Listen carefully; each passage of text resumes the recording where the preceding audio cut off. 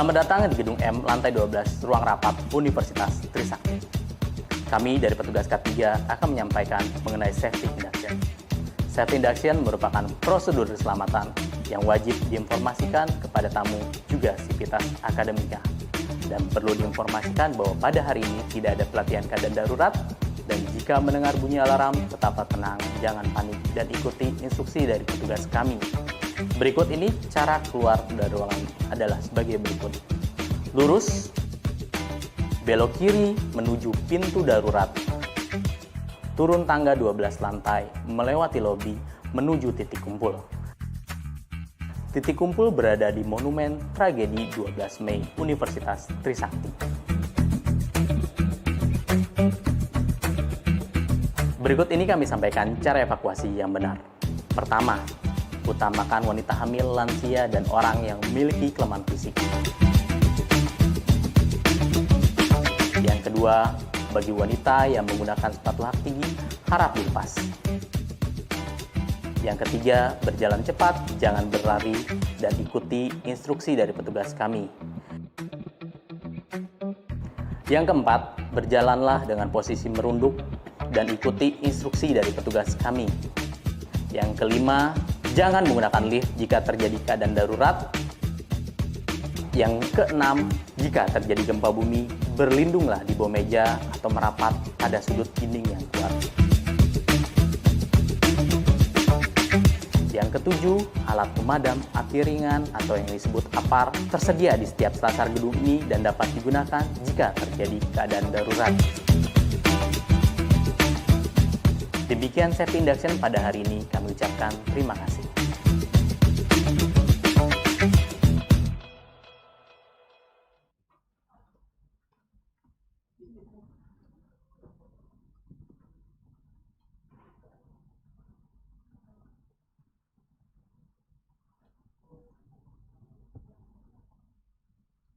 Assalamualaikum warahmatullahi wabarakatuh.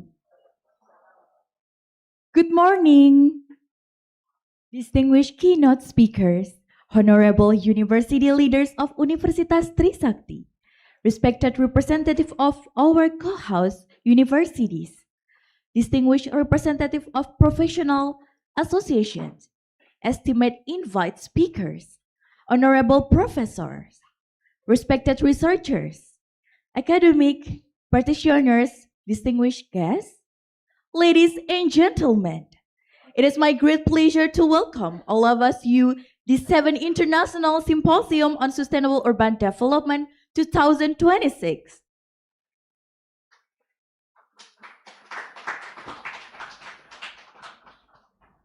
The symposium brings together experts and professionals to exchange ideas and innovation in sustainable urban development under the theme Fostering Sustainable Urban Living Through Environmental Technology and Green Innovation.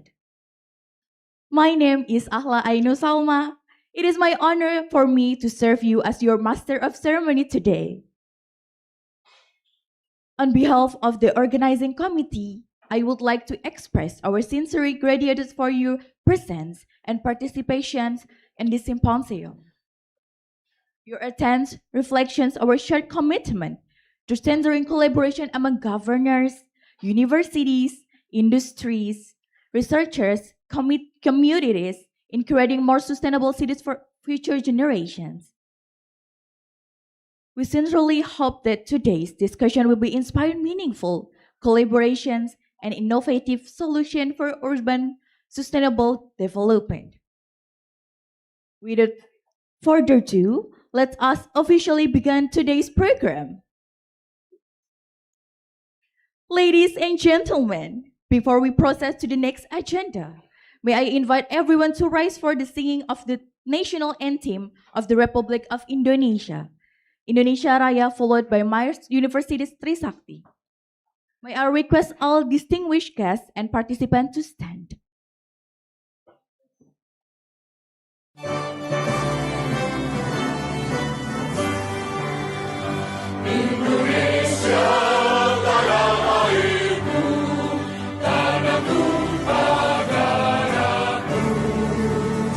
Di sanalah aku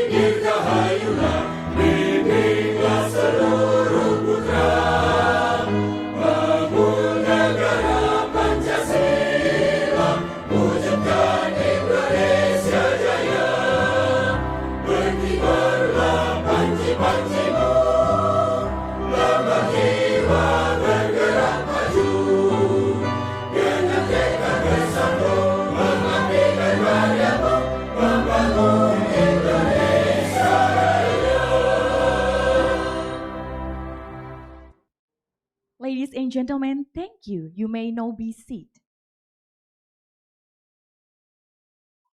Ladies and gentlemen, the first agenda of today's opening session in the report from the organizing committee chair, it is my pleasure to invite Dr. Riana Ayu Kusumadewi, STMT, chair of the organizing committee of the 7th ISOSHUT 2026 to deliver her report. The floor is yours.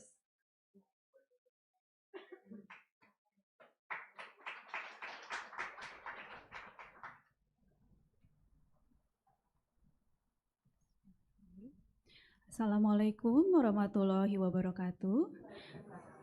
Good morning, distinguished keynote speaker, honorable plenary speaker, respected Vice Rector of Universitas Trisakti, the deans at Universitas Trisakti, all the directors of Universitas Trisakti, esteemed representatives of our co-host institutions, invited guests, presenters, participants, ladies and gentlemen. It is a great honor and pleasure to welcome all of you to the 7th International Symposium on Sustainable Urban Development held on 5 August 2026 at Universitas Trisakti, Jakarta, Indonesia.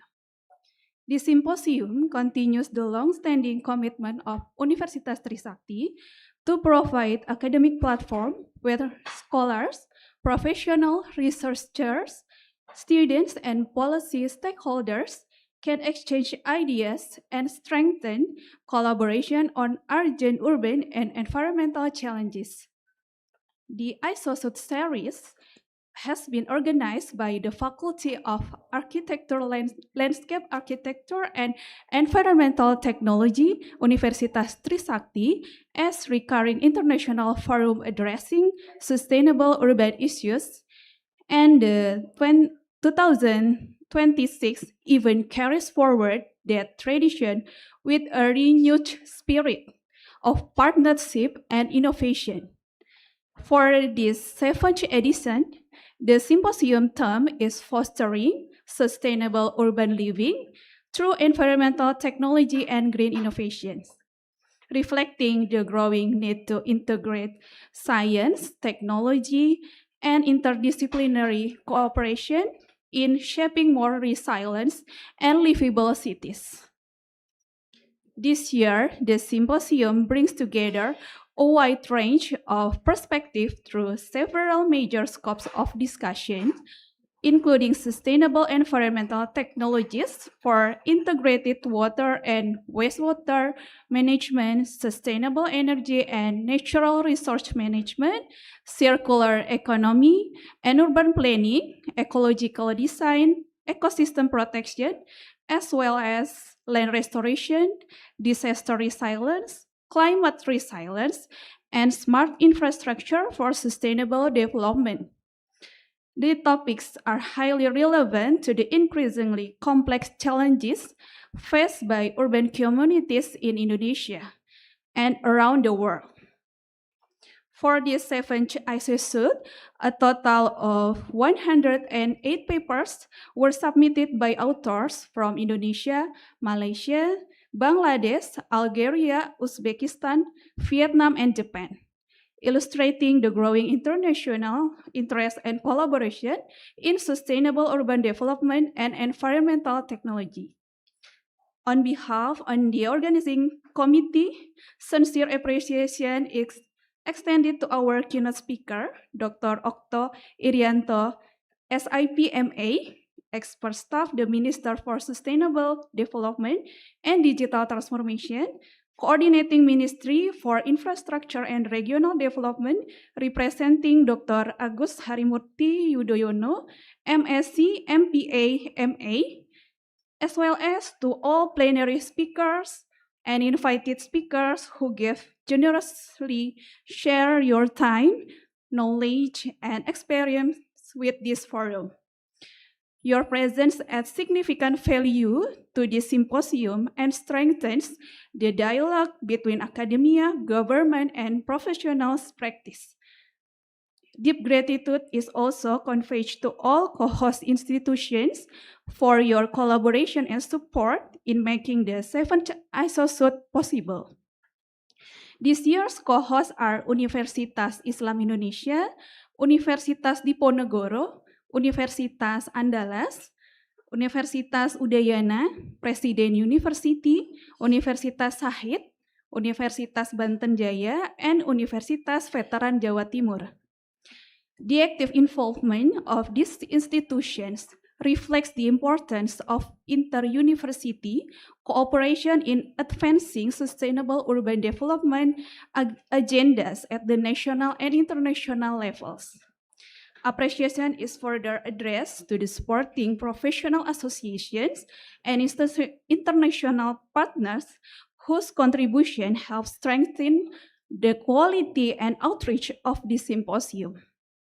Gratitude is also extended to all authors, presenters, reviewers, moderators, session chairs, sponsors, committee members, student volunteers, and participants whose commitment and hard work have made this event possible.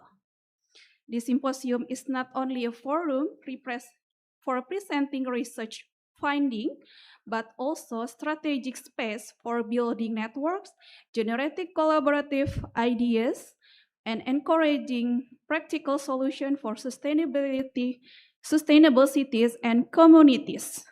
Through the keynote session, plenary discussions, and parallel paper presentations, this event is expected to encourage meaningful academic exchange and inspire future cooperation across disciplines and institutions. To all participants, active engagement in the discussion is warmly encouraged. Insightful questions, constructive feedback, and new collaborations are among the most valuable outcomes of International Symposium. It is hoped that today's forum will contribute not only to scientific advancement, but also to the formulation of innovative and applicable solutions for real urban and environmental problems. Finally, heartfelt thanks are extended to the entire organizing committee of the 7th ISOSUD for your dedication, teamwork, and persistence in preparing this event. Every contribution, whether visible or behind the scenes, has been essential in bringing this symposium into reality. May this symposium run smoothly, productively, and successfully, and may it leave a meaningful impact on the advancement of sustainable urban development. Thank you very much. Wassalamualaikum warahmatullahi wabarakatuh.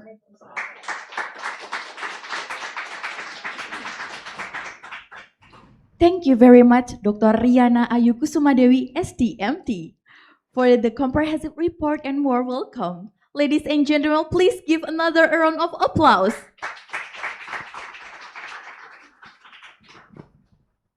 Ladies and gentlemen, the next agenda is the opening remarks. It is our honor to invite Professor Kardasha Suryadi, DAI, Rector of Universitas Trisakti, to deliver the opening remarks. As the Rector is unable to be present today, the opening remarks will be delivered on his behalf by Professor Trieri Astuti, as Vice Rector of Universitas Trisakti. Ladies and gentlemen, please welcome Professor Trieri Astuti. The floor is yours.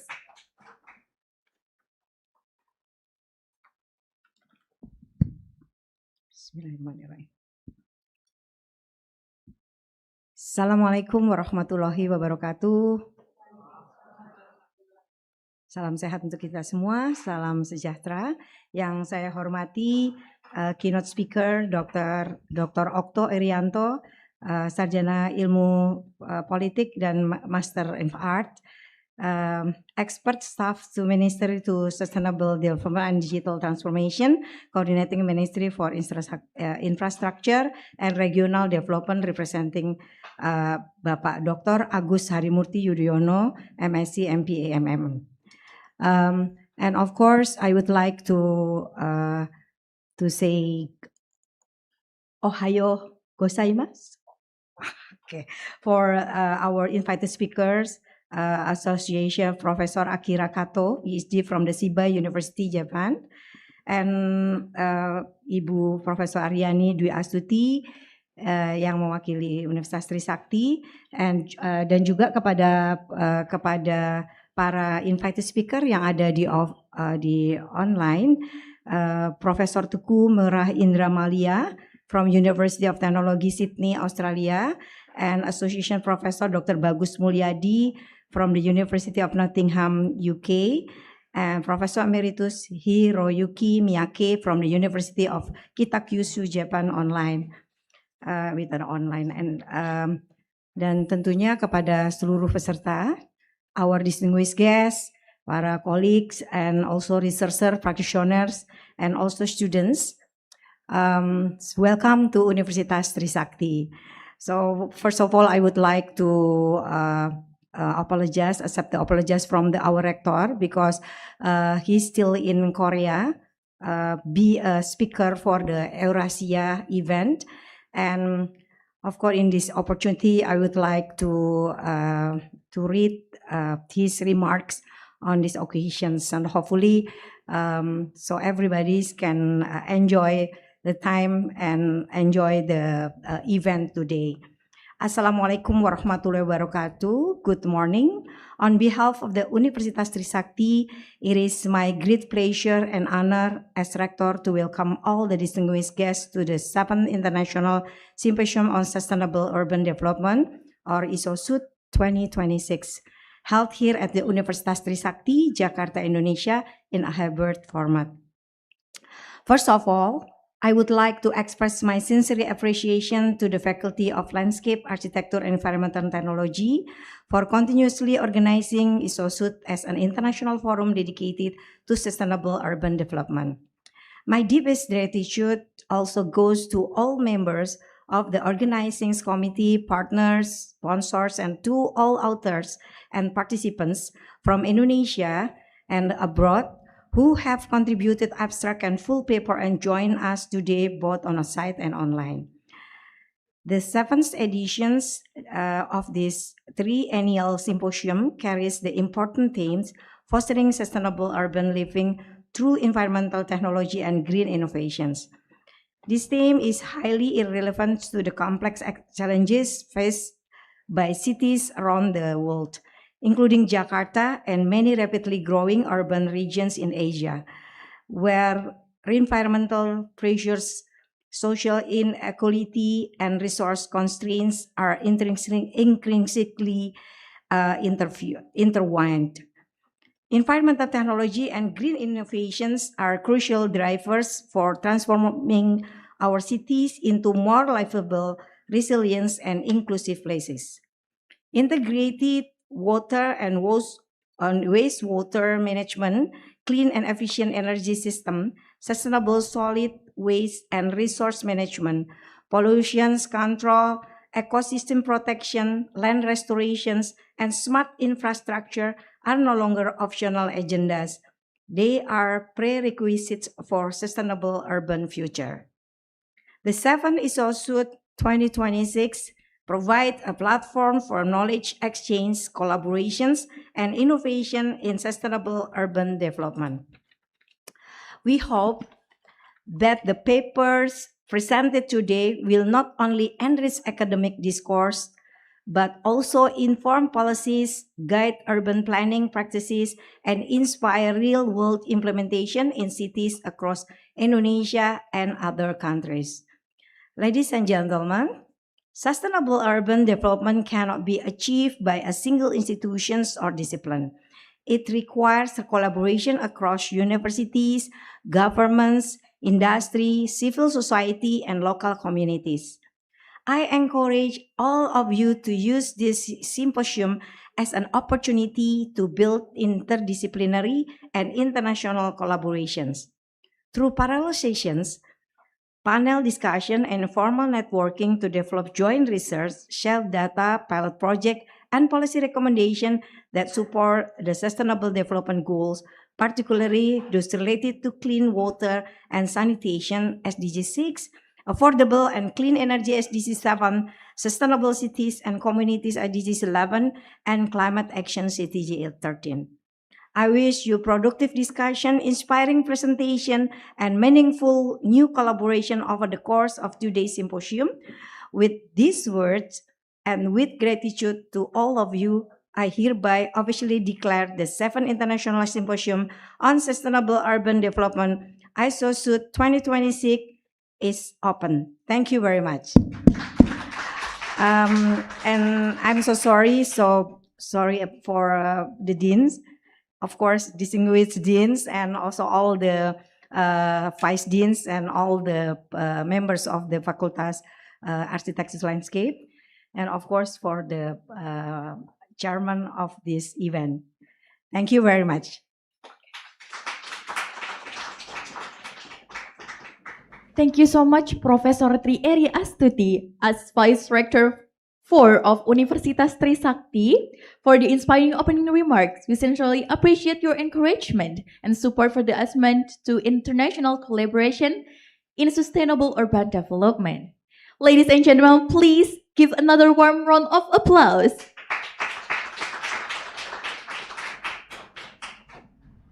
Ladies and gentlemen, we now arrive at one of the highlights of today's symposium, the keynote address. It is our great honor to welcome Dr. Agus Harimurti Yudhoyono, MSc, MPA, MA, Coordinating Minister for Infrastructure and Regional Development of Republic of Indonesia, who was originally scheduled to deliver today's keynote address. As the Coordinating Minister is unable to join us today, the keynote address will be delivered on his behalf, Dr. Okto Irianto, SIP, MA Expert Staff to the Minister for Sustainable Development and Digital Transformations, Coordinating Ministry for Infrastructure and Regional Development of the Republic of Indonesia. Ladies and gentlemen, please welcome Dr. Okto Irianto, SIP, MA. The floor is yours.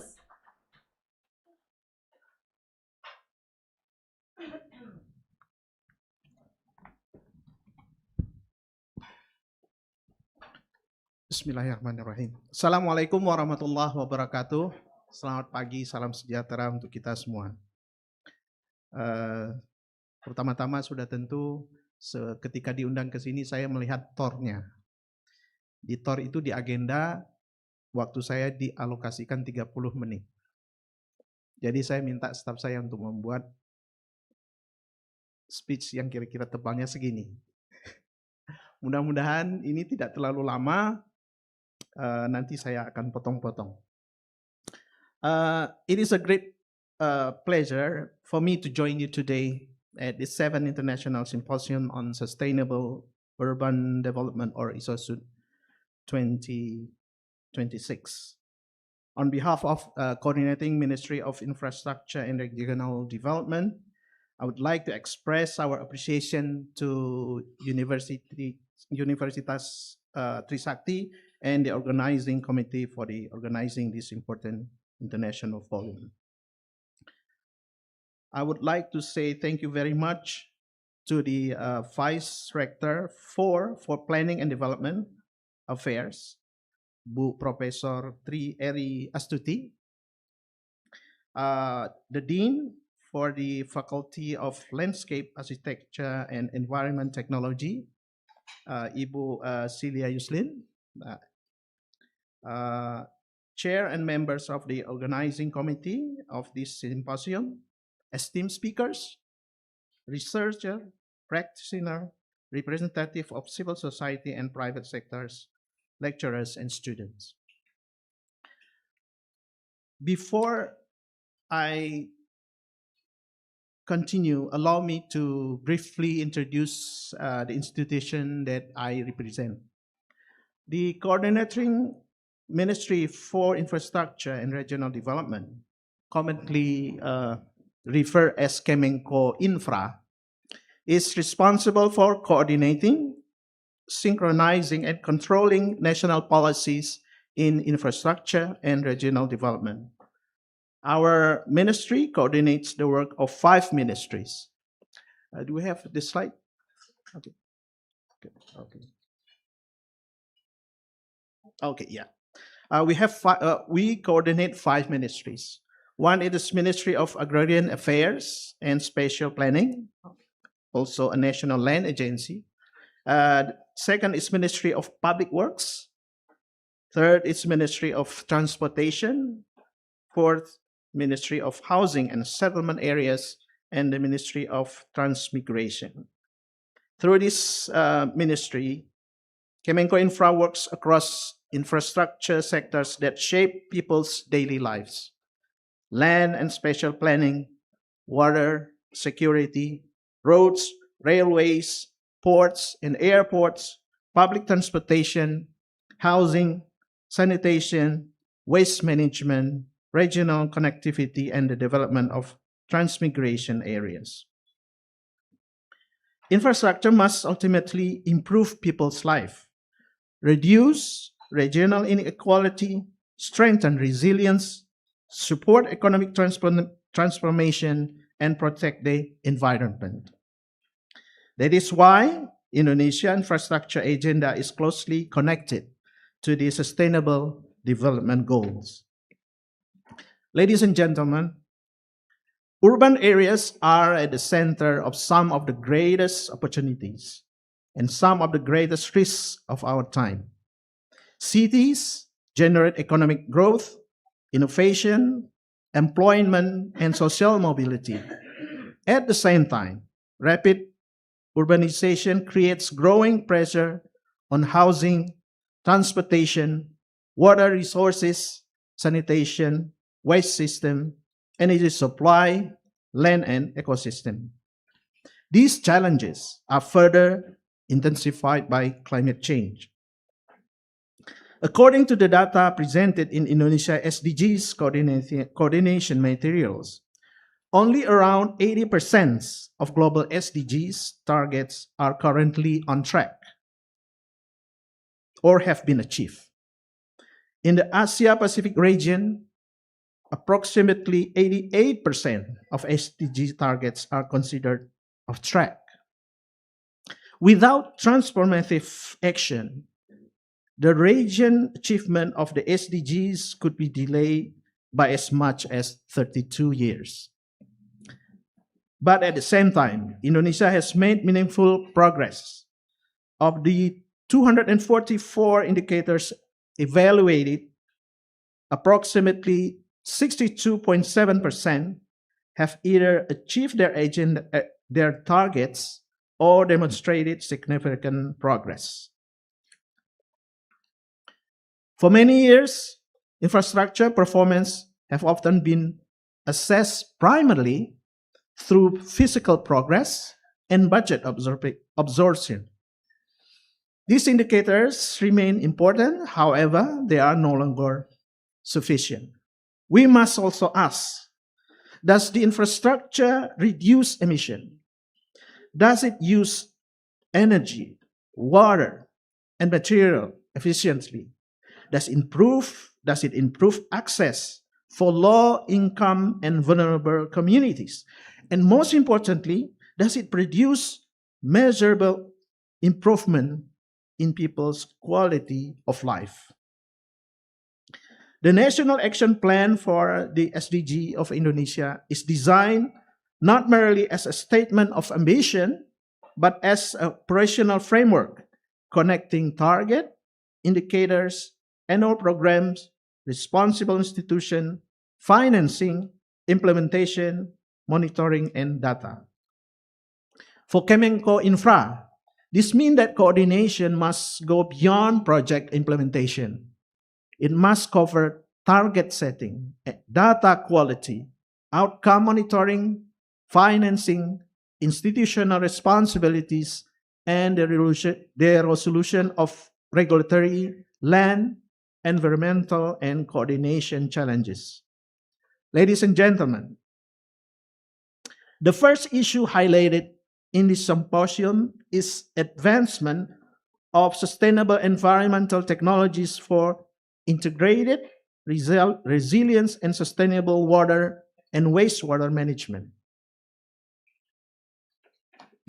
Cities need reliable sources of raw water, safe drinking water, adequate sanitation, effective wastewater treatment.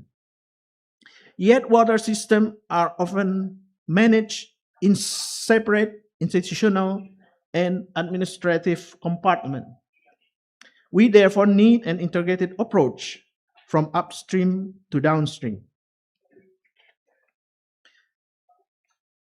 The proportion of households using safely managed drinking water services was approximately 20.49% in 2023, with a proposed target of 45% by 2030. For safely managed sanitation, the baseline was approximately 10.25% in 2024, with a proposed target of 30% by 2030. These targets are based on the draft of the National SDGs Policy and Action Plan document presented in the supporting materials. Technology can accelerate this transition, such as smart meters, sensors, geographic information system, remote monitoring. However, digital technology must be supported by strong institutions, skilled human resources, credible data, and appropriate financing. Technology cannot compensate for fragmented governance. The second issue is sustainable energy, waste and natural resource management. According to the SDGs materials, household access to waste collection services had a baseline of approximately 35% in 2022, with a proposed target of 85% by 2030. The proportion of waste processed in treatment facilities had a baseline of approximately 15%, with a proposed target of 41% by 2030.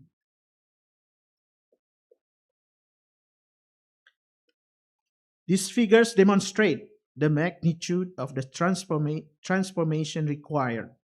A sustainable waste management system must begin upstream. The same principle applies to energy. Indonesia has set a policy direction toward transport decarbonization, including an emission reduction ambition of up to 32% by 2030. This transition requires integrated public transport, cleaner vehicles, better urban design, transit-oriented development, and reduced dependence on private motorized transport. Ladies and gentlemen, the third issue is the advancement of circular economic practices. Sustainable urban planning and architectural design, pollution control, and ecosystem protection. A circular city is not merely a city with more recycling facilities. It is a city that minimizes waste and pollution by design. Urban planning plays a decisive role in this transformation. A compact, mixed-use, and well-connected urban area can reduce travel demand, improve access to public transport, lower infrastructure costs, and prevent uncontrolled urban expansion. Spatial planning must therefore integrate housing, employment, public transportation, green and blue infrastructure, basic services, and disaster risk reduction. The proportion of Indonesian households with access to adequate and affordable housing stood at approximately 62.25% in 2024, with proposed target of 75.5% by 2030. Kemenko Infra also recorded that the percentage of households with access to adequate, affordable, and sustainable housing reached 68.5%, exceeding the annual performance target of 67%. However, adequate housing should not be considered separately from employment, transport, water, sanitation, waste management, and public facilities. Ecosystem protection must also be treated as infrastructure policy. Nature-based solution should complement an engineered infrastructure and not be viewed as secondary or decorative element.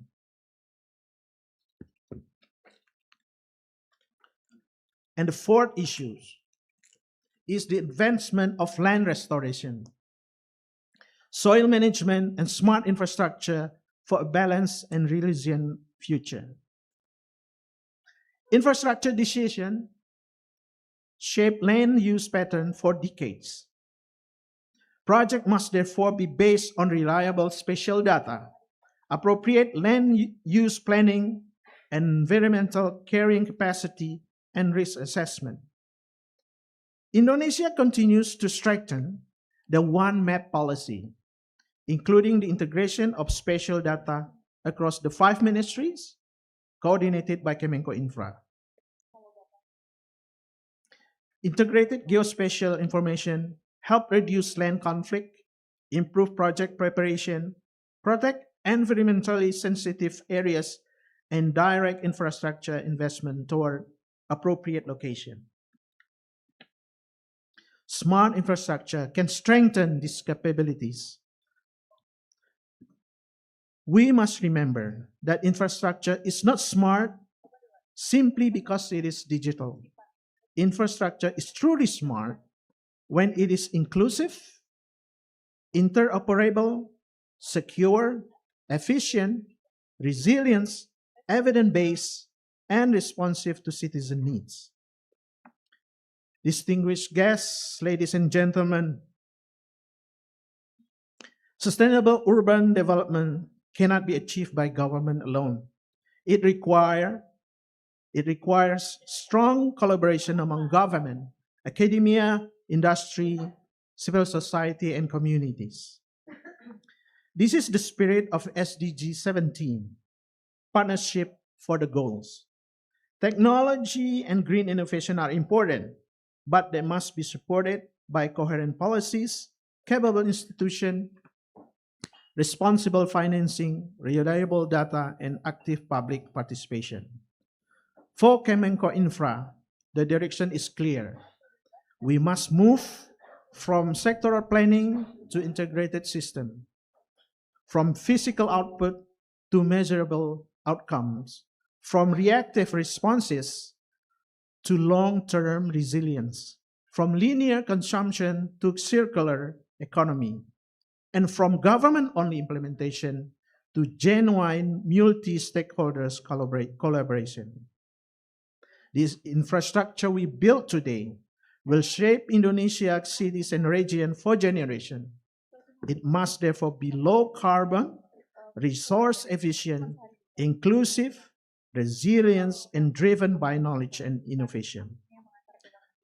On behalf of the Coordinating Minister for Infrastructure and Regional Development, I congratulate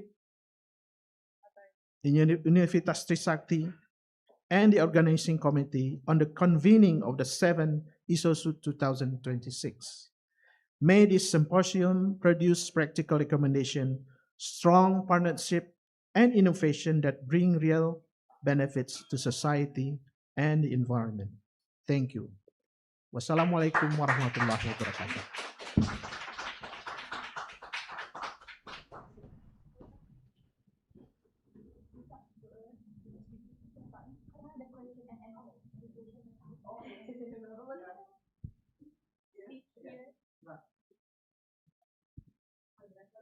Oh, sang. Saya Ladies kira and 30. gentlemen, Ya. ladies and gentlemen, please join me expressing our sincere appreciation to Dr. Okto Irianto, SIPMA expert staff, to the Minister for Sustainable Development and Digital Transformation, Coordinating Minister for Infrastructure and Regional Development, Republic of Indonesia. Thank you for the inspiring message and valuable insights shared with us this morning. Ladies and gentlemen, please give another warm round of applause. Ladies and gentlemen, we shall now proceed to the question and answer session. Participants who wish to ask questions are kindly requested to raise your hand. And we asking your question, please introduce yourself by stating your name and institution, indicate whom your question addressed, and kindly keep your question concise so that more participants may have opportunity to engage in this discussion.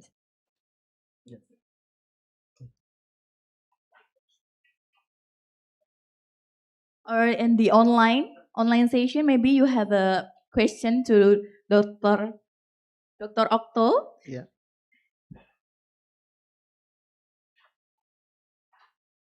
We have 30 minutes. I think I only use 15 minutes, so we have 15 minutes left. Please. Yeah.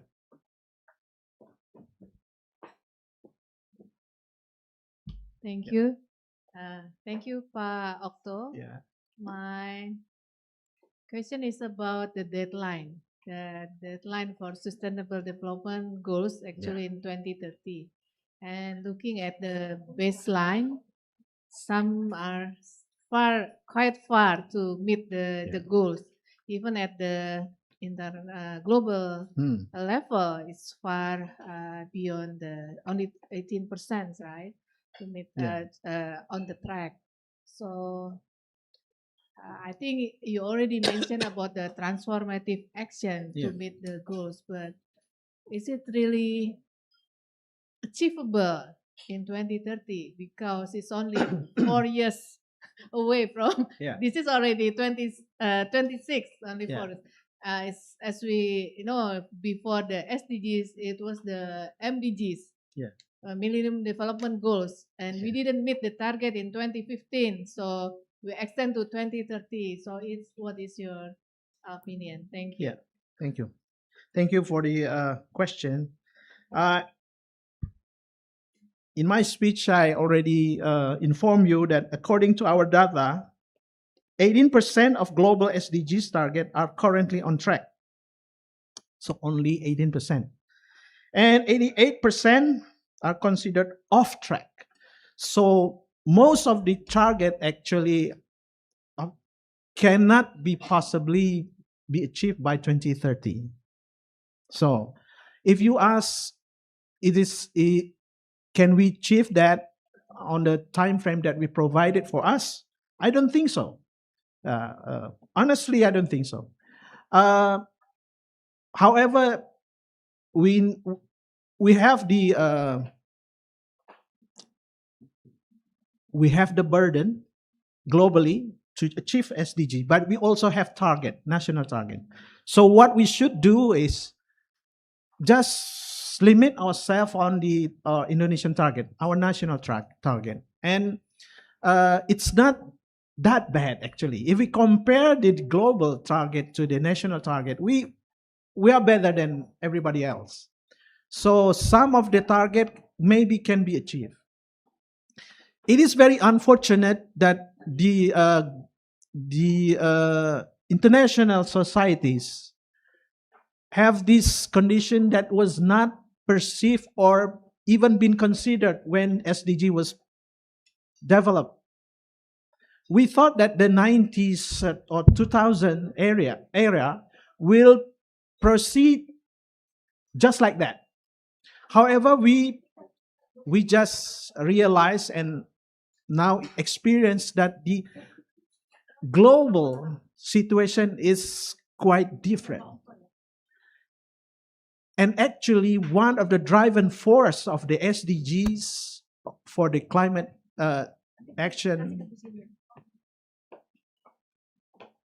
we can say that they changed their mind in 2004, quote unquote.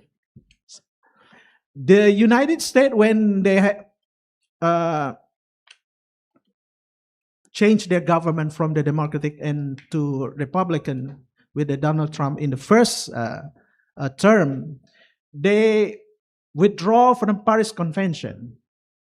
So, and then we have 4 years that considered be, we think that it will be back to the track, but unfortunately he come back to the administration for the second term, and what he decided, what the administration decided in the second term is more drastic than compared to the first term. So maybe this is a relation. This is a fact that we should consider, that by put the global societies on the support of one big players will derail the SDGs from this target. So, according to my own opinion, unless the Europe, ASEAN can become a new emerging forces in the SDGs, we cannot achieve the target according to the plan. It is said that it can be delayed as much as 32 years. So new emerging forces, including the Europe, ASEAN, China, and the Middle East, should take care of this issue. We cannot rely on the United States anymore. That's the real fact. Yeah. Because we don't have enough time, the question is just one question. So, ladies and gentlemen, as token of sincere appreciation, we will not proceed with the symbolic presentation of certificate and placard of appreciation. May I respectfully invite Dr. Insinyur Celia Yuslim MT, Dean of the Faculty of Landscape Architecture and Environmental Technology, Universitas Trisakti, to present the certificate and placard for appreciation to Dr. Okto Irianto, SIP, MA. Ladies and gentlemen, and please welcome.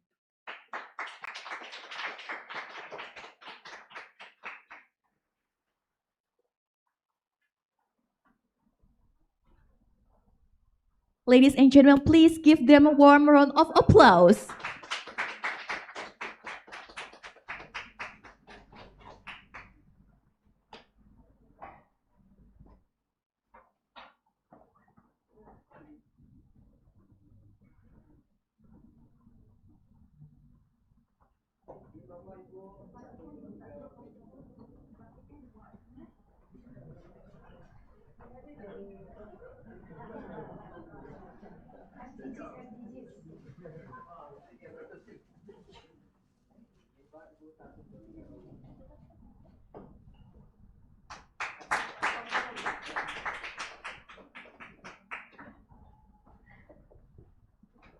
Ladies and gentlemen, we shall now proceed with official group photo session. May I kindly invite the Vice Rector 4 of Universitas Trisakti, Professor T. Ari Astuti, Dr. Okto Irianto, SIP, MA, distinguished invite speaker, university leaders, member of the organizing committee, invite guests to come forward to the stage for the official photograph.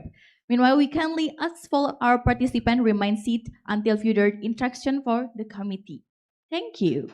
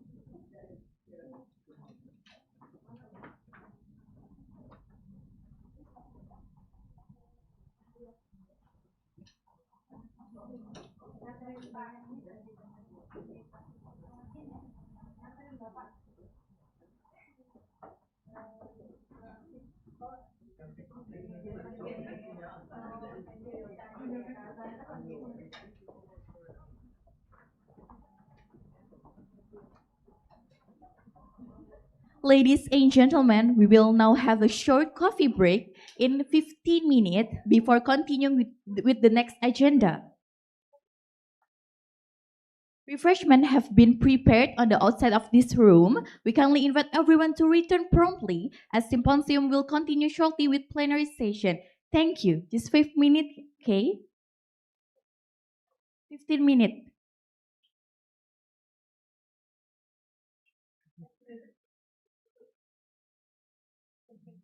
If you want to drink some coffee or tea outside of the room. 15 minutes and come back to this room again. Thank you, everyone.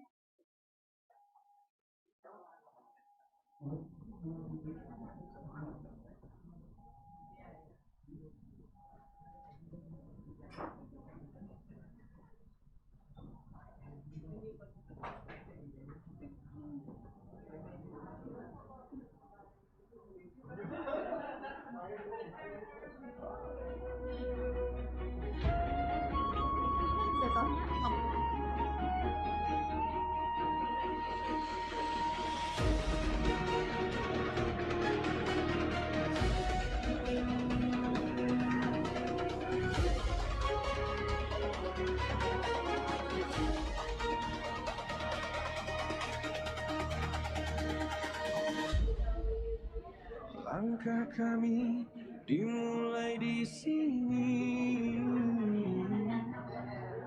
membawa mimpi untuk negeri. Belajar berkarya berprestasi, bersama mengukir sejarah ini. Takkan berhenti, takkan menyerah, bersama melangkah.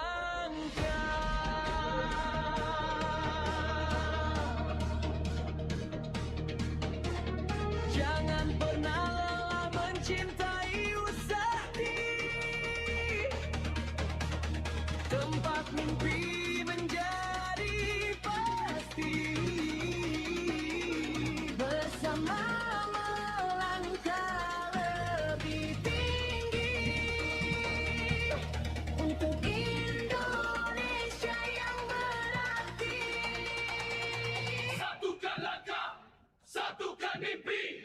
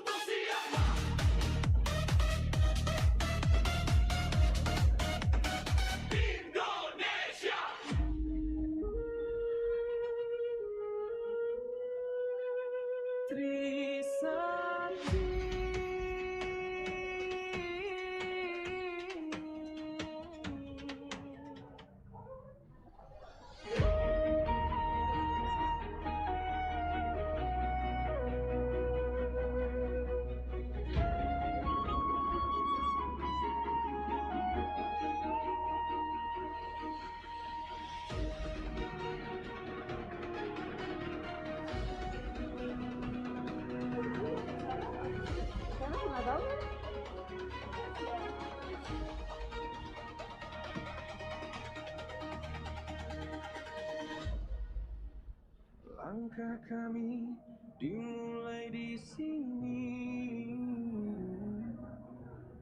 membawa mimpi untuk negeri. Belajar berkarya berprestasi, bersama mengukir sejarah ini. Takkan berhenti, takkan menyerah, bersama melangkah.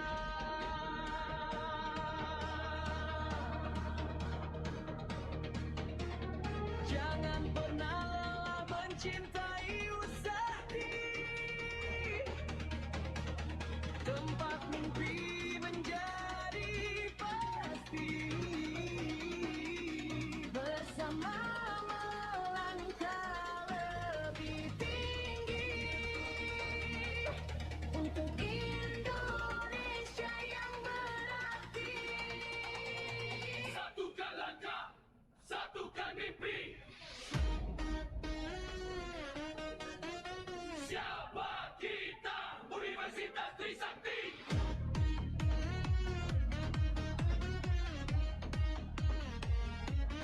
Untuk siapa?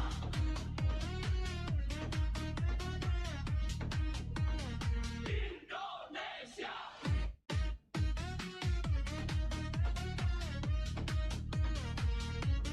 Siapa kita?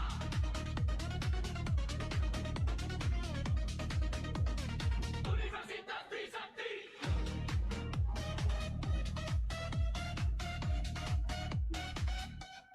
Untuk siapa?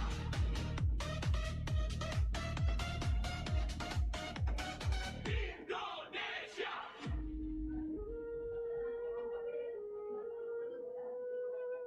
Trisakti.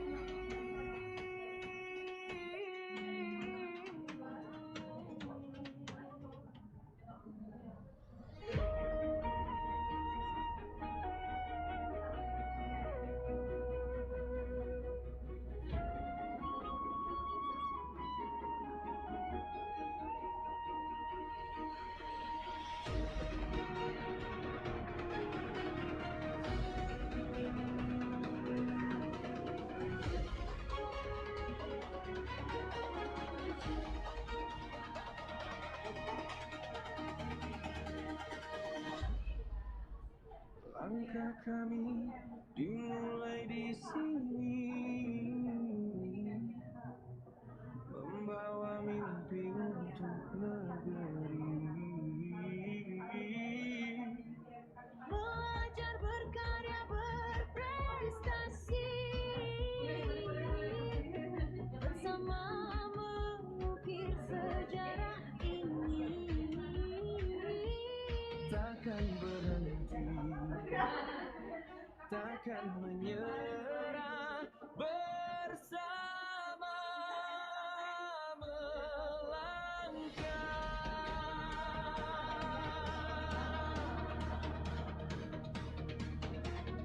Jangan pernah lelah mencintai usaha,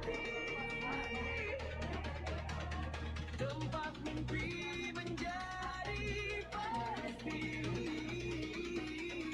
Bersama melangkah lebih tinggi untuk Indonesia yang berarti.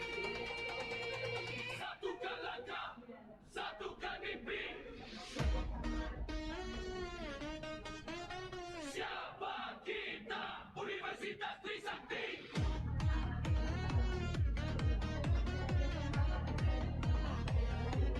Untuk siapa?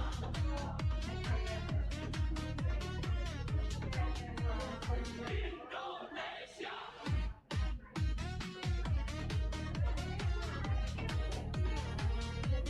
Siapa kita?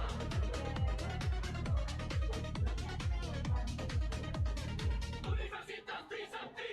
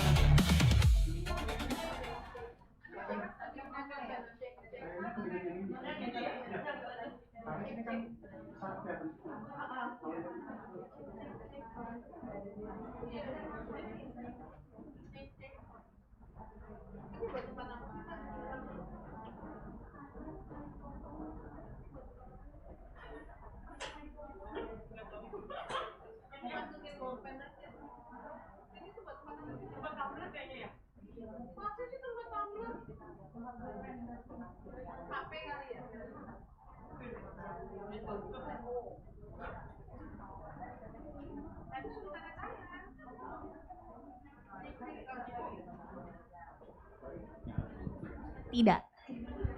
Cek, cek. Ladies and gentlemen, please come back to the room because the next agenda will be start quickly.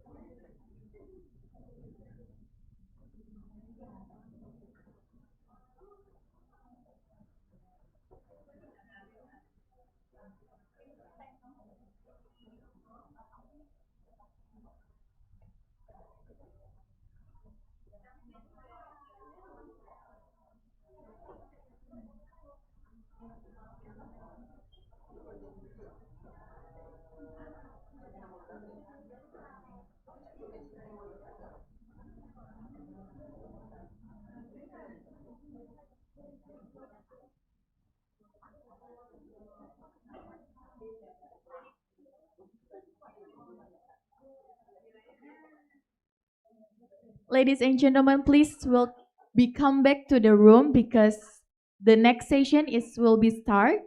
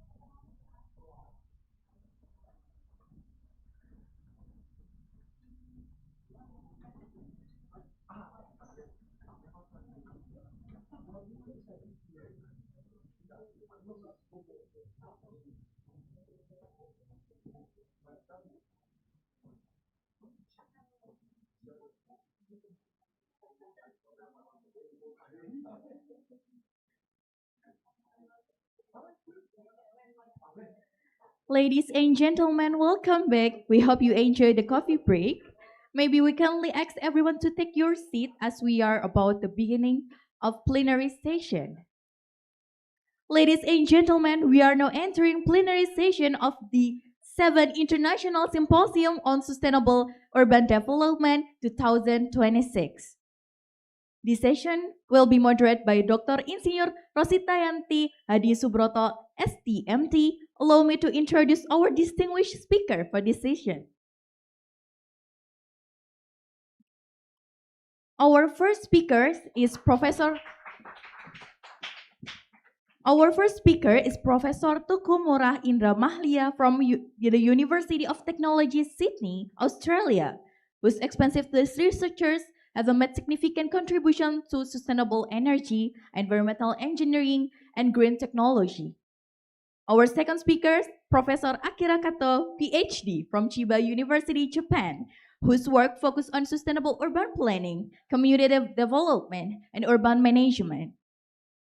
Our third speaker, Professor Aryani Dwi Astuti, PhD IPU, ASEAN Engineering, from Universitas Trisakti, Indonesia, whose research contributes significantly to environmental technology and sustainable urban development.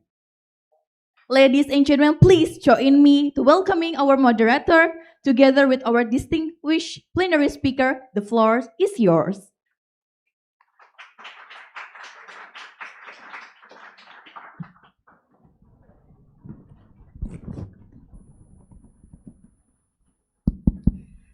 Good morning, ladies and gentlemen. Assalamualaikum warahmatullahi wabarakatuh. Thank you very much for Master Ceremony, Miss Ai, for your delivering me. I'm welcoming Miss Professor Akira Kato, Associate Professor Akira Kato. Please welcome to join us in the stage. Okay, thank you. And then the second is Associate Professor Aryani Dwi Astuti, PhD, IPU, ASEAN Engineering. Please welcome us in the stage. And maybe we have Professor Tengku Merah Indramalia.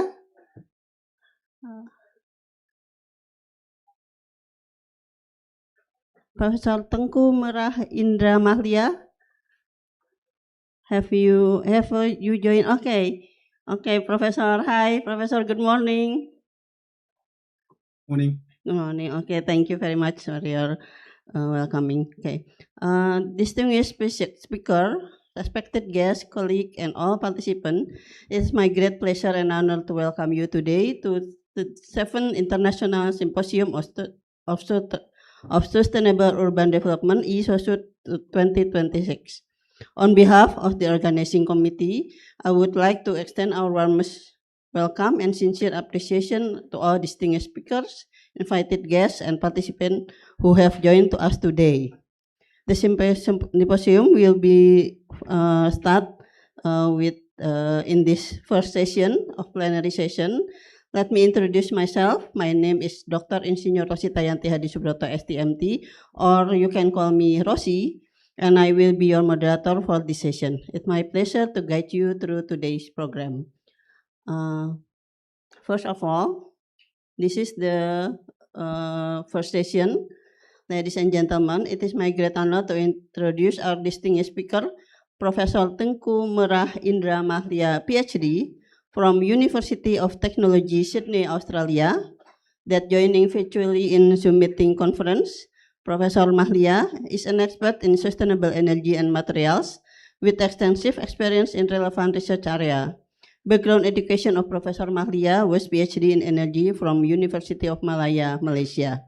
Today, Professor Mahlia will share valuable insight on the topic life cycle assessment of asphalt and concrete pavement in Australia.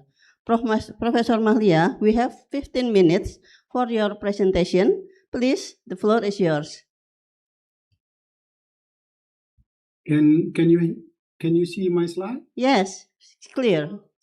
Okay. Okay. Thank you very much for inviting me for this conference. Honored to be here. And my research for a long time is actually related to energy, but today I will speak about this energy and environment actually. But today I will speak about life cycle assessment of asphalt and concrete pavement in Australia, which is we are here widely used in these two types of the pavement for road. And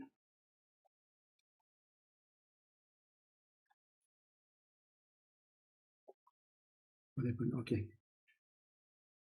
As you can see here, there are two types of road here in Australia. The first one is the asphalt this side and concrete. Yes, road mostly empty in Australia because we are as big as United States without Alaska, but the population only 26 million. So it's almost empty right here. Like we have more kangaroo than people here in Australia. So what is the advantage between these two? The first one, asphalt, usually used for urban road and frequently used for utility card like water, telecom, and gas. And in the city, mostly we use the asphalt. Only some part where the load is quite high, we use concrete because it's easy and fast to repair, lower disruption to traffic, and used for high-speed highway because it's smooth, better skid resistant. And we use asphalt when we need Prof. Mahdia, excuse yes. me, you haven't slideshow your presentation? Please, it's not a slideshow of your presentation. No. Maybe we help you from here. Can you see this one? Is it not a slideshow? Is this a what is it? It's a slide of PPT. Not yet a slideshow.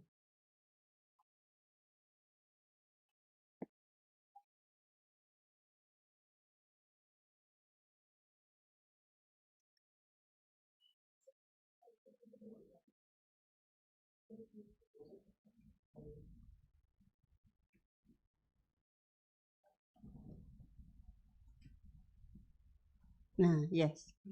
Is it there? Yeah. Okay. Thank you very much. So you can continue. How is now? Good. Yeah. Okay, then where were we? Okay, maintenance. We use asphalt because it's lower upfront cost, and asphalt also ideal for night work because it's need to avoid traffic.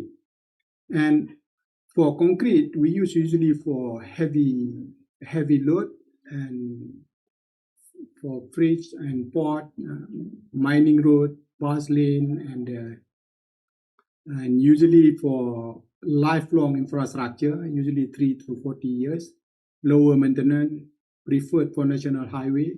And in hot climate, for your information, half of Australia is what we call subtropical and tropicals.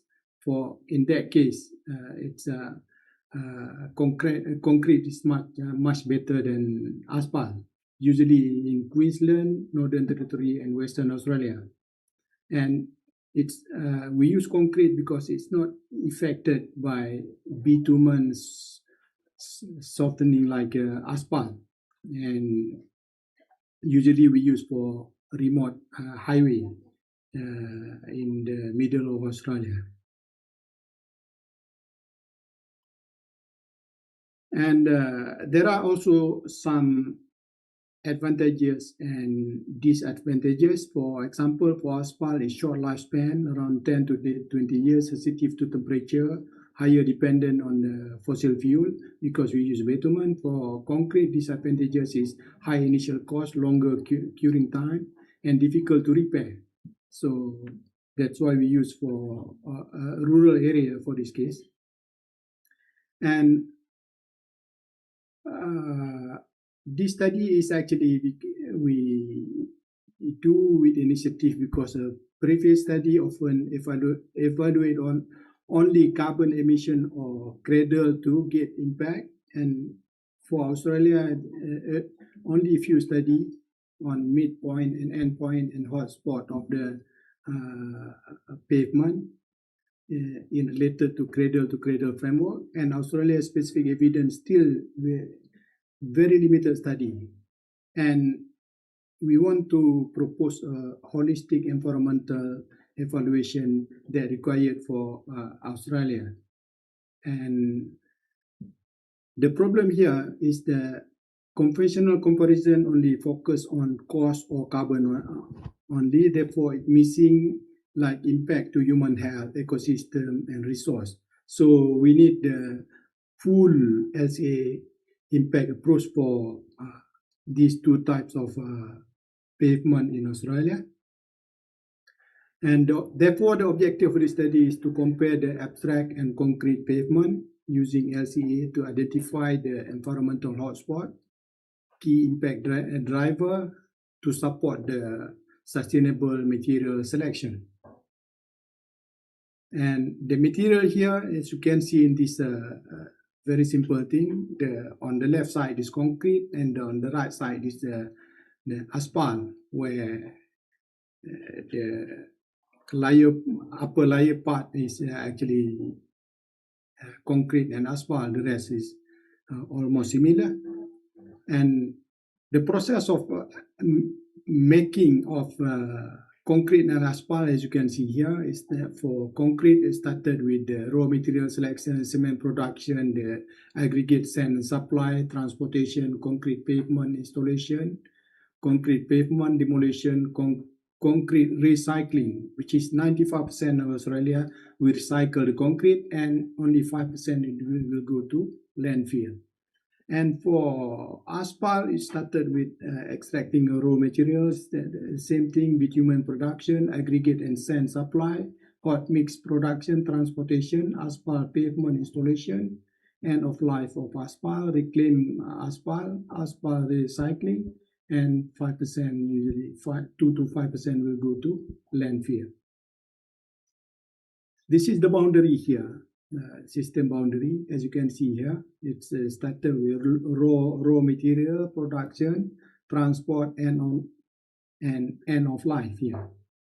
We exclude the here, which is traffic and maintenance, which is traffic usually if we improve we develop the road, we will create traffic, but we don't compare which one more having environmental impact. And the system boundary here for what we call for concrete here started with raw materials. We include cement factory, concrete production, where here there is energy and water input, and pavement construction and life disposal, and concrete recycling, which is 95% recycled. And for asphalt, raw material, bitumen production, and here input to the energy to mix the asphalt with the bitumen and the pavement construction and of life. And we reclaim the asphalt. Some will go to the what we call to the landfill. And the methods, this one very similar in all calculation. We use here ISO 14040 and 14044, and we use CIMAPRO as software. We use EcoInvent as a database, and we use this Resmi 2016H for method to calculate midpoint and endpoint. So then we set goals, inventory and assessment. This is standard for ISO interpretation. Then the application, which we give to policymaker where they want to use it. This is the LCI data, life cycle inventory data. It's, as you can see here, it's concrete 480 kilogram. We use gravel, and we recycle 95% of end use of the thing, and waste only 5%. And for asphalt, as you can see here, the mass is 285, or it's half of the asphalt, and we use gravel for, we recycle the gravel 95% and bitumen 95% recycling and waste only 5% here. And the density of asphalt only 235 and the thickness only 10 centimeter compared to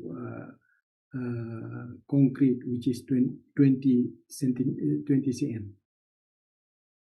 And the result here, this is the hotspot, as you can see here, hotspot, which is 84% of the impact of the concrete is coming from clinker production, where we use a lot of energy to when we make the cement, and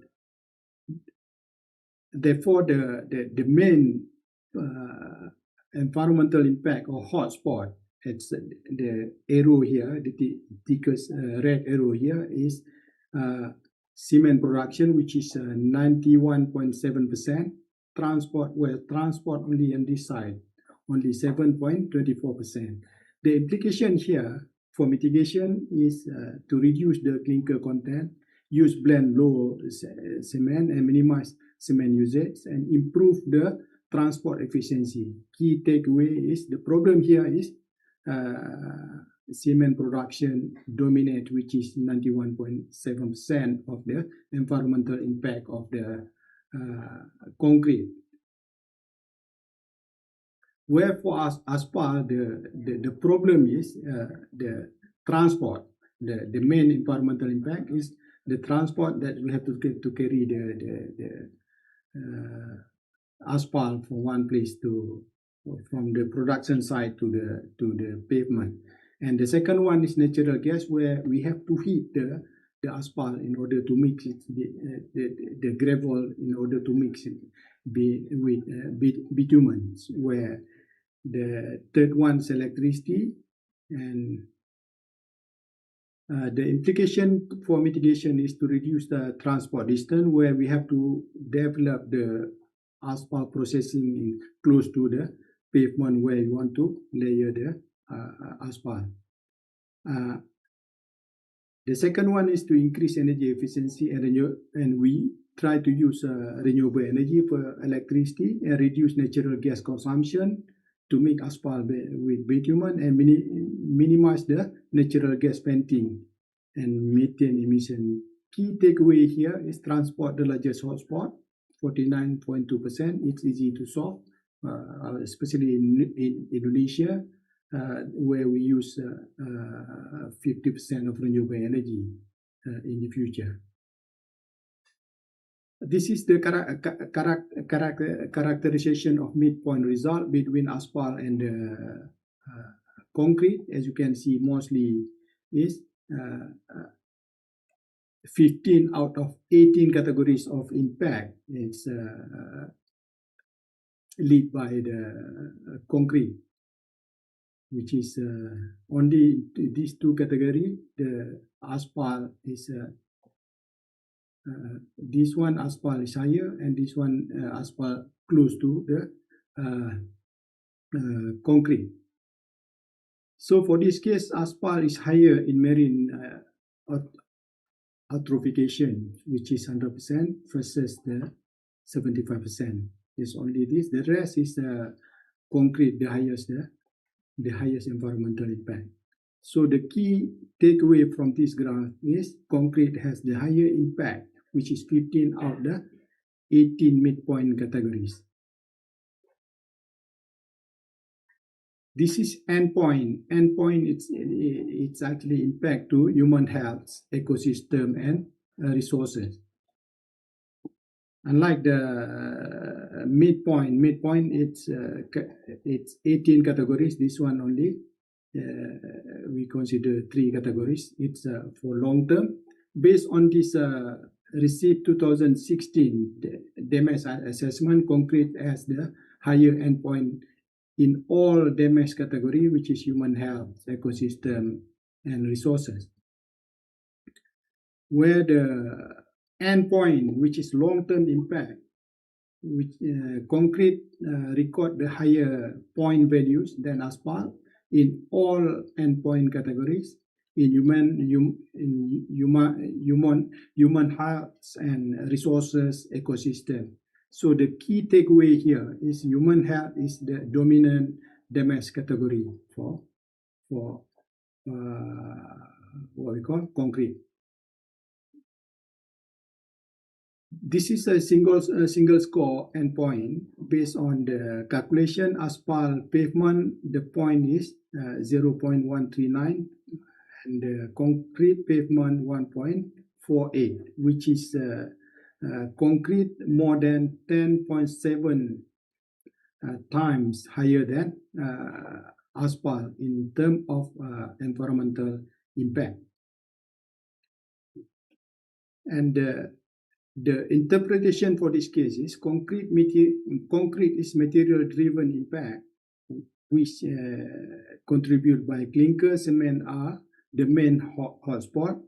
Human health is the largest endpoint impact, with total impact is 1.48 point. Asphalt is energy-driven impact, where the transport is the main hotspot. Fossil resources scarcity remains relatively high, with total impact of 0.139 point.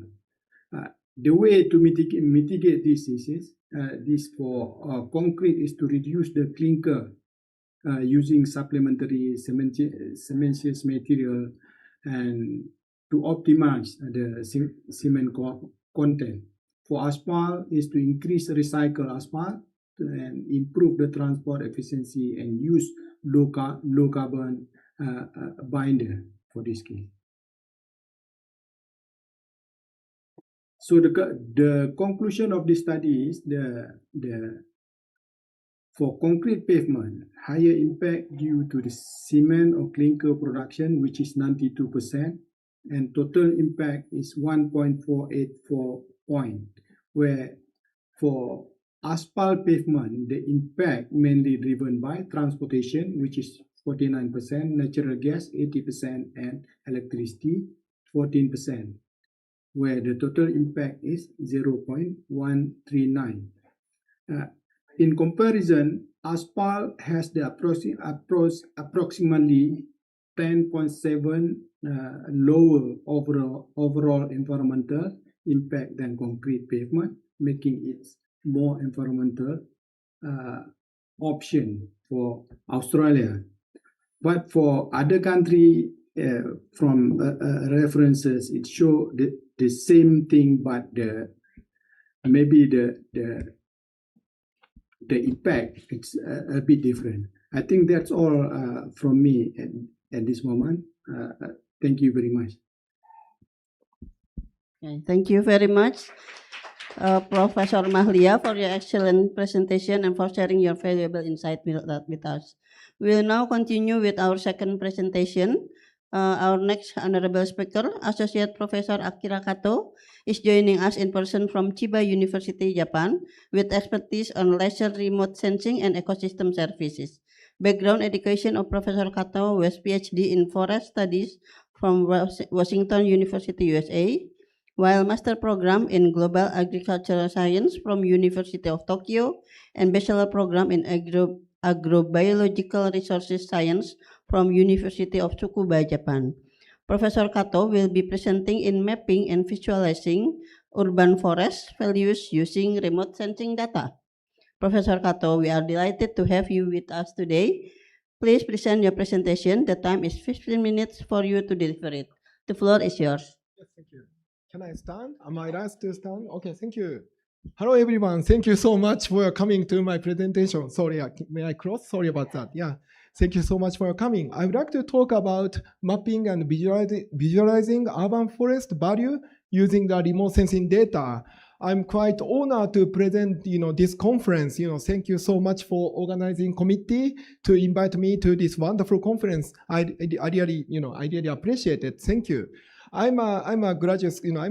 I'm a faculty at the Graduate School of Horticulture. It's like a landscape architecture. Okay, landscape architecture, Chiba University, Japan. And also I'm affiliated with Environmental Remote Sensing Center and Hokkaido University too.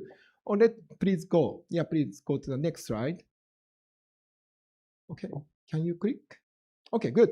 Unfortunately, he was actually like the professor, the previous presenter was talking about the infrastructure, about the cement, road, right? I want to talk about green infrastructure, okay?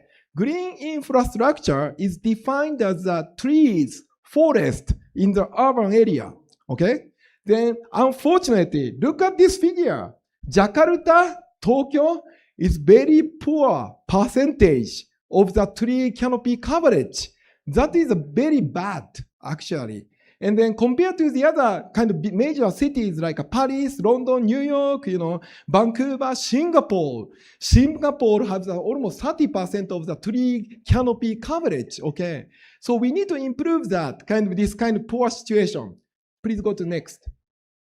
So, we can use remote sensing data, Global Forest Watch. This is kind of international organization.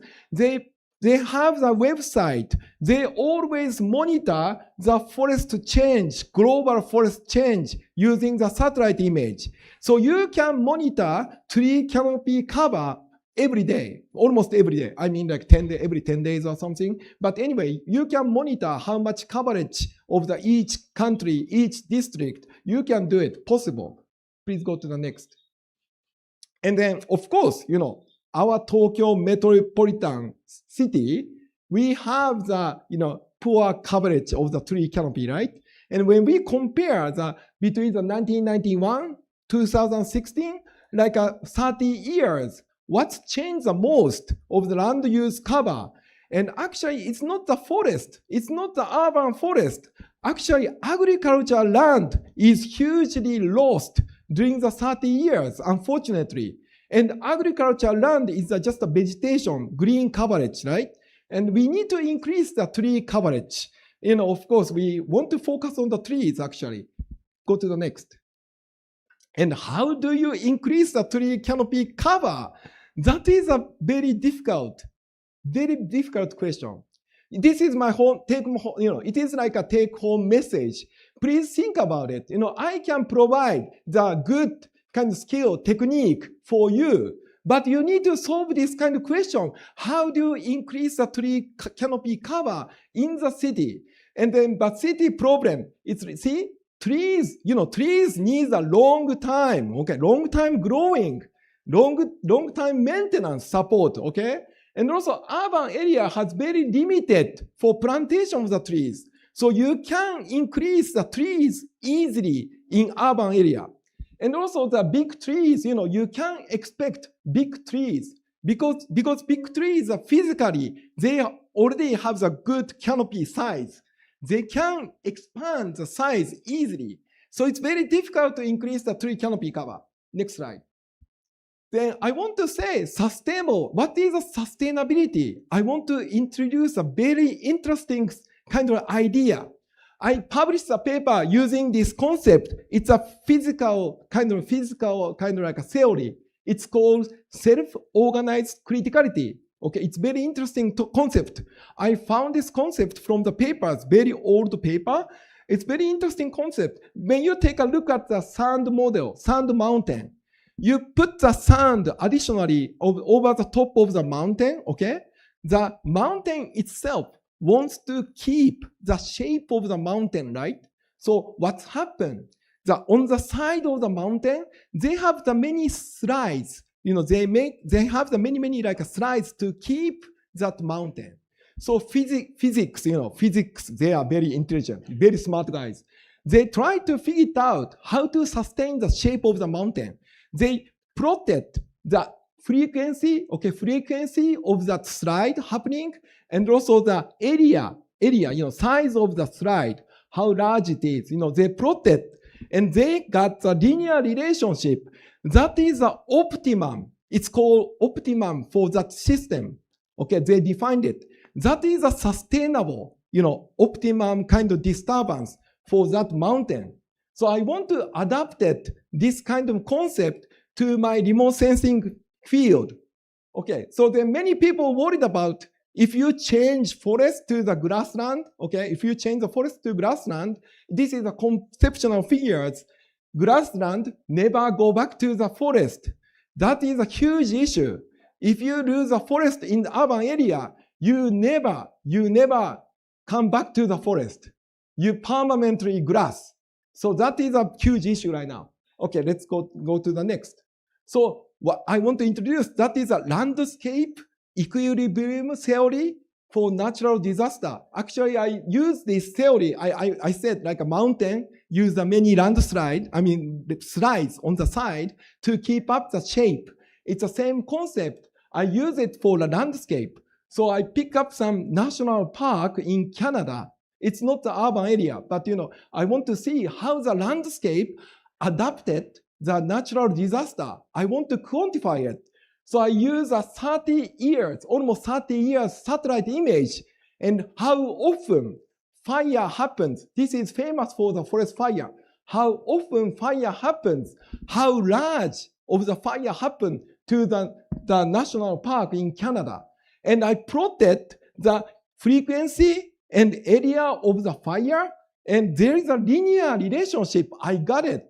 Previous study, they couldn't get the linear relationship, but I use a satellite image to get the linear relationship, which means this landscape adapted fire disturbance naturally, okay? Then kind of keep sustainably, they keep the forest.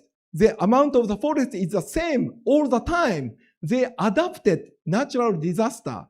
This is a concept for sustainability.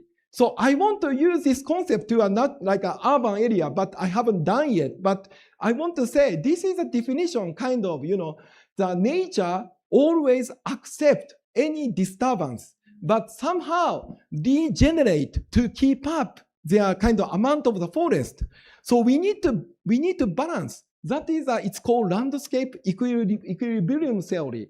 Kind of, we need to keep balance, like a disturbance and like a regeneration. We need to keep the balance. Okay, please go to the next.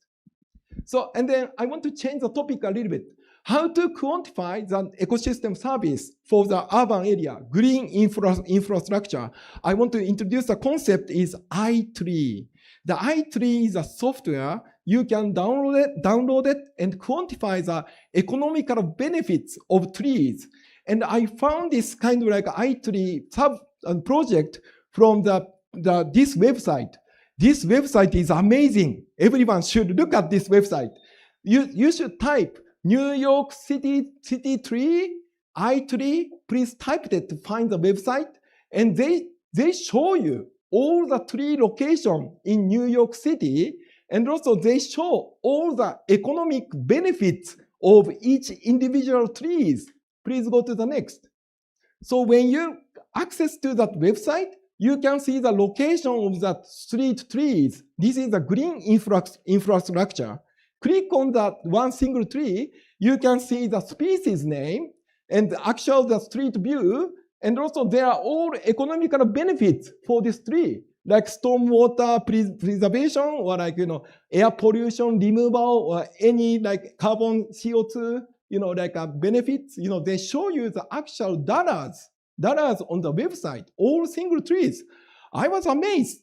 And also another very important point.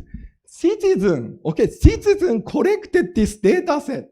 The government didn't pay. The government didn't pay the private company to measure all these trees.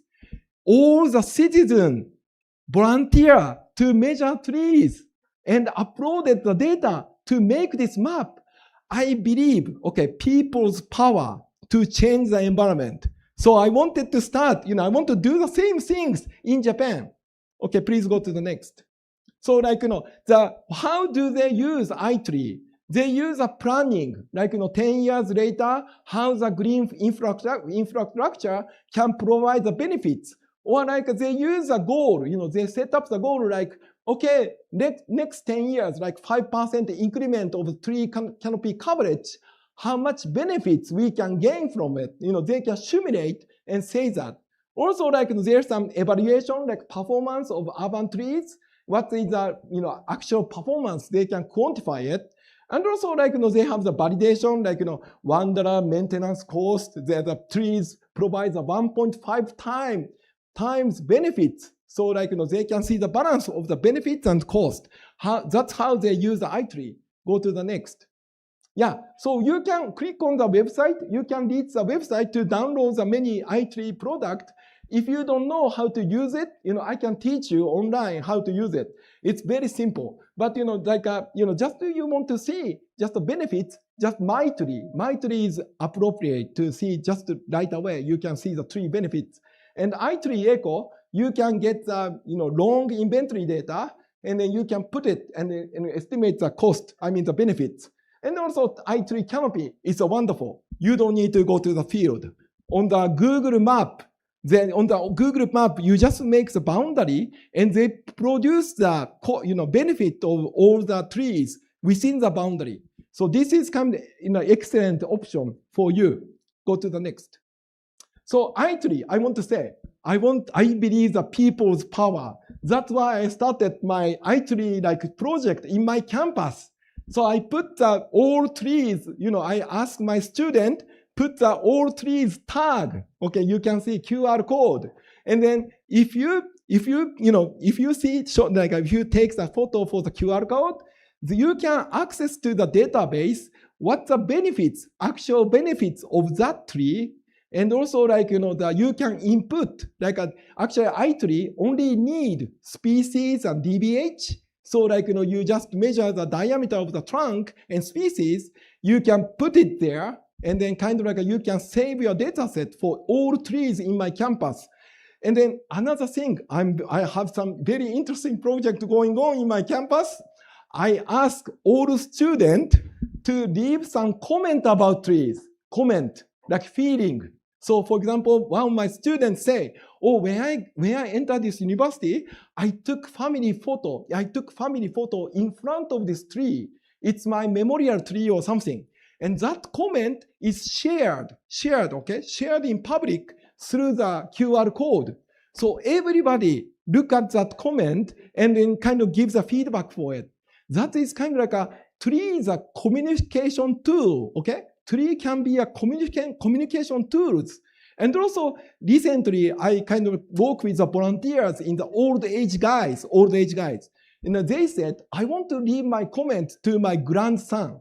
So the one of the old guys say, I want to leave my comments. This tree is very important. This is a present from my old grandfather. So please keep that forest or something. Well, that's comment we can share through this iTree project. Okay, please next. And then I want to talk about it. I believe the people's power, but everybody are very busy. So you don't work for me, right? I know that. So we can use the recent technology like airborne data, how much tree coverage of the huge area. Fortunately, in Japan, many places airborne laser 3D data is available, but not many people use it. So I started to calculate the tree canopy cover from the airborne data set. Please go to the next. It's huge area. And then this is a structure provided from the airborne data set. And center is a NDVI provided from Google Earth Engine. And combination between two, you can classify the buildings and green infrastructure. So you can find out where is the tree canopy cover there and how much is it. Of course, remote sensing people knows about it. And NDVI is a little bit fluctuated. You can't trust much. So if you set the value, of course, they provide a different tree canopy cover of the result. If you say 0.3, then higher a little bit overestimated, or if you a little bit the strict condition, strict threshold, it's a lower tree canopy cover. Yeah, please go to the next. And we found out, that this city, it's a huge, entire, very, very big area. We found some kind of gradient from the city center to the suburbs. We have the different tree canopy cover. And also we calculate the green cover or tree canopy cover per person. based on the how many people living around the neighborhood. That is the accessibility to the green or tree, to the, kind of like human rights. We need the trees, we need the vegetation to get close to their neighborhood. All right, let's go to the next. Yeah, and then more interesting project. I collaborate with the JAXA right now. We are actually launching up a new satellite, and it's a laser shooting from the satellite. So it's called Mori. And JEDI is like a NASA product already set up in the space station. But actually we are launching up next year to start to shoot laser from the satellite to get that kind of tree canopy cover, global, tree canopy cover. We try to map it. Please go to the next. This is kind of like a preliminary result, but we simulate using the data, we simulate it for the entire prefecture, like an entire state. How much of the tree canopy cover, where's the shrub underneath of the canopy, we could map it based on the satellite laser. So this is feasible, this is future. So even you don't get that kind of airborne laser, we can use a satellite technology to make that tree canopy cover. This is kind of like wonderful things happening right now. Go to the next. All right, so we can actually another thing is that advanced technology, you can access to the drone laser. So you don't need to pay a lot of money. You can get the drone system, fly over your area. You can get the tree canopy cover. Very accurate result. You can get it. Also, can you go to the next? Yeah. Also, there is a mobile laser, which means you can carry around. You can put on your shoulder and you can carry around to get the 3D data to get accurate amount of the tree cover. And this kind of system, it's available for you. I want to propose. Yeah, please go to the next. Fortunately, go to the next. Okay, fortunately, Alkeda, the Japanese company, my university, start to collaborate and initiate a project in Indonesia. We provide the sensor, drone laser sensor and mobile laser sensor. We can provide it for you. If you really want to get that kind of like high resolution data, we can take your data for you. So if you are interested in that project, please contact me. I and Alkeda, the Japanese company, are always around here. So please speak to us. We are always looking forward to working with you. Thank you so much for your time. Thank you. Sorry. Yeah, thank you. Wow, thank you very much. Thank you very much. Arigatou gozaimasu. Okay. Thank you, Professor Akira Kato. And then we move to next presenter. We need welcoming Associate Professor Aryani Dwi Astuti, PhD IPU Asian Engineering from Universitas Trisakti, Jakarta. Professor Aryani is an expert on wastewater treatment with background education, PhD in Environmental Engineering from University Technology Malaysia, while Master and Bachelor program both in Environmental Engineering Institute Teknologi Bandung, Indonesia. Today, Professor Aryani will be speaking on wastewater management system in Indonesia for achieving the Sustainable Development Goals, policies, practices, and research findings. Professor Aryani, same as before, you will have 15 minutes to deliver your presentation, please. Okay, thank you, Dr. Rustayanti. Good morning, distinguished guests, ladies and gentlemen. I try to present, it's my pleasure to be here today, and I would like to deliver my presentation. Organizing committee asked me to present about a presentation on wastewater management system, particularly focus on domestic wastewater. Next. In 15 minutes, I try to catch up with this. First, we will talk about SDG data, global, Asian, and Indonesia, and then regulation framework, how Indonesia already have regulation that support the new issue about circular economy, and then best practice. I ask you to join me, take you to Bali. Bali is not famous for tourism, but also the wastewater treatment treatment that demonstrate how powerful is circular ecology circular. And then research finding, I will share our research in our center about combined SCW, subways wetland, conservative wetland with multi-layer filtration and also MBBR. Both research is we already start in 2007 and 2012. Next, okay, today, this morning, Dr. Okto already mentioned about how global try to achieve the SDG goal, and now he mentioned that 88 not off the track, yeah. And as we can see here, the sanitation and hygiene as target 6.2 by 2030, achieve assess the adequate and equitable sanitation and hygiene for all. Target global coverage is 100 But for Indonesia, we will see later. We have 30%. Okay, thank you. Nggak kelihatan. Okay, sorry. Okay. The goal 6 is not only itself for sanitation and hygiene, but also will give impact to the goals 3, 7, 11, 12, 13, and 14. Next.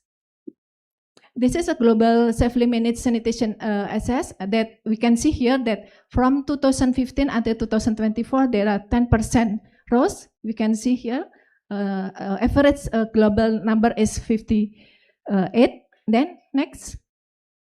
And this is Asian sanitation, where Indonesia position. We can see here, Indonesia, we have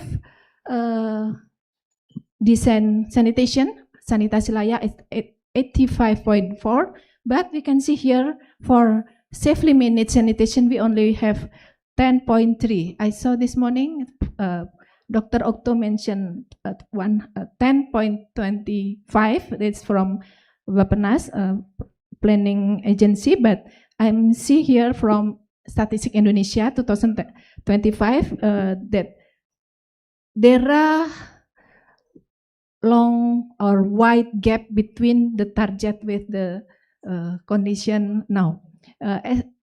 If we see here in Asian country, we can also same condition with Thailand. Thailand already have 90% for decent sanitation, but only have 27% for safely managed sanitation. And between among Asian country, we can see here Malaysia and also Singapore have higher. Singapore almost 100%. Next. Now we talk about Indonesia. We have 38 province, and we can see here Jakarta have highest number for safely managed average with 23.2, and the lowest is Highland Papua 0.6 for safely managed sanitation. And we can see here too that safe managed average 10.3. We can see a lot of province that still left behind in the term of number of safely managed sanitation. And for decent sanitation, we can see here the average of national is 85.37, and we can see that some of urban province have very high. But same with the safely managed average, there are many provinces that still under national decent average. Next.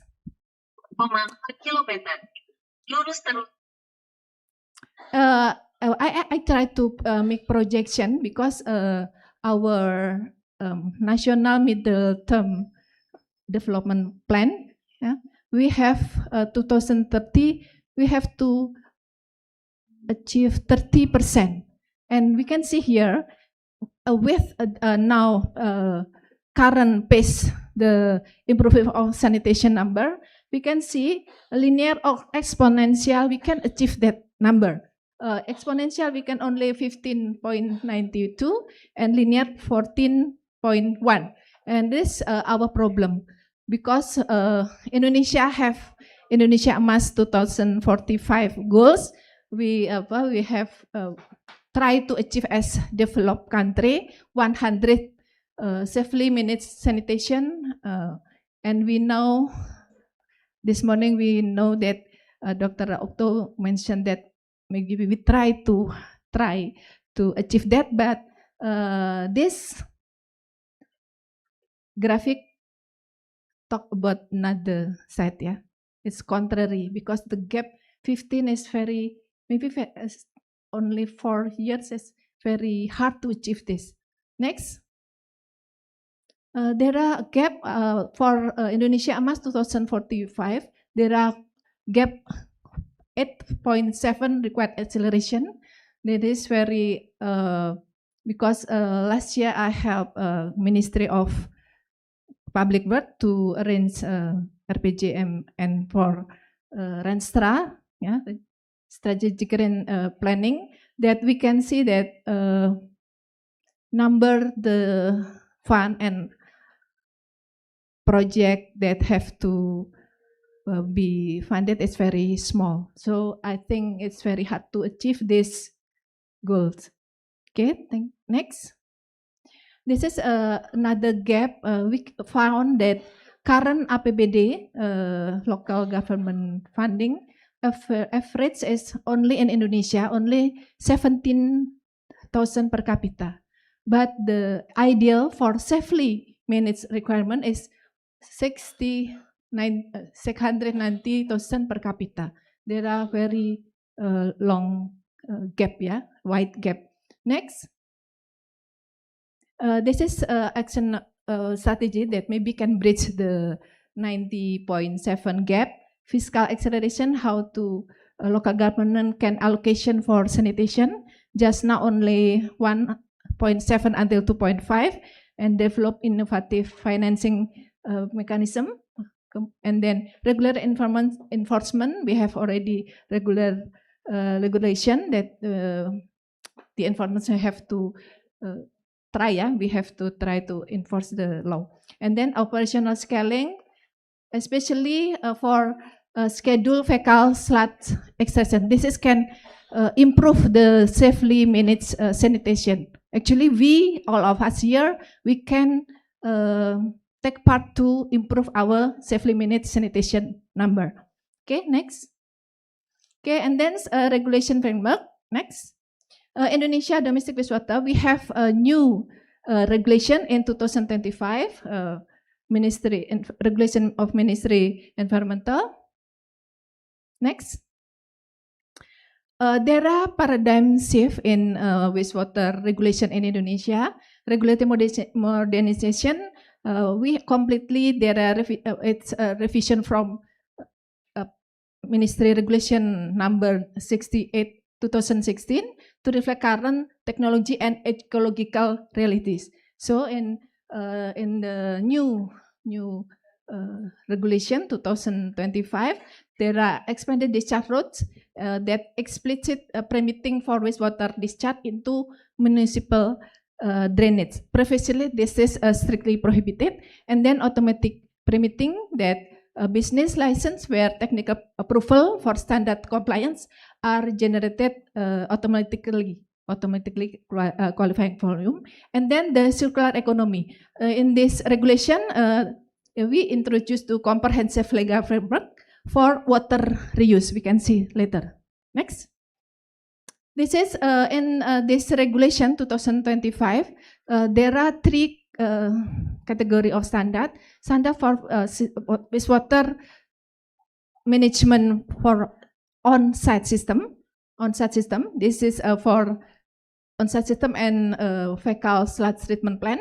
We can see here the BOD, number BOD and COD, and then for fecal sludge treatment, BOD and COD, this number, that the critical operation mandate that SNE, that's standard for national Indonesia, for septic tank requirement dictate that minimum 3-day detention time for valid compliance. Next. And the second regulation is for wastewater management system for offsite. We have there are 3 scale Yeah, 3 scale-based compliance metric, less than 3, 3 until 50, and more than 50. We can see here, less than 3, BOD is 75, medium 50, and then large scale, we have to comply with the standard, effluent standard is for 30 milligram per liter. Next. And the third is, next. And the third is a circular frontier. In the latest regulation, there are water reuse standard.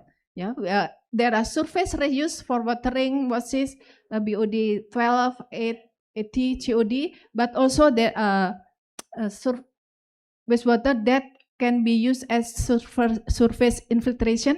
As we can see here, in this regulation, we can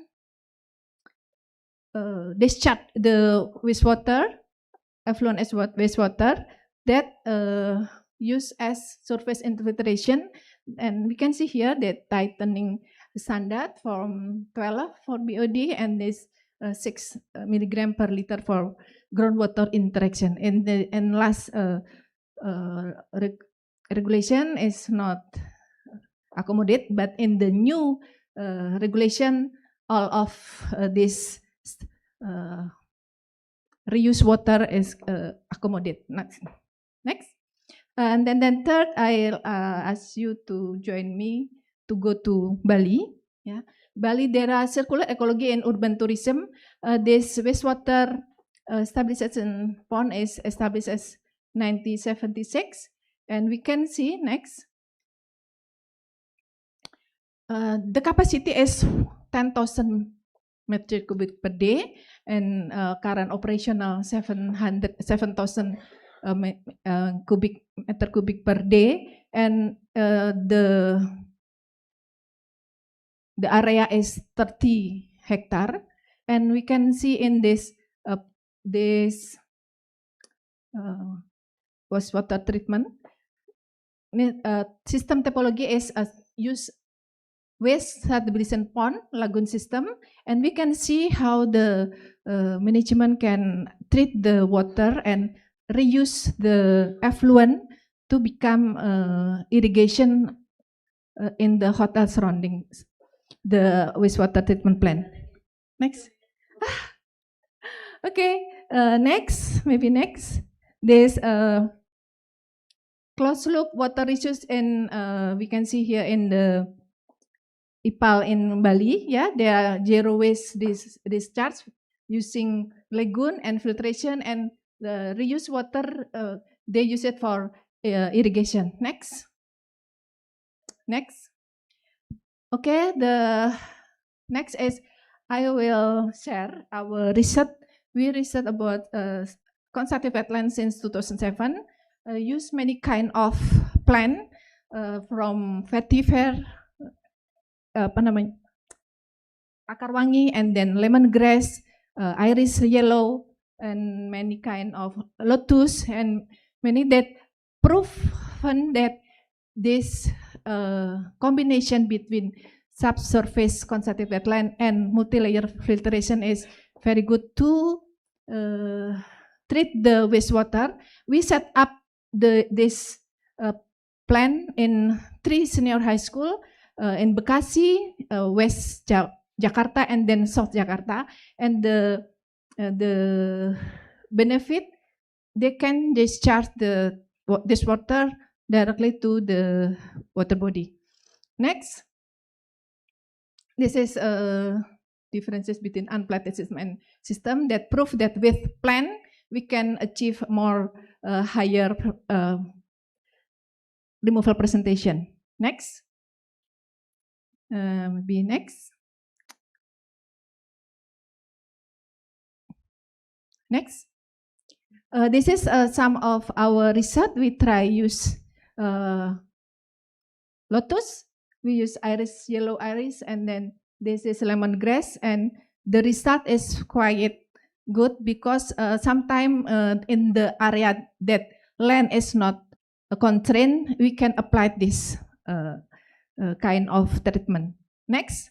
And for the urban area that limited land, yeah, we can apply this moving bed biofilm reactor. In this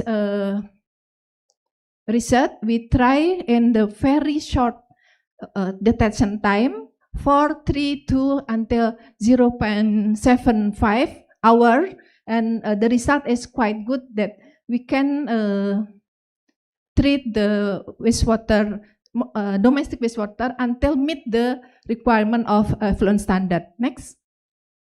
This is the step of research, seeding, acclimatization, continuous cooperation, and analysis kinetic. And we can see here that the optimum the optimum retention time is 2 and 2. All of the parameters meet the standard effluent standard. Okay, next. This is the removal. Yeah, we can until more than 30% for COD, BOD, and TSS.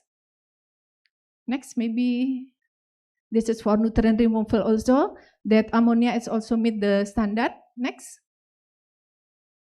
Okay, the difference between subsurface contracted wetland and multi-layer filtration MBBR is the scale, because we can in on-site system, maybe with land is not constrained, we can use SCW multi-layer filtration, but in the urban and city that the land is very limited as constraint, we can use BBR. Maybe that's all from me. Next, I think enough. Okay, this is our reference. Okay, thank you very much. I give back to the. Thank you very much, Professor Aryani. Professor Kato and Professor Aryani is for insightful presentation today. We truly appreciate the valuable perspective and knowledge from all three professors have shared with us today. I believe the presentation have given us a broader understanding of sustainable environment and has also raised several interesting points for further discussion. And now we have reached one of the most engaging parts of our session, the question and answer session. We will now open the floor for questions from our participants. For those joining us online, please feel free to raise your hand and our committee will assist you to open mic or submit your question through Zoom chat so the committee could help me to read the question. For participants who are attending at this venue, please raise your hand and our committee will assist you with the microphone. We would like to ask the first question from the audience, maybe online or here in the venue. This? Okay. We have one question from the Zoom. Oh, okay. One question on the Zoom. Okay. Please give your name first and your affiliation or your institution and to who you address your question.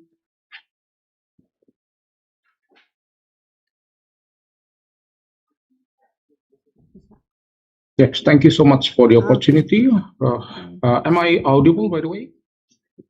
Yes, clear. Oh, yes, okay. Thank you, moderator, for giving me the opportunity for the first question. I would like to address my question to Prof. Mahlia. By the way, my name is Joseph Manik. I'm from President University of Indonesia. So Prof. Mahlia, it was an interesting presentation that you discussed life cycle assessment of the pavement comparing to that of asphalt. And I learned several factors that contributes to the environmental impact of these two materials that you are discussing. However, I hardly heard you are addressing one of the important issue in the cradle to grave or even cradle to cradle assessment of the asphalt material, in which that's the service life. Because in my opinion, talking about the functional unit with only focusing on the amount of area, like in square meter, I don't think it will have the apple-to-apple comparison in both. Because of what? Because of these two materials has a different, significantly different service life. Yeah. So that's in my understanding from my observation to the actual reality. So my question is, do you consider the significance of the surface life between two objects, between two materials in your assessment, or is this an assumption that the surface life is generally the same, so that we will have those comparison that the endpoint or midpoint impact of the asphalt is significantly lower than that of the concrete pavement? Okay, so thank you. That was my question. Thank you very much. Professor Mahlia, do you Yes, monitor? actually, I Okay. did calculate the surface life, Okay. where Yeah, okay. it's correct, Please. because the life of asphalt is 20 years, 25 years, and concrete is 40 years. So I actually already calculated for 100 years, where for asphalt, we times it 2.5, and for concrete, 4 or 5, if I'm not mistaken, and we calculate the sensitivity analysis for both cases, but I didn't present here.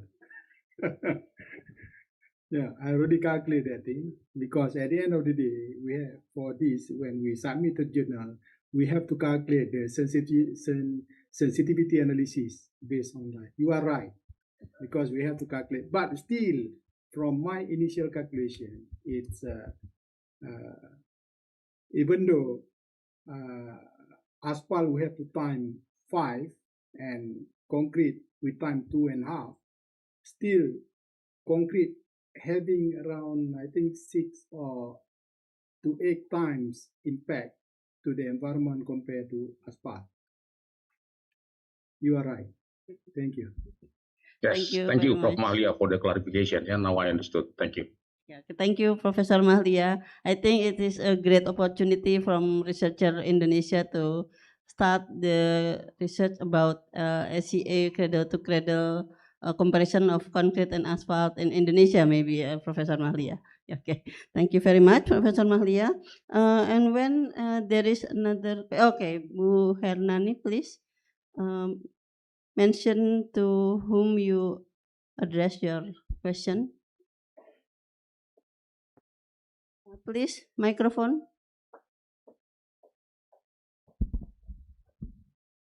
Thank you, Bu Rosi. I'm Hernani from Universitas Trisakti. My question to Prof. Mahlia is still related. From your results is the impact of concrete greater than asphalt to the environment. But with the current environmental condition like heat wave or heat temperature, so the environmental impact to the asphalt and concrete, do you consider it in your research? Because I think asphalt more due to the high temperature, kind of melted compared to the concrete. Thank you. Thank you very much, Bu Hernani. Yeah, maybe it's another insight for the next research. Yeah.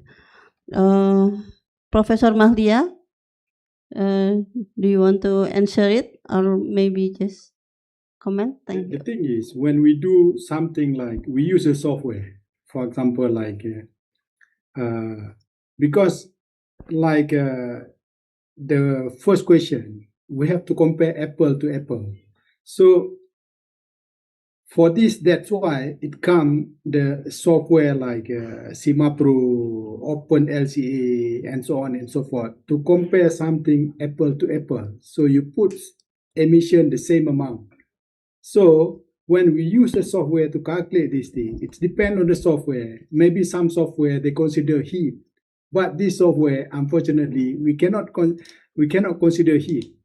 we cannot. That's the database is already there, so they already select what they want to calculate. So the answer is I didn't consider this thing because I cannot put in the impact of heat in the calculation. Thank you very much, Professor Mahlia. I think it's clear, Bu Hernani, for the answer.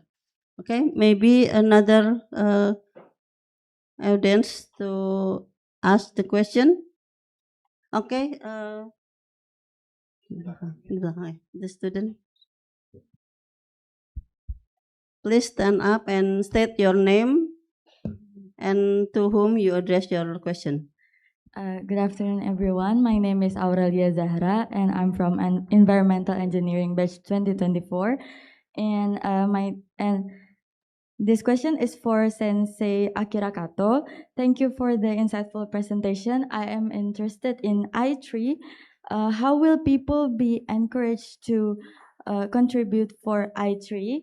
And what kind of data from common people that are input for I3? Thank you so much.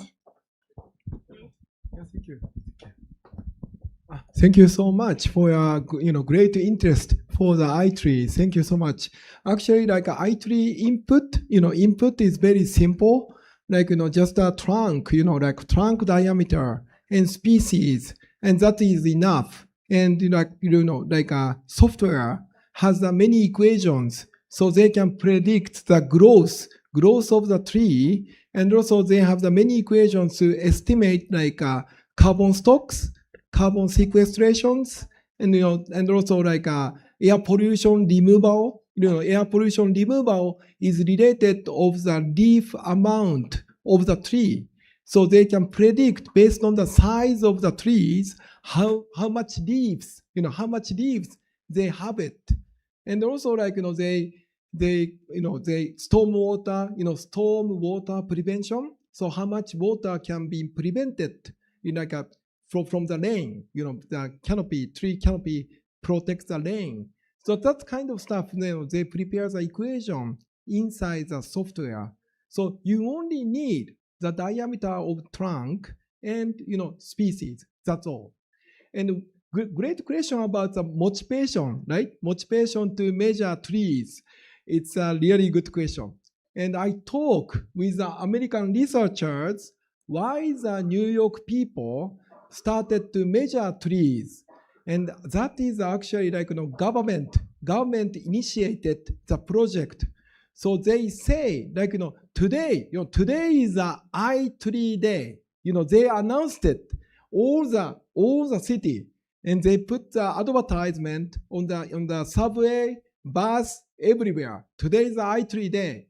Please measure your neighborhood trees. That's way people kind of knew it. Okay, today is a day to measure trees. That's a kind of good encouragement to do it. So somehow you need to work with the government, city government or local community to do it. But I want to say, student like you can initiate the project in the campus. That helps a lot. In fact, in Japan or maybe in the US or in European countries, nobody knows how much of how many trees in the campus. What is the economical benefits we can receive from the campus tree? Nobody knows about it. So it's good to start for you, for your, a project. And you ask your friends, you can work together to measure all trees and then, estimate and announce it. Okay, our campus has a huge benefits, from the trees. In that way, the president of this university acknowledged you and started to protect the trees. That's really wonderful. I love it. Right now is, just a no records, which means people just ignore the fact. So that is miserable, they're very sad. So, I help you, please initiate the project. I really like that. Yeah, thank you. Thank you very much, Professor Kato. Yeah. Maybe another question. Okay, one more question maybe, Bu Taskia.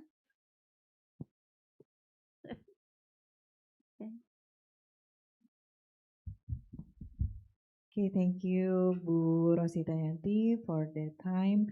Actually, I have quite same question with the student to Mr.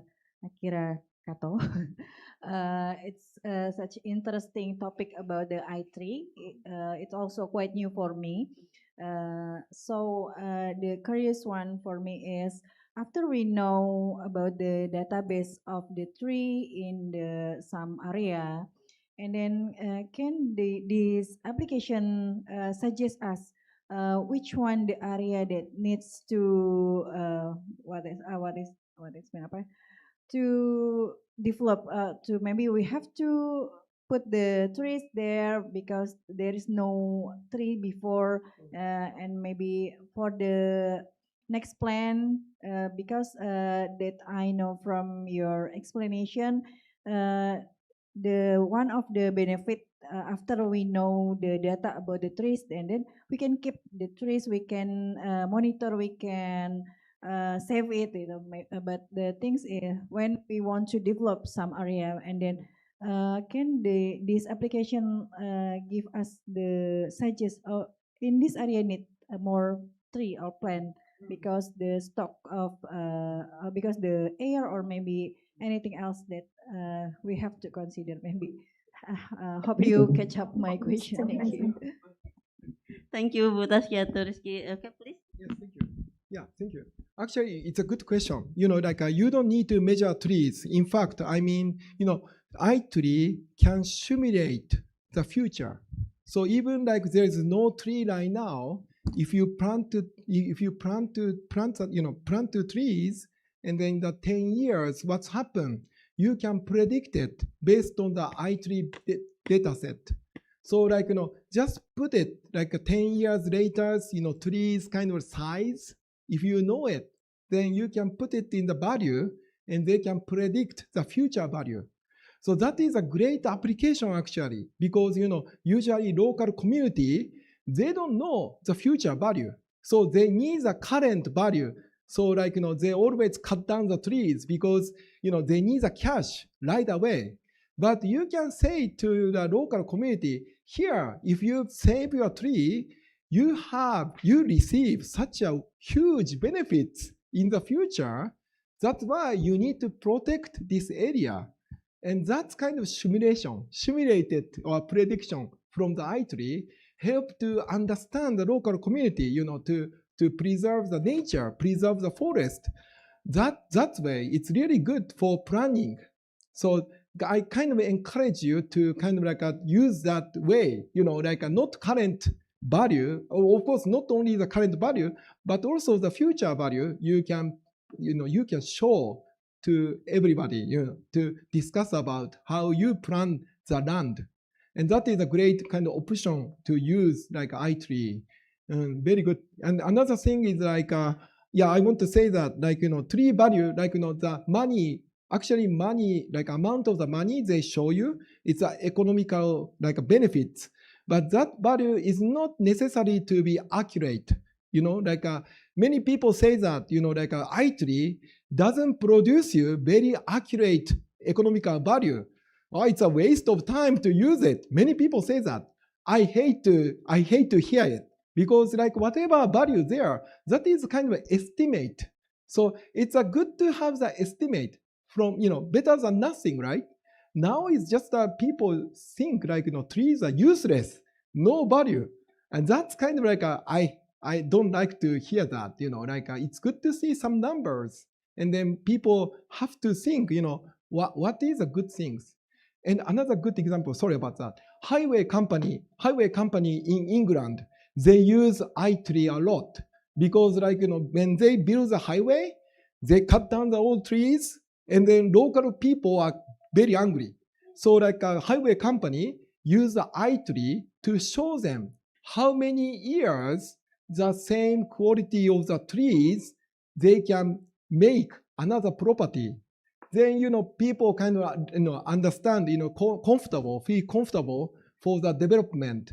So that's kind of like a trade-off you can show to the local community. Oh, we can cut down this tree, but the same benefit, we can plant it another area.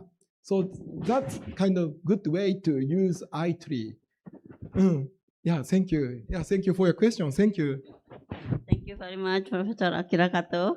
I think committee, it is okay. Thank you very much.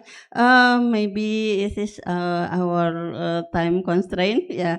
Thank you very much for the insightful discussion. Unfortunately, we have reached the end of our first plenary session. I would like to sincerely thank Professor Mahlia, Professor Kato, and Professor Aryani for the excellent presentation and for taking the time to respond to our questions. And to all participants, thank you for your active participation and thoughtful question. I hope this session has provided valuable insight and stimulate new ideas that we can take forward in our academic and professional activities. I would like also to apologize for any shortcoming or inconvenience that may have occurred during my moderation of this session. With that, I would like to return the program to our Master of Ceremony, Miss Ai. I offer to you. Thank you very much. Ladies and gentlemen, a token of appreciation for their valuable contribution to today's symposium, we will now proceed with symbolic presentation of certificate of appreciation. First, may I respectfully invite Ms. Astari Minarti, STMSC, Chair of Study Programs, to present the certificate of appreciation to Professor Akira Kato, PhD, from Chiba University, Japan. May I kindly invite Professor Akira Kato come forward.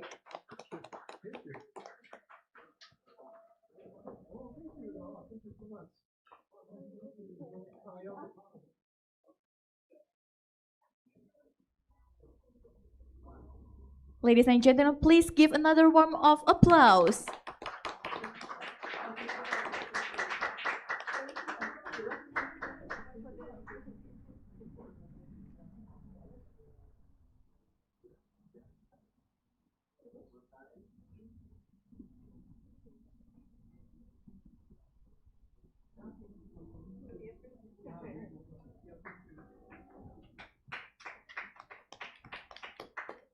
Our next symbolic presentation is for Professor Aryani Dwi Astuti, PhD, IPU ASEAN Eng.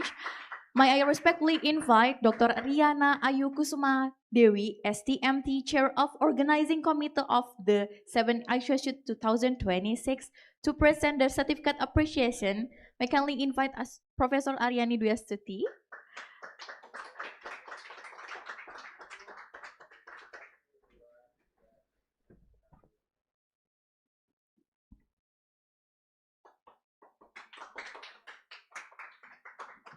As Professor Takumura Indra Mahlia has joined today's symposium virtually, the certificate appreciation will be present electronically.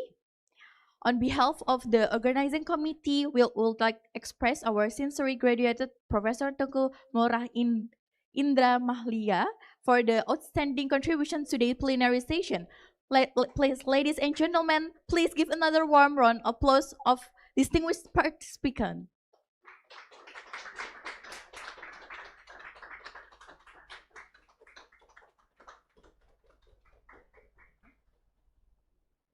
Thank you very much, Dr. Insinyur Rositayanti Hadi Subroto, STMT, for moderating this discussion. Our sincere appreciation also goes to our distinguished speakers, Professor Takumura Indra Mahlia from University of Technology, Sydney, Australia, Professor Akira Kato, PhD, from Chiba University, Japan, Professor Aryani Dwi Astuti, PhD, IPU ASEAN Engineering, Universitas Trisakti, Indonesia. Thank you for your inspiring presentation, thoughtful response, valuable contribution for today's symposium. We would also like to thank you all participants for your active engagement throughout the session.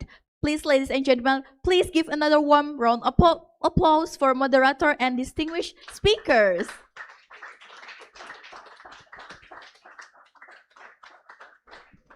Ladies and gentlemen, before we conclude in plenary session, we will now have another official photo group. May I kindly invite our moderator, distinguished speakers. May we also invite the committee to assist with the photo session. Please come to the stage.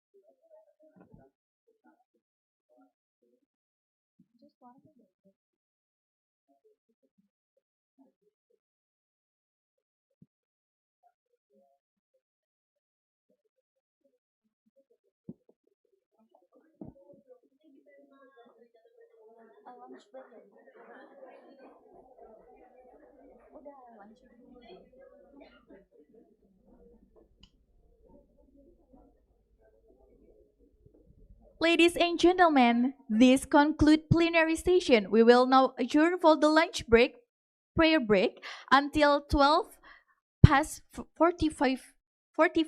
We kindly ask all participants to return to the room according the program schedule so that the next session may begin on time. And you want to go to the prayer or prayer room in the 11 and 12 floor in this building. Okay. Thank you so much.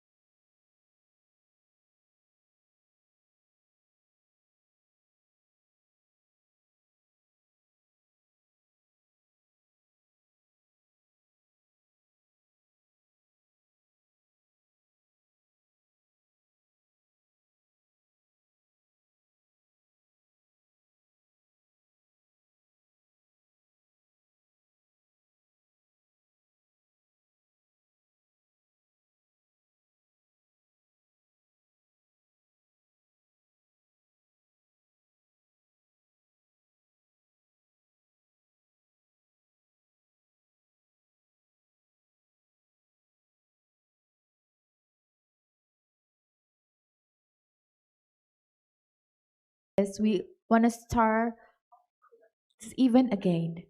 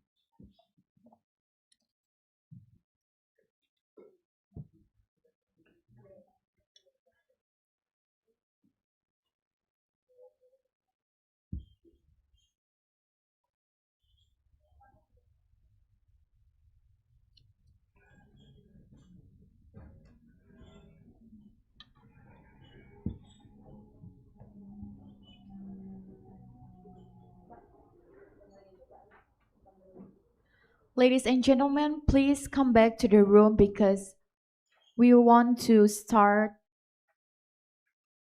the symposium again. Please be quickly.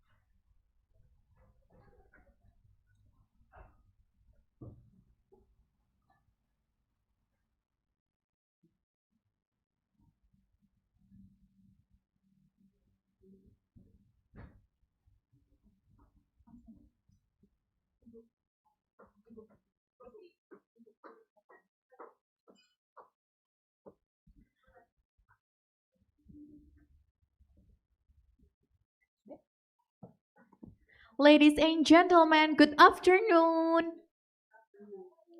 Welcome back. We hope you had an enjoyable lunch and break prayer. May I kindly ask everyone to take your seats as we are about to continue the program with plenary session. Thank you for cooperation. Ladies and gentlemen, we now continue with plenary session of the 7th International Symposium on Sustainable Urban Development 2026. As in the previous session, plenary session will be moderated by Dr. Rositayanti Hadisubroto, STMT. It is my pleasure to introduce our distinguished speaker for this session. Our first speaker is Professor Emeritus Hiroyuki Miyake from the University of Kitakyushu, Japan. Professor Miyake has made remarkable contribution in the field of environmental management, sustainable urban development, and international environmental cooperation. Our second speaker is Professor Dr. Bagus Mulyadi from University of Nottingham, United Kingdom, whose expertise included sustainable engineering, renewable energy, and compilation field dynamics for environmental applications. Ladies and gentlemen, please join me in welcome our moderator, Dr. Insinyur Rositayanti Hadisubroto, STMT. Thank you very much, Miss Ai. Yeah. Ladies and gentlemen, Assalamualaikum warahmatullahi wabarakatuh. Good afternoon. Thank you very much for your coming again in this plenary session. Yeah. Distinguished speaker and all participants, maybe we have here Professor Hiroyuki Miyake and Professor Bagus Mulyadi. Welcome back to our second session of today's plenary presentation. It is a pleasure to be with you again after our first session. I hope everyone has had fruitful and inspiring experience so far. Before we begin our second session, allow me to share, maybe we wait a minute, okay. I want to share a short rhyme, or in Indonesia we call it pantun.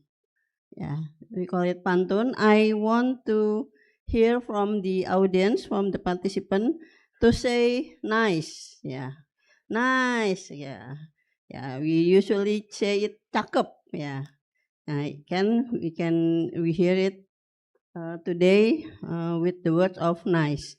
Okay, is it okay for the audience? Okay, okay, okay. Let me share it. We gather here to share and learn. With knowledge bright at every turn. Though some are here and some are online, let's make this session through design. Okay, thank you very much. Big applause to all of you for the participant. Yeah, I hope that short time has helped to refresh our energy. Now let us continue with our second session. For this second session, we will continue our program with two distinguished speakers, both joining us virtually, while our participants are attending either in person or online. We are very pleased to have both of our speakers with us today, yeah, and we look forward to hearing their valuable insight and expertise. Before we begin, I would kindly remind our online participants to make sure that their microphones are mute during the presentation. Each speaker, which will have 15 minutes for the presentation and then followed by question and answer session.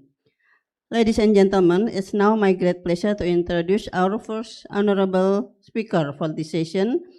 This is Professor Emeritus Hiroyuki Miyake from University of Kitakyushu, Japan. Professor Miyake, with a background education in international studies from Tokyo University of Foreign Studies, has an expertise on environmental sustainable development. Today, Professor Miyake will present a very interesting topic entitled SDGs in Kitakyushu and Japan. Focus on waste management on food and food bank program. Professor Miyake, how are you today? Yeah. Okay, clear. Nice to meet you again, Professor Miyake. Okay, thank you so much. Yeah. We have 15 minutes for your presentation. Please, All the right, floor is okay. yours. All right, okay. Okay. Hey, yeah, all right. Okay, my name is Hiroyuki Miyake. I'm an emeritus professor at University of Kitakyushu, Japan.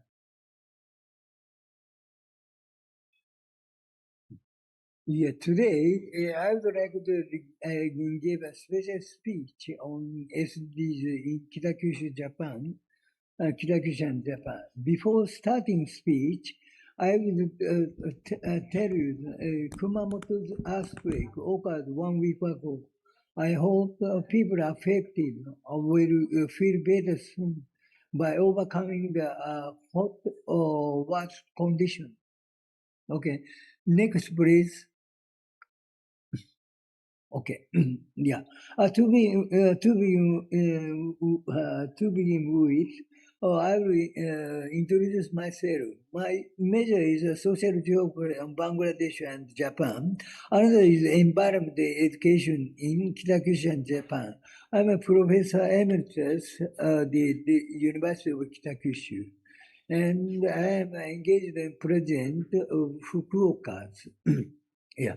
Fukuoka Society of Environment Education and president of NGO Umi no Sato, the hometown of the sea, which works in the east part of Kitakyushu. Lastly, the deputy president of Food Bank Kitakyushu Life Again. Yeah. Okay, next please.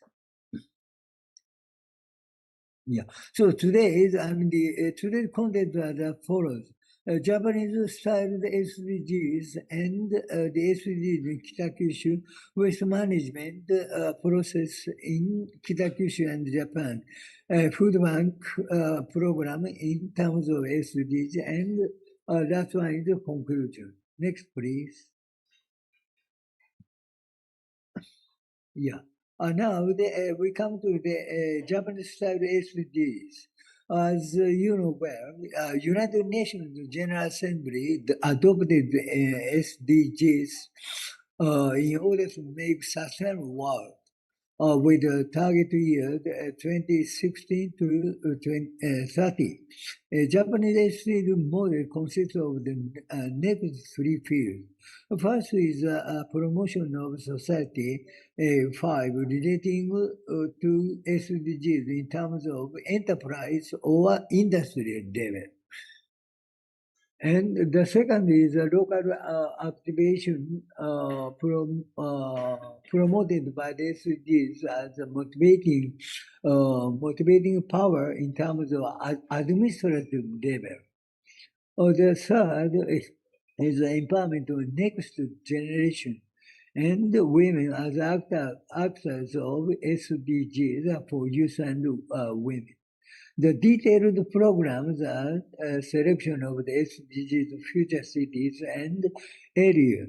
In 2025, 216 cities and area are selected to realize various SDGs. As first year selection, Kitakyushu was selected in 2018, setting up of the Japan SDGs award by government. Award of SDGs was shown in 2020. A new guideline of primary school and 2021 a new guideline of secondary school. Next, please. Yeah. So the Japanese government set up the Japan SDGs action platform. The aim is to provide any information about the SDGs in Japan with Japan SDGs award. Next, please. Yeah, now we come to the Japanese SDGs in terms of achievement. Each color shows the level of the achievement. Achievement. The red color, the main problem remain. Orange, important problem remain. Yellow, problem and green achieved. So all of these logos turn to the green is perfect, you know. But you can see, in Japan, 25 SDGs. Red number 2, zero hunger.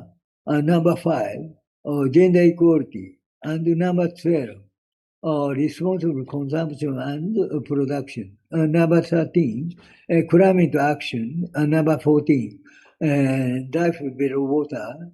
Number 15, life on land. Okay, next please. Yeah. So as a reference, I've shown the achieved condition of the Indonesia, the SDG in 2023, not 2025. Yeah. These are the number 2, zero hunger. Number 3, good health and well-being. Number 11, sustainable cities and communication. Number 14, life below water. Number 15, life on land. Next, please. Okay, all right. Here, I will explain the Kitakyushu SDGs. These photos are view of Kitakyushu. So you can see the total, the right hand or upper side. Is a big company in Kitakyushu.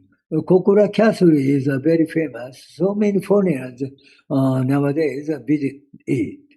Okay, next please. Okay, Kitakyushu is located in the western part of Japan. The time difference between Japan and Indonesia is 1 or 2 hours. So in Jakarta, the 2 hours. Now the Japanese time is 3 o'clock. Okay. Next, please. Now, the Kitakyushu SDG design has harmonious conditions among economy, environment, and society. About the economy, agenda is a promotion of the sustainable industry. It consists of three components. First is energy, which is construction of local energy center. Second is advanced technology with connects improvement of productivity by robot and AI. So the Yasukawa electric company is also the famous for robot industrial robot technology. A third is environmental industry, which leads to revitalize primary industry and environmental related industry. Okay, next, please. Okay, about the environment. The agenda is the measure to climate change and environmental resource efficiency. It consists of next three: resource circulation, international participation, and nature coexistence. About the society, the agenda is a measure to population decrease and aging in society. The realization of the society where everyone can play an active part. Diversity shows the playing an active part by women, the aged person, and handicapped. Or safety, it shows the construction of the society with much safety and resilience. Community means to provide much opportunity of civil activity. Okay, next, please. Okay. Kitakyushu has a Kitakyushu SDGs Club with 2,367 bodies in 2025. Individual bodies and individual as a membership. They share the information of the on SDGs. Okay, next, please. Okay, and now we come to the waste management process Kitakyushu. It starts from waste depot or where the residents keep their own waste by quantity. Plastic, PET bottle, tin bottle, or burnable one. Second stage is to carry burnable waste to big size incinerator by compact trucks. Other kinds of waste are carried to resource center to be separated and complex. These complex waste are carried to each factory to reproduce original material. In this way, Kitakyushu has a proper waste management, but I dare to point out two agendas. They are plastic waste contamination and increase of CO2 by big size incineration. Okay, next, please. Excuse me, Professor. You have 5 more minutes. Oh, yeah, Five yeah, minutes. I know. Yeah. Thank you. Just yeah. Okay, next, please. As I say that in my self-introduction, I am the member of the Food Bank Kitakyushu Life again. Now I will explain the SDGs of the Food Bank Kitakyushu Life again. Okay, next, please. Oh, sorry. Food Bank is famous. Famous. The previous one, please. Sorry. Previous one. You can.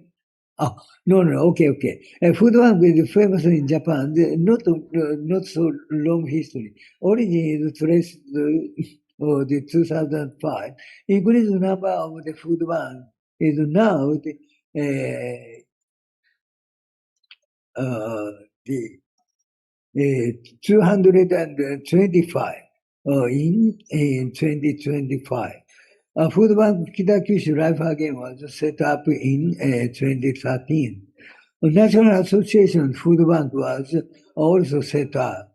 Its task is data analysis, food collection and share, and policy suggestion. This shows the activity of the food bank. Next please.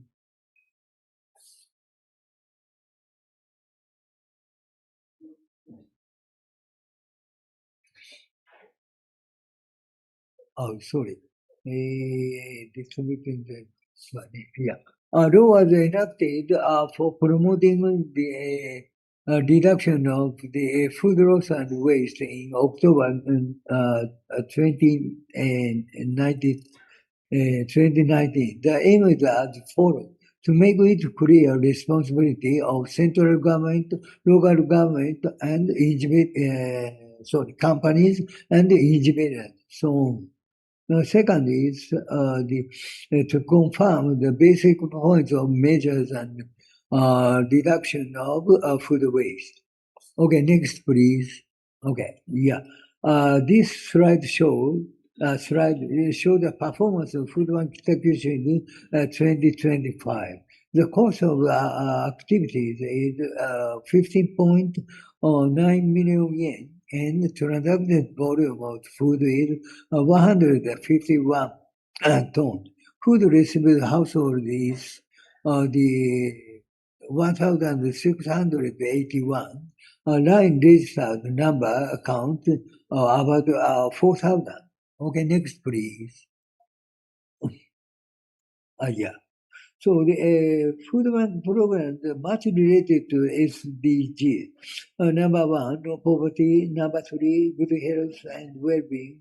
Number 4, better quality education. Number 12, responsible consumption and production. Number 17, partnership for others. Okay, next please. Yeah. So any food bank is much related to children restaurant, especially in Kitakyushu. 30% of the population is shared by the aged person, including me. So the aged person can join the Minna restaurant, all members restaurant. This type of Minna restaurant can prevent the isolation of aged maids in society. So the isolation of the aged person is a big problem in Japan. Okay. Next, please. Yeah. Oh, sorry. Yeah, this is the conclusion. So the time is up. Yeah, that's why yeah, I have already what to explain, and so please read the sentences. Okay, next please. Okay. Thank you so much. Thank you very much, Professor Miyake. yes. Okay, big applause for Professor Miyake. Yeah. Thank you for your presentation. And now, ladies and gentlemen, we will continue with our second presentation in this session.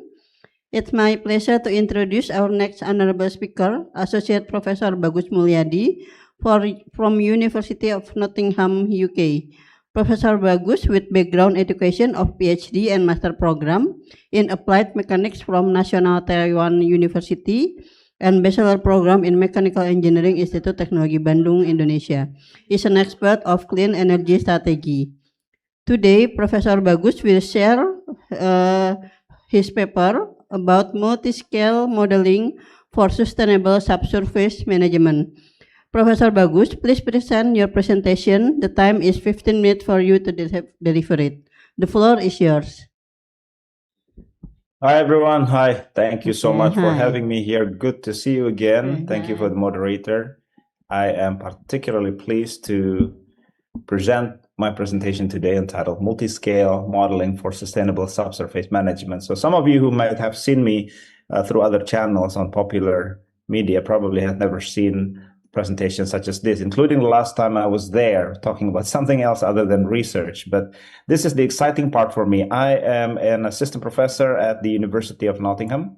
I am at Chemical and Environmental Engineering, but my background has never been chemical and environmental engineering. I was a mechanical engineering student, followed by a stint of research in mathematics, physics, earth science, and subsurface hydrology. So I am all right. So I am audible, yeah. And it's also refreshing to see Professor Miyake's presentation before. I think mine consolidates what he said about the importance of all those research. And I'd like to see some of the research that might be relevant to at least 4 to 5 different SDG goals. So the next slide, please.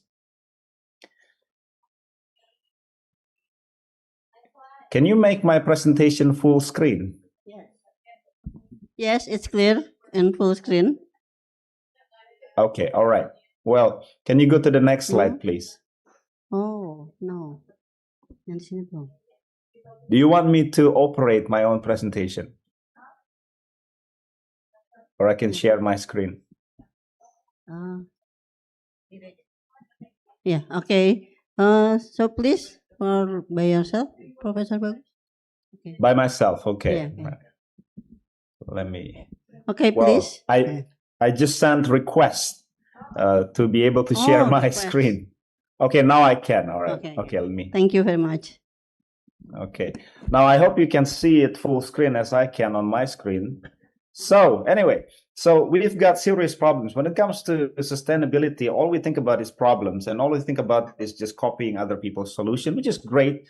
And particularly on behalf of the UK scientific community here, there are a lot of things to share. But I think I would like to bring it down to things that are relevant for Indonesia. Long story short, in terms of subsurface hydrology, bulk of the problem that scientists are facing both in mathematics and subsurface hydrology, chemistry, are the tyranny of scale. So physics seems to be quite peculiar in that in different scales, different physics applies.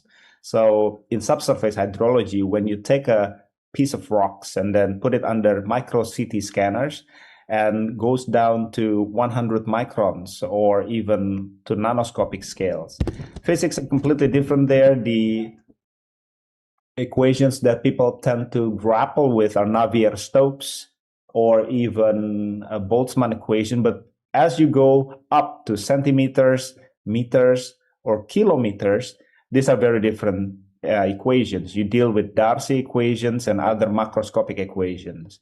Now, the current state-of-the-art challenge is to bridge those scales, because the idea is that all the heterogeneity is manifested in microscales can be felt, can be observed at the macro scale. But people at the macroscopic level, those petroleum engineers, those carbon storage and capture engineers, they cannot comprehend these microscale heterogeneities because they don't have the computational apparatus and architectures necessary to do that.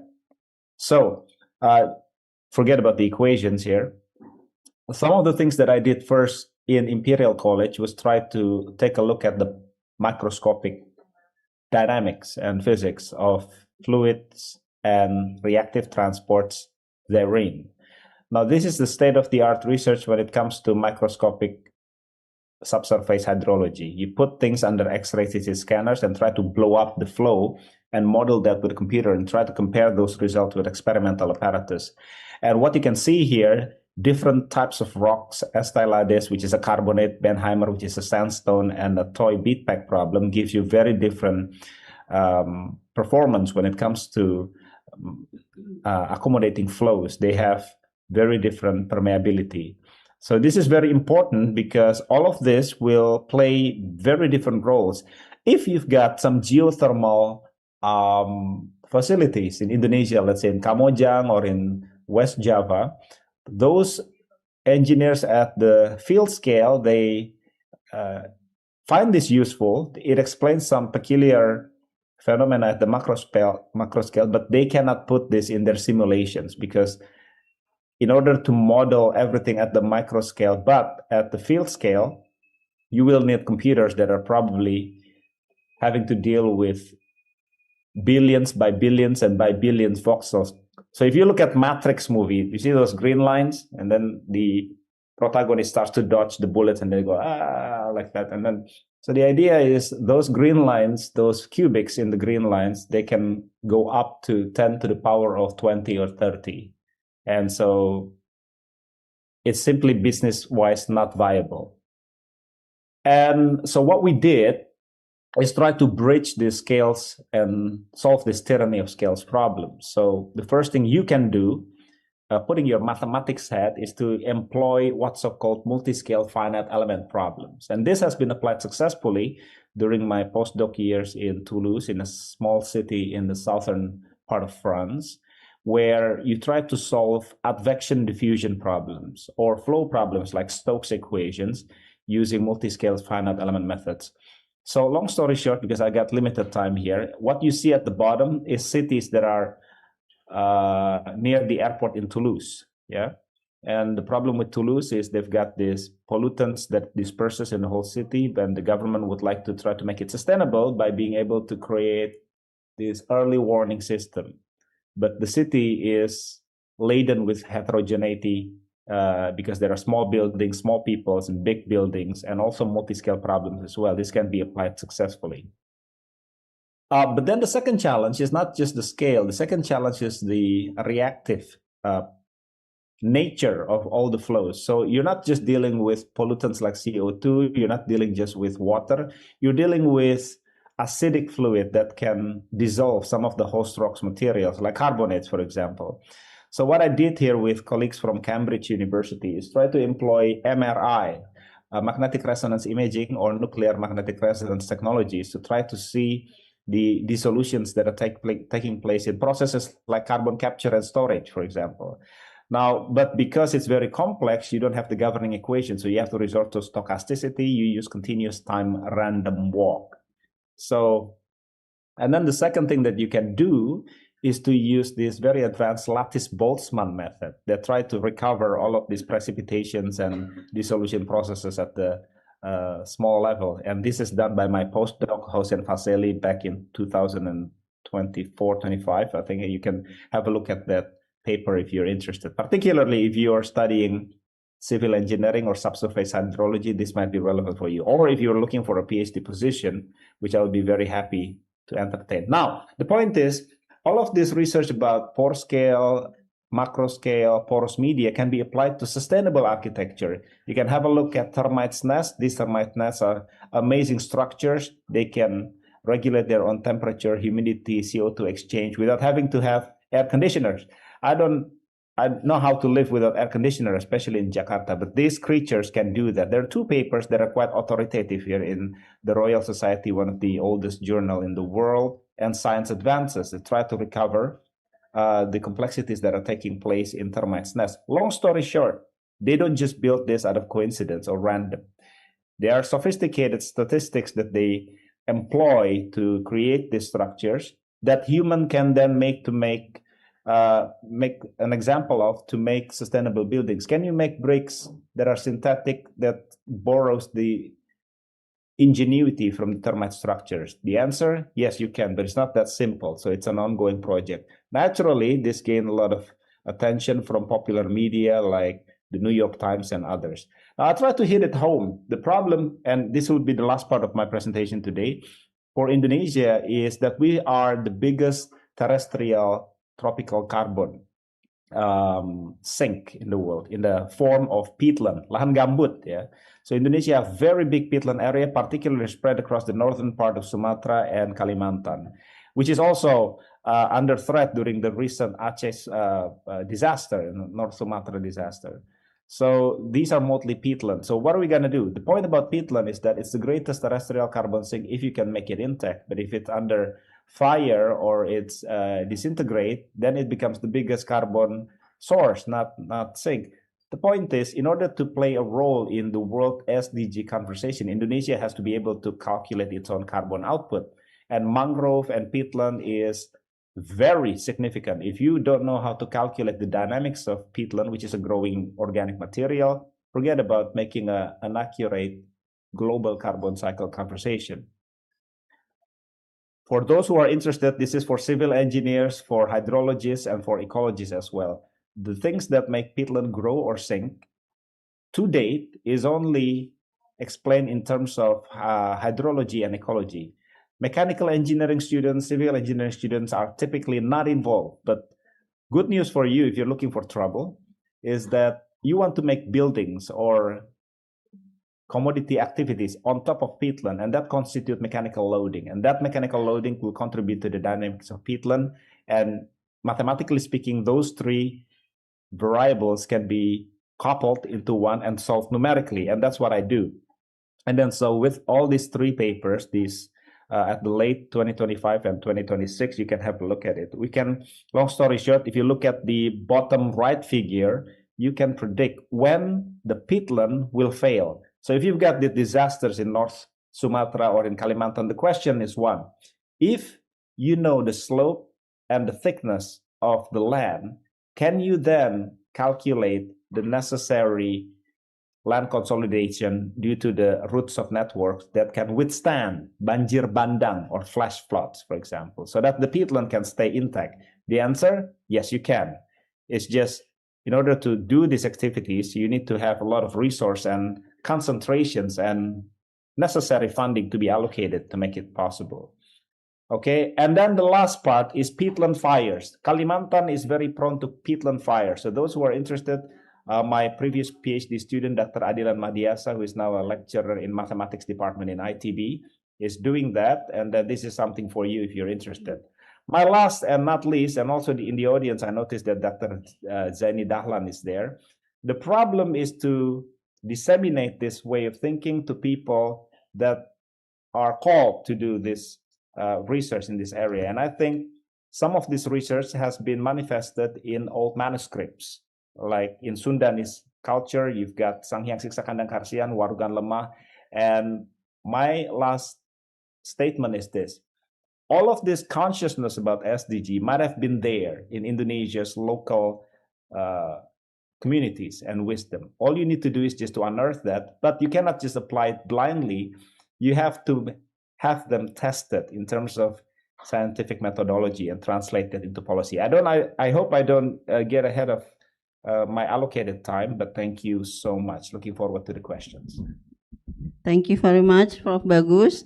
Big applause for Prof. Bagus for that insightful presentation. Okay. We have now reached the question and answer session. For the participant joining us online, if you have a question, please kindly use the raise hand or type your question in the chat box. For participant attending at the venue, please raise your hand and wait the microphone to be provided. Maybe from the Zoom or in this, okay. Behind, ada satu orang. Please mention your name and to whom you address your question.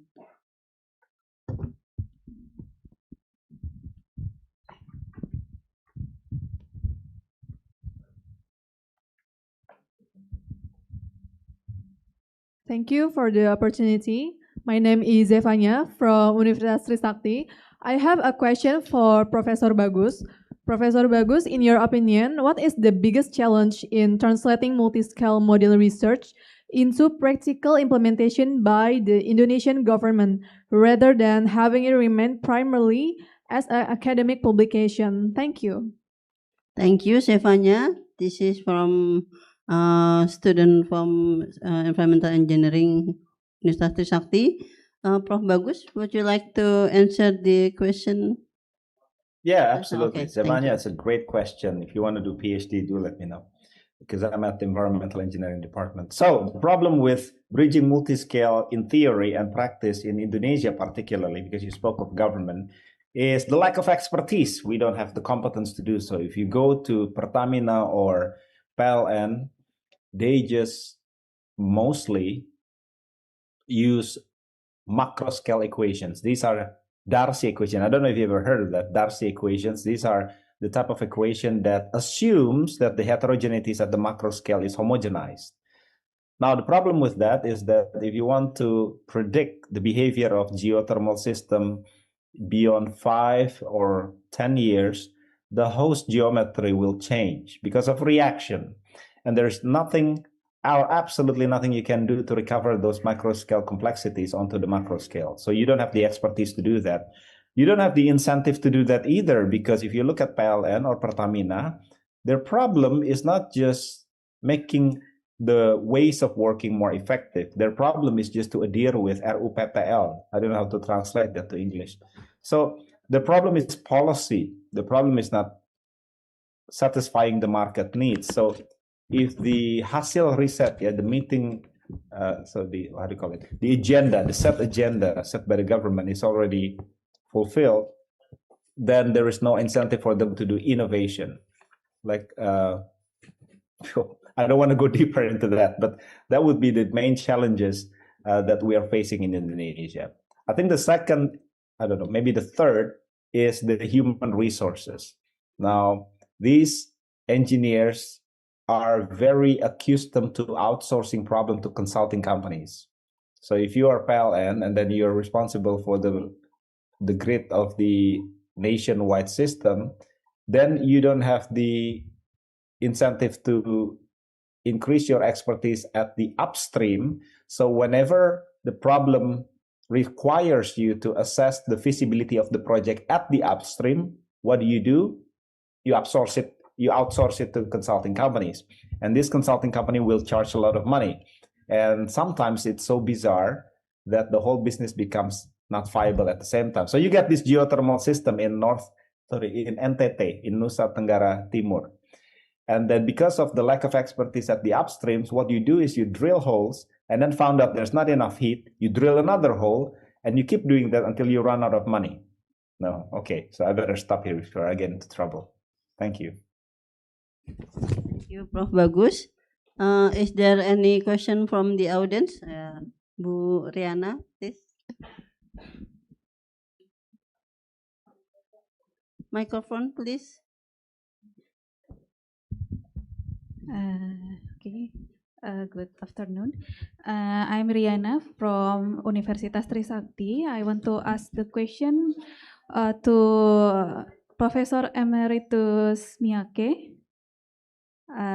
My question is, Professor mentioned that Japan is one of the developed or advanced country, but there are some SDGs that have not been achieved in Japan. What are the challenges, Professor? That's all my question. Thank you. Okay, thank you, Bu Riana. Professor Miyake, would you like to answer it the question now, or Professor Miyake? Okay. Oh yeah. Okay, thank you. Okay, thank you very much. It's a very important question for the Japanese, Yeah. Now actually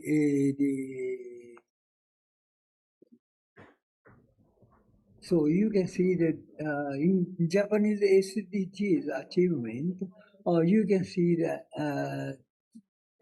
which one? Sorry, red one and red color. So red color,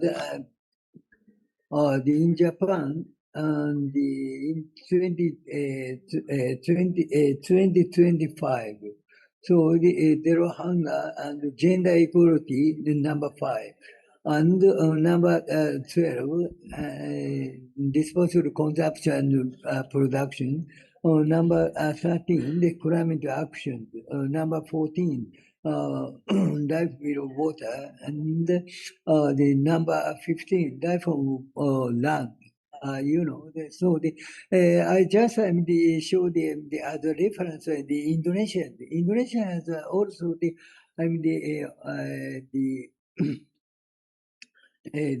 about 1, 2, 3, 5. Yeah, 5 red logos. Yeah, But the difference from the Indonesia, so the Japan has Japanese the red colors is related to the I stress to point out number 5, gender equality. Okay, yeah, and responsible consumption and production, and the climate actions. So the even in Japan, Japan is developed. Perhaps I mean I have a lot of the Indonesian friend and as well as student in Kitakyushu, but the most of them told me Japan is a developed country. That's why Japanese government to give a lot of technical and the economic assistance to the developed countries. But that is not true, I'm also the member of the food bank, so what I showed truth of the food, the activity, our performance of the food bank. Yeah, that's why even in Japan, the poverty line, poverty, the poverty, the population, the rate of the under the poverty, rate of the population under the poverty line is the about the 60% or the 70% still. So the mostly the children is also the facing the poverty at the same. Okay, yeah, and also I want to stress gender equality. So the gender equality is this level. Consider looking at the ranking in gender level. Perhaps Indonesia is most upward than. Japan, So the Japan is accused problem in the gender equality. According to the information, mostly Japanese government try to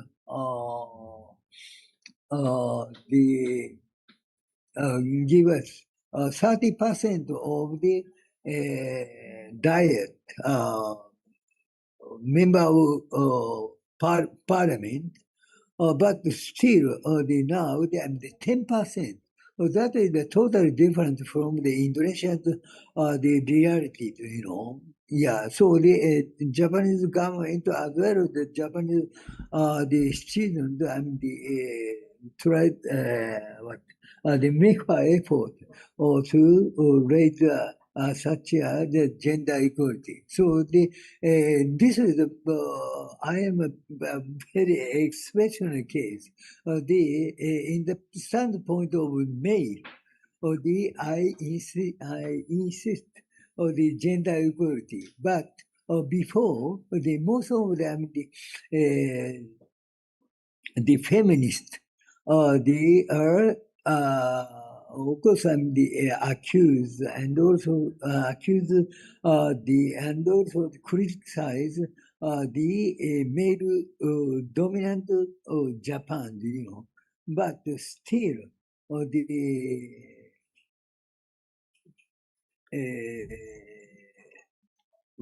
the position is a little bit getting the upward, but still the 30% of the member of parliament in the diet is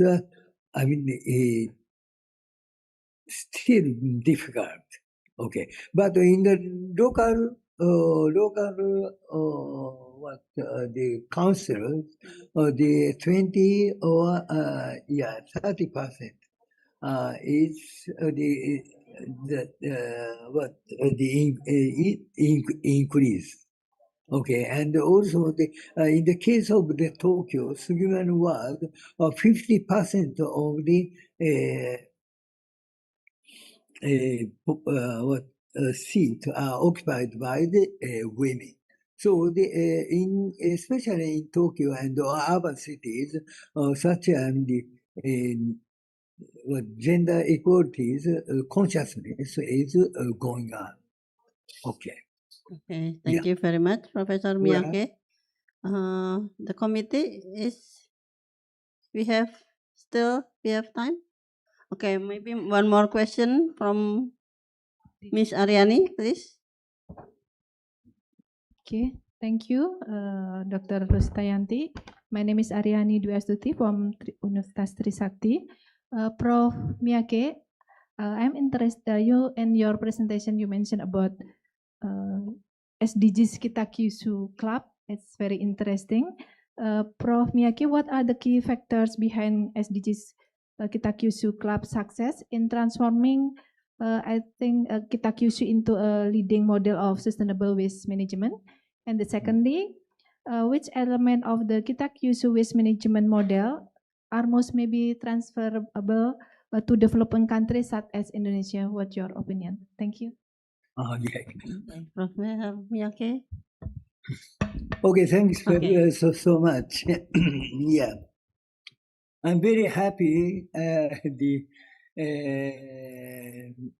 all of the participants here get interested in Kita Kyushu. So mostly every year, from the Trisakti University, we are inviting. We are very happy to you visit including teachers as well as the student. Okay, so the student is get my impression to come to the Kita Kyushu, Yeah, that's why they have got a lot of the new ideas about the SDGs. Yeah. Okay. Now the Kita Kyushu is the problem is the aging city, becoming an aging city. As I said earlier, more than the 30% is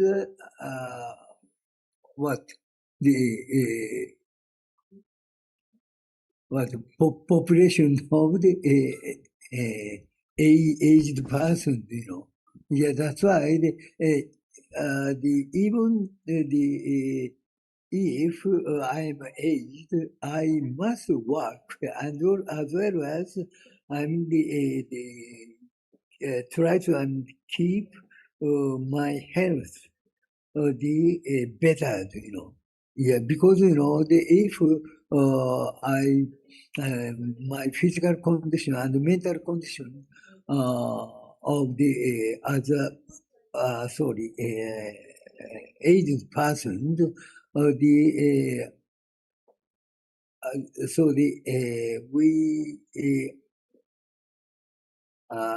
spend a lot of money to the hospital, but the 1/3 or the 30% of the total medical cost they covered by me, but the rest left and the 70% of the medical charge covered by the government. Yeah, that's right. So as one of the aged persons, I try to keep myself healthy mentally and physically. So this is so the as I mean city government also they have a lot of programs to operate, yeah, and also of course I visited so many times in Indonesia, and visited the Trisakti University there. Yeah, and also that's why I know the Jakarta's the situation, especially in traffic jam as well as the air pollution. Yeah. So the Japanese model,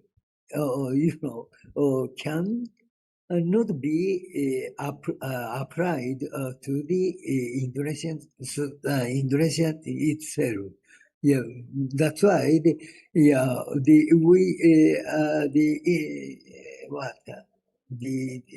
important point is to share such information between the Japanese and the Indonesian.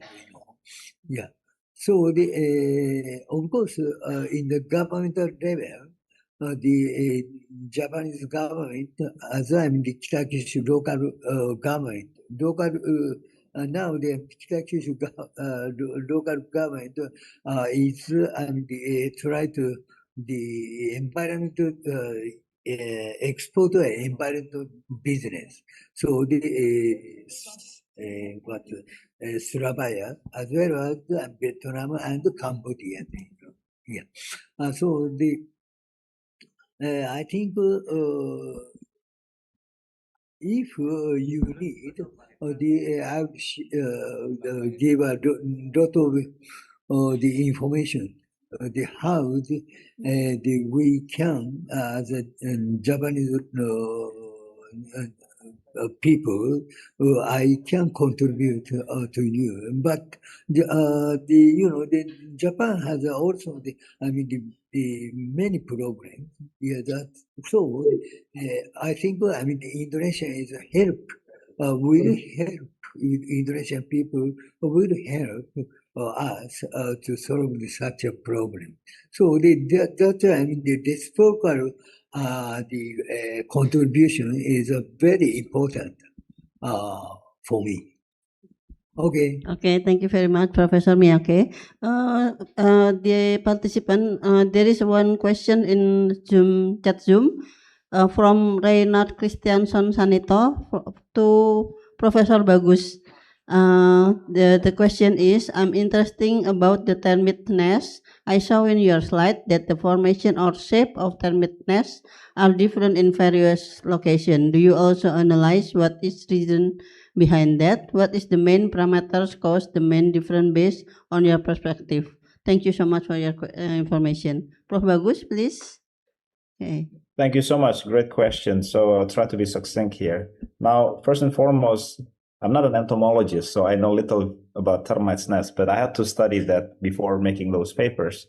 And for those who are not studying entomology as I did, you need to know that there are several genesis of termites. So these are not very different in different regions. So if you look at those termites nests in Papua, those who can go all the way up to 3 to even 5, some of them even beyond 5 meters, those are called macrothermes or macrothermes.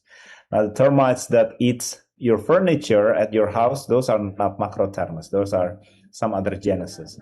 Based on the different genesis of termites, their nests or mounds will be different as well. Now, the second part is that they build their nests using the blend of their excrements and the available material. So some of those that we excavated from Africa, they come from 2 different regions, in Kankan and in Guinea. One is clay, the other one is green pastures. So their nest tends to be very different as well. But, however, in some of those same genus, although they live in very different arid regions, what remarkable is that they maintain the same statistics. So when you look at porous media, what's important there is not to see just surface area or the degree of porosity or permeability. These are macroscopic features. What you have to dig deeper into is the notion of connectivity. So the most important thing is connectivity and whether or not there are many trapped pore system that has no exit nor inlets. Now, when it comes, and then also the distribution of pore sizes. And this is also very elegant. We call it one of the Minkowski functionals. For those mathematicians in the audience, you probably have heard about that, Minkowski functionals. So these are second to third degree rich information, statistical informations about termites' nests. Now, that's what we observe.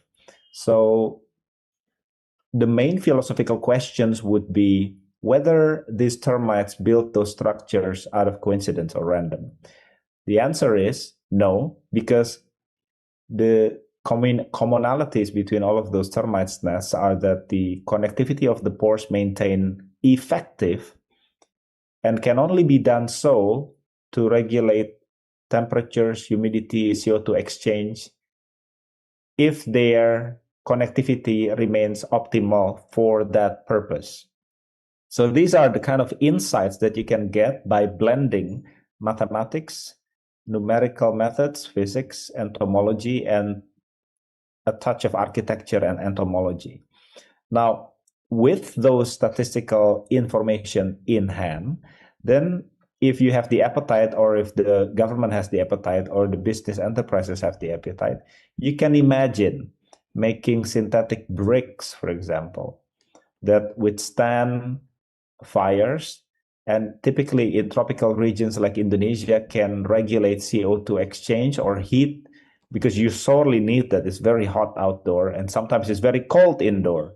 So how do you make breathable buildings? By making those synthetic bricks having the same statistics as termites' nests. These termites' nests don't have PhD, they don't graduate from Trisakti. How can they make that, right? So that's the main question.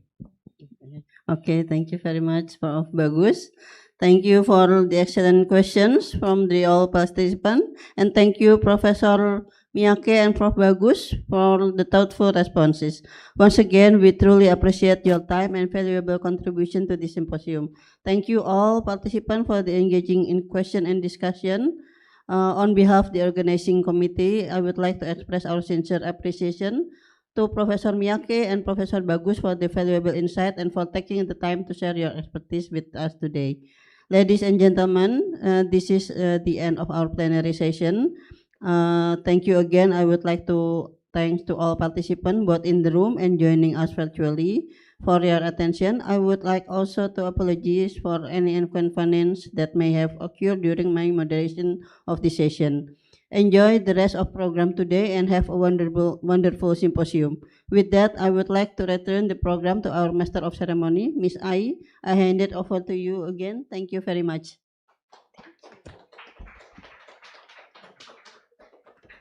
Ladies and gentlemen, as both distinguished speakers plenary session have participated virtually, their certificate of appreciation will be presented electronically. I respectfully invite to present certificate by Dr. Riana STMT as the Chair of Committee of ISOShoot 2026.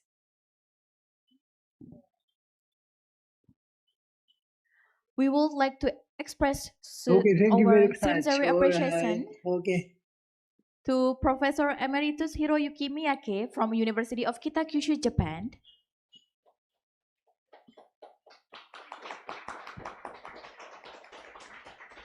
Okay, thank you very much. Yeah, okay.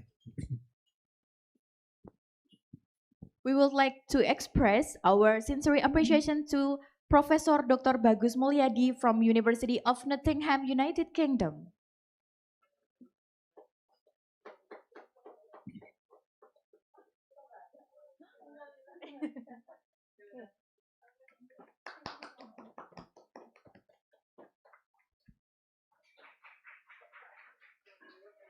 Thank you very much for Dr. Insinyur Rositayanti Hadi Subroto, STMT, for especially moderating today's discussion. Our sincere appreciation also goes to our distinguished speakers. Professor Emeritus Hiroyuki Miyake, University of Kitakyushu, Japan, and Professor Dr. Bagus Mulyadi from University of Nottingham, United Kingdom. Thank you for sharing your valuable knowledge, research findings, and inspiring perspective with all participants. We also extend our gratitude to all participants for your thoughtful question and active engagement throughout the discussion. Ladies and gentlemen, we have now come to this conclusion of plenary session of the 7th International Symposium on Sustainable Urban Development 2026. We sincerely hope that the keynote address, plenary session, and discussion have provided value insight and inspiring new ideas for the future research and collaboration. Next, we will continue with parallel session paper presentation, where researchers and authors will present their latest studies and findings in their respective parallel rooms. May I kindly invite all presenters and participants to proceed their assignment presentation room according to the schedule and room allocation provided by the committee. Should you require any assistance in location your designed room, our committee members will please to assist you. We wish all presenters a successful presentations and all participants a productive and engaging discussion. Thank you and enjoy the parallel session.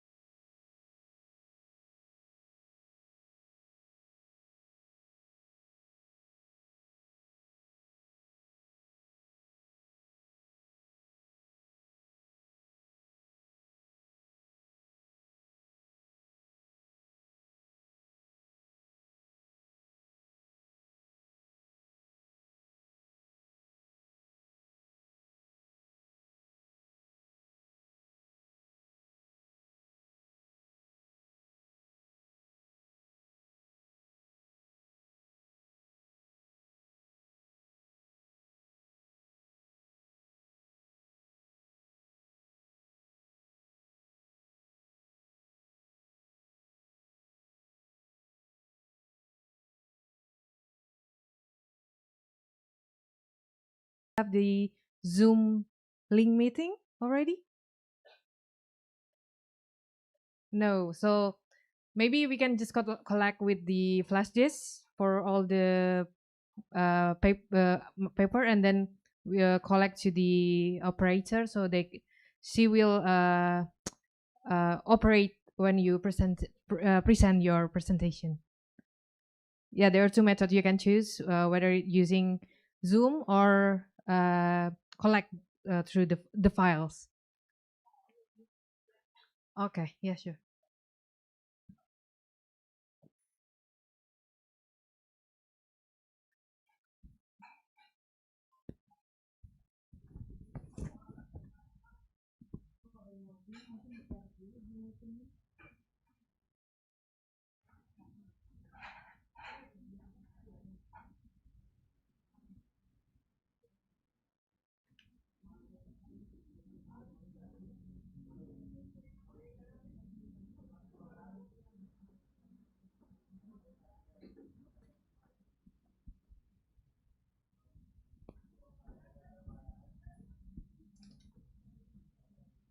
Okay, I will like formally open it first. So, good afternoon, everyone, distinguished speakers, presenter, participant, and colleagues.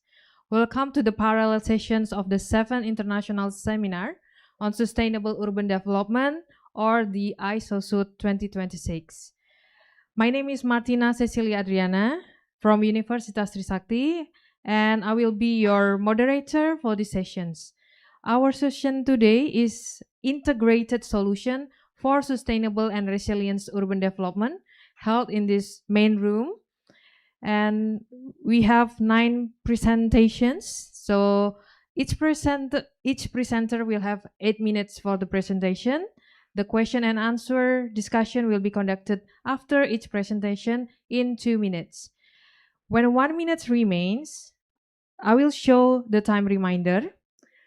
When the allocated 8 minutes have ended, I will ask the presenter to conclude immediately so that we can keep the sessions on schedule. So we have Arsha here as a timekeeper.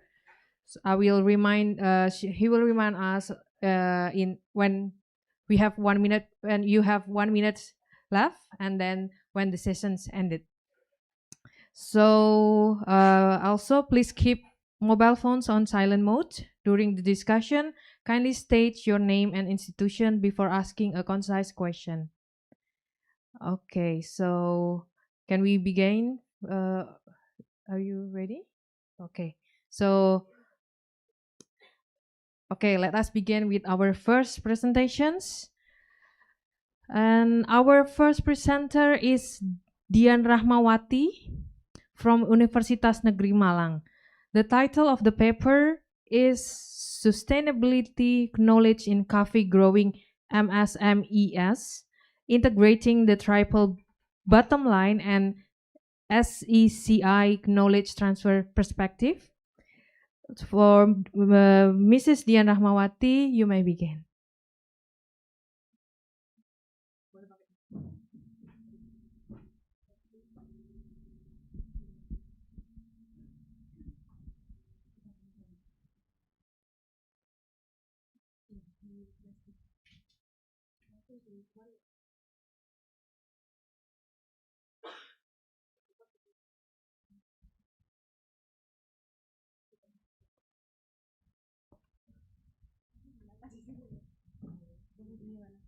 Di depan sini aja, oke.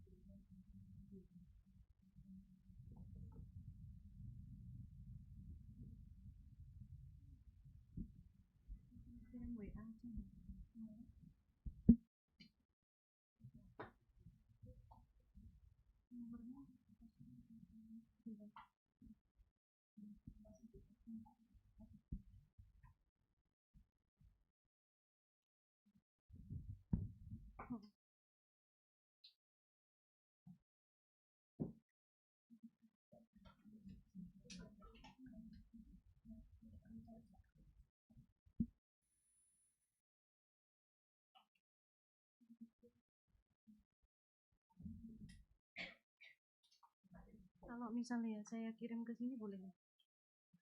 Kok belum muncul ya nama nomornya tadi. Bentar. Sudah saya save kok. Bentar ya, saya refresh dulu.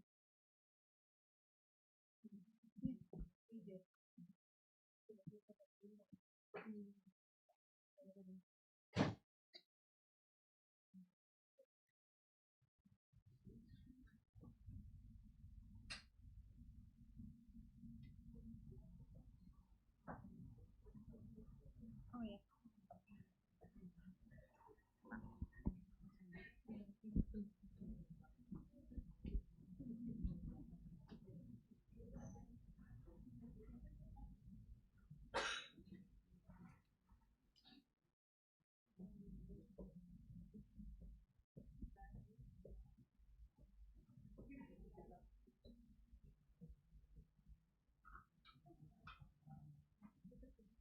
Apa? Sudah. Ini kan. Oh iya. Ini nomornya Mbak ya tadi kan? Iya.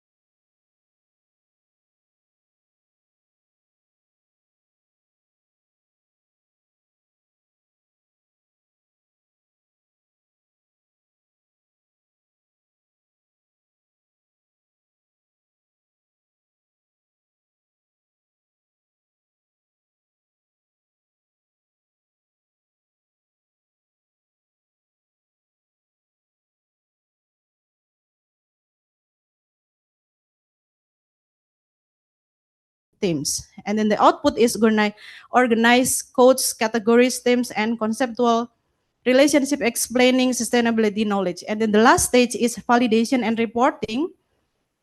The trustworthiness of the finding was ensured through source triangulation, methodological triangulation, prolonged engagement, and referential adequacy. And then the output is validated findings present through narrative interpretation and visual qualitative analysis. And then the next slide is result. From the triple bottom line, first, between sustainable knowledge of coffee, agricultural, MSME, in economic dimension, there are 4 indicator: economic quality, economic institutional, economic network, economic production.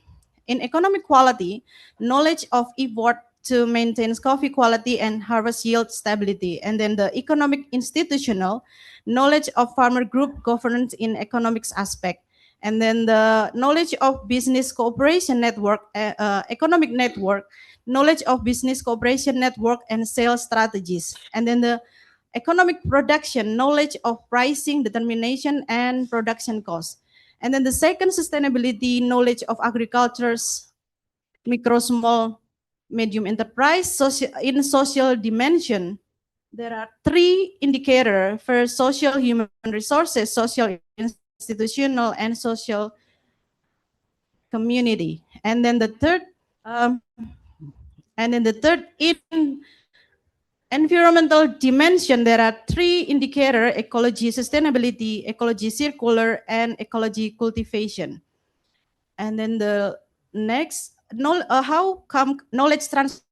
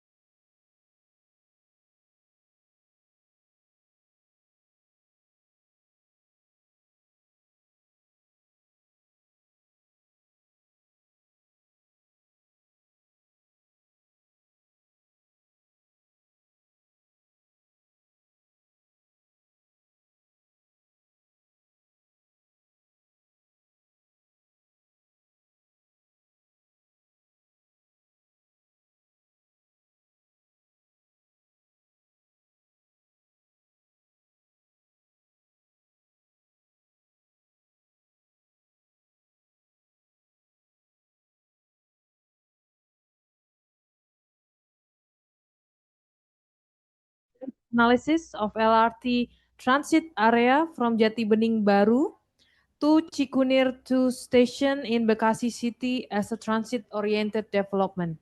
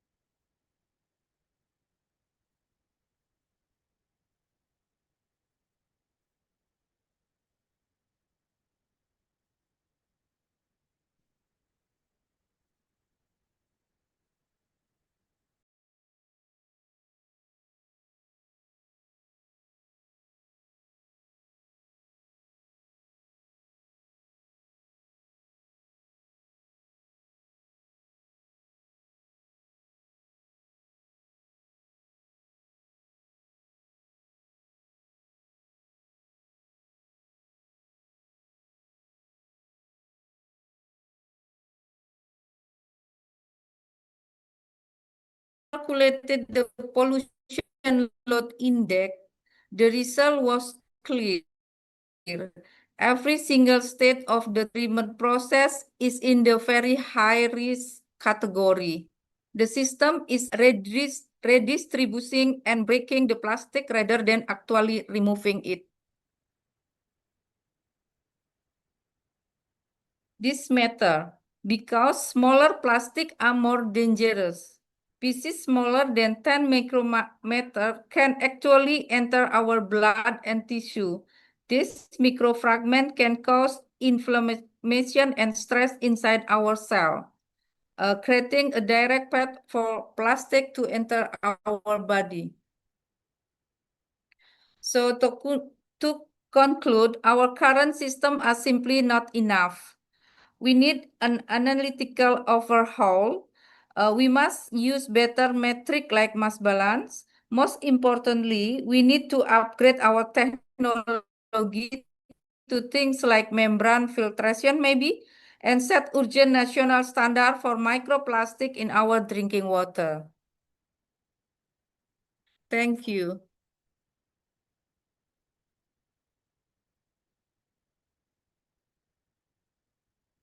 Thank you, Ibu Kaidiana. Yeah. So we have a moment for one brief question. Please raise your hand or type in the Zoom chat and kindly state your name and institution.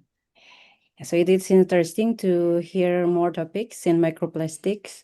In the previous presentation, we heard about the technology to reduce it in stream river water. For this presentation, we heard about the concentration in the water treatment plant. So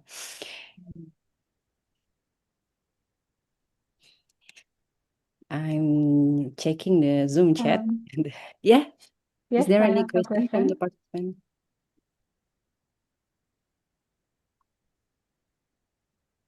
Yes. Yes, I'm Ansi Oh, Harnur. okay. Yes, please, Ibu Anisha Nur.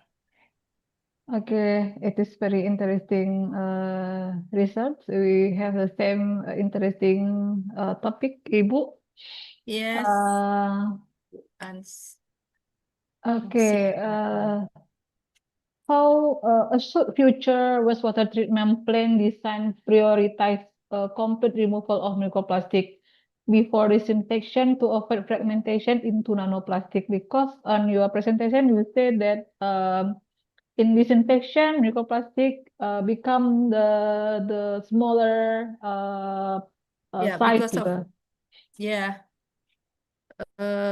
yeah, because there is a the chlorine. The chlorine break the plastic and then make it into smaller. Yeah. Yeah. Okay. Thank you. Sorry, what you asking about?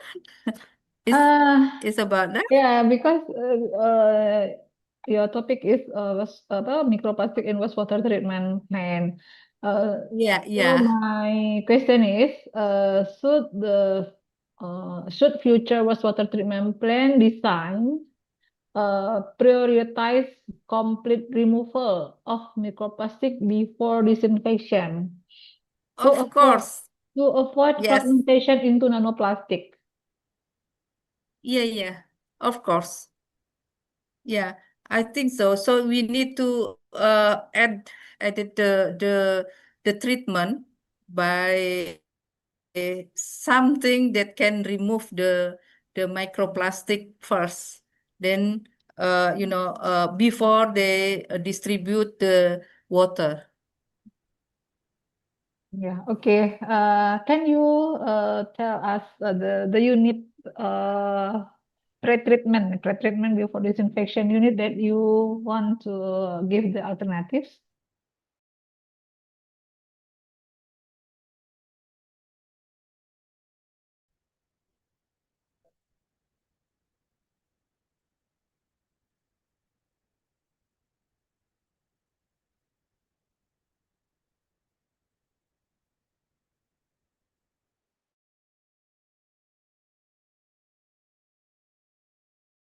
Than addition every 2 days. Both composition and addition frequency play important roles in determining compost quality. Based on this finding, the optimum treatment was identified. Among all treatment, A7B3 consisting of 60% rice husk and 30% corn cob with daily addition produce the best compost quality. This combination provides the best balance between aeration and carbon availability. A7B3 was identified as the optimum treatment. Next is quality, what was compared with the Indonesian compost quality standard. The optimum treatment met all requirements of SNE 7763/2024. All measured parameters complied with the Indonesian compost quality standard. This indicates that the compost produced in this study is suitable for practical application. The produced compost successfully met the national quality standard. And finally, I would like to conclude this presentation. In conclusion, but bulking agent composition and addition frequency significantly affected compost quality. Result improved aeration, while corn cob supply additional carbon for microbial activity. Among all treatment, A7B3 with daily addition produced the highest quality compost. Overall, this study demonstrates that agricultural residues can be effectively utilized to improve fecal sludge composting and produce compost that complies with SNE 7763/2024. This approach supports sustainable waste management while producing high-quality organic fertilizer. Okay, thank you very much for your attention. Okay, thank you for your presentation, Ibu Putri. We can move to the next presenter, Bapak Muhammad At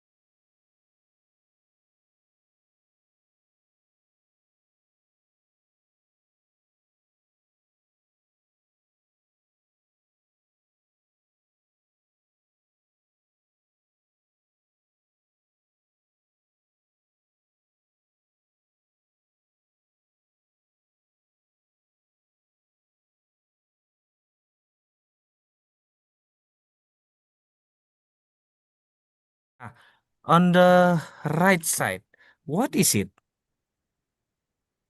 Right side. This is a Yes. future sustainability. Sorry, future sustainability values remapping. And the first of all is current sustainability values remapping, and this is a future sustainability values remapping. So if yellow and green, what does it mean? Yellow is not good, green is good, or something? yeah. Yellow is not good, but is good to fix it. And if green is very good, yeah. Okay. Okay, thank you. Because it is the image is very small to me, so I cannot see the information in the slide. But thank you, Federico, for Thank your you so much. presentation. Thank you So so we much.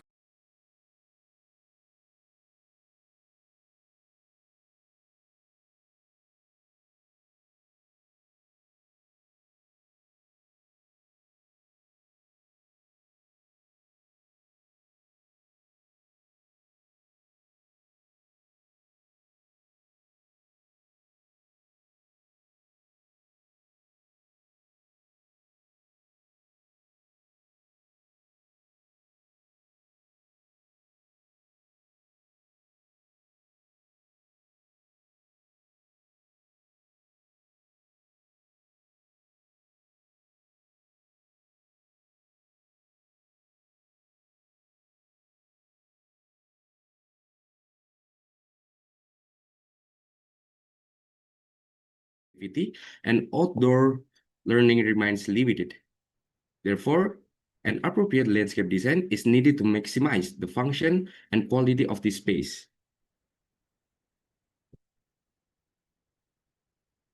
The main issue identified is that the outdoor space around the living lab is underutilized and lack facilities that encourage educational activities. Existing vegetation is present but has not been arranged to effectively supporting learning, discussion, or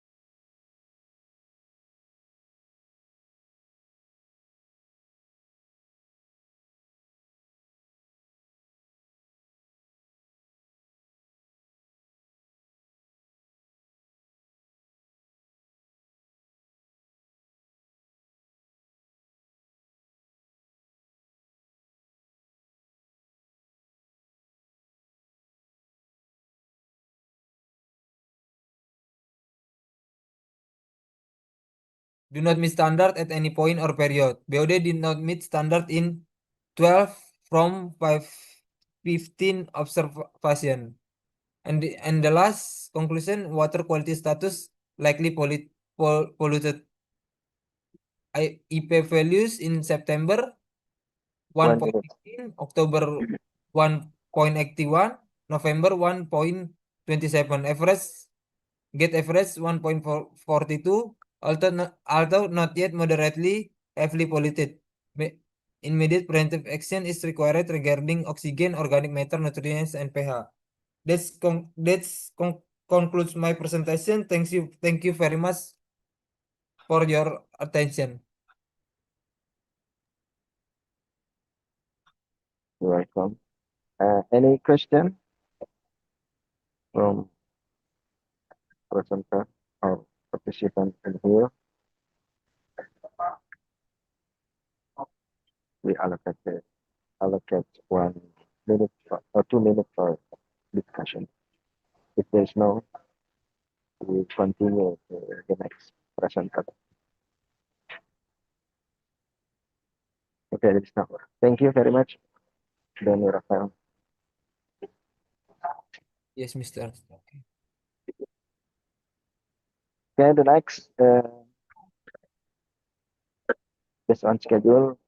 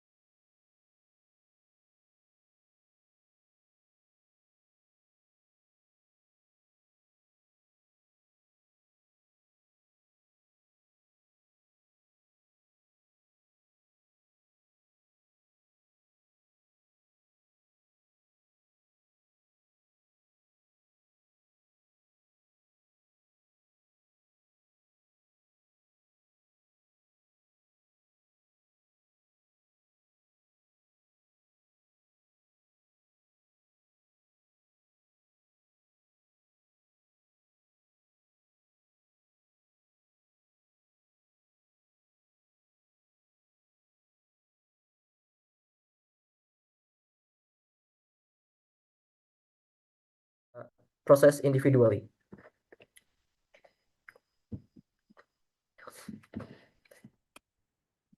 Okay, this brings me to the end of my presentation. Thank you very much for your attention. It's been a great honor to present our work at the 7th International Symposium on Sustainable Urban Development 2026. I hope this research can contribute to develop of more sustainable and effective technology for pharmaceutical wastewater treatment. Thank you and have a wonderful day. Thank you for the valuable presentation. So, yeah, maybe we'll ask a question before the next presentation. So,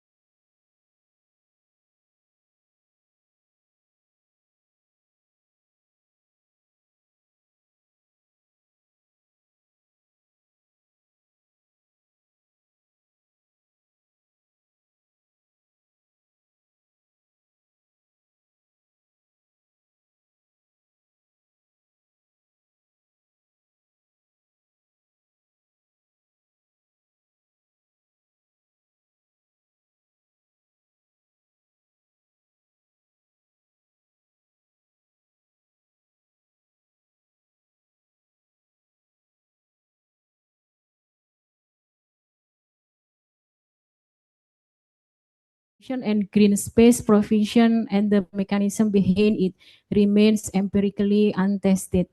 Jadi belum ada penelitian yang membahas secara khusus tentang bagaimana trade-off antara aglomerasi dengan ruang terbuka hijau di Kota Malang. So I construct three research question. The first is to identify spatial pattern, and then the second is to underlying mechanism of pattern, and then the third research question is suggest policy implication from the research. And then the next, Malang City has 5 districts, and then the variable I use the 2 variable. First is economic agglomeration, and then the second is green space. For the economic agglomeration, the proxy is number of business unit, and then the green space or RTH, the proxy is green open space area, luas ruang terbuka hijau. And then I use 2 method. The first is index Moran, and then the second is LISA, local indicator significant autocorrelation. Next, this is the result. The research show that from global Moran's index, there are no linear autocorrelation at the aggregate city scale. And then a near zero global index does not mean no relationship. It can hide two strong opposite local patterns that cancel each other out. With only 5 spatial units, 5 districts, the global index alone is uninformative. Disaggregation to the district level is required. That's why I continue with the next method. This is the LISA. Next. And then this is the result of the LISA significant maps between 5 districts in Malang. There are only 2 districts has significant result. There are Klojen district and Lowak Waru district. Significant is concentrate where land use competition is most intense, the urban core and the fastest growing education hub. Lowak Waru district is the location near with so many campus. Yes, so we call it education hub. The significant same direction. The next map reveals whether the relationship is positive or negative. Next, this is the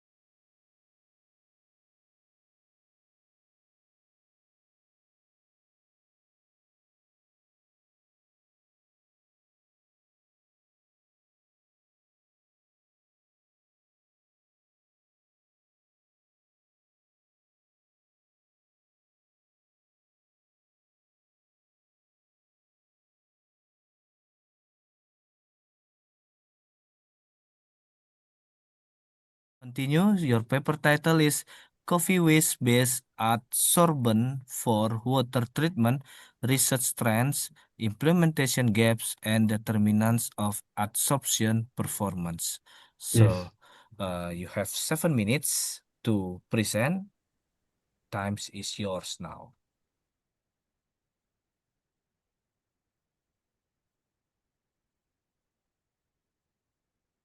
Okay, good afternoon, everyone. Thank you to the Mr. Silalahi, moderator, Yes, for the I can clear opportunity. see.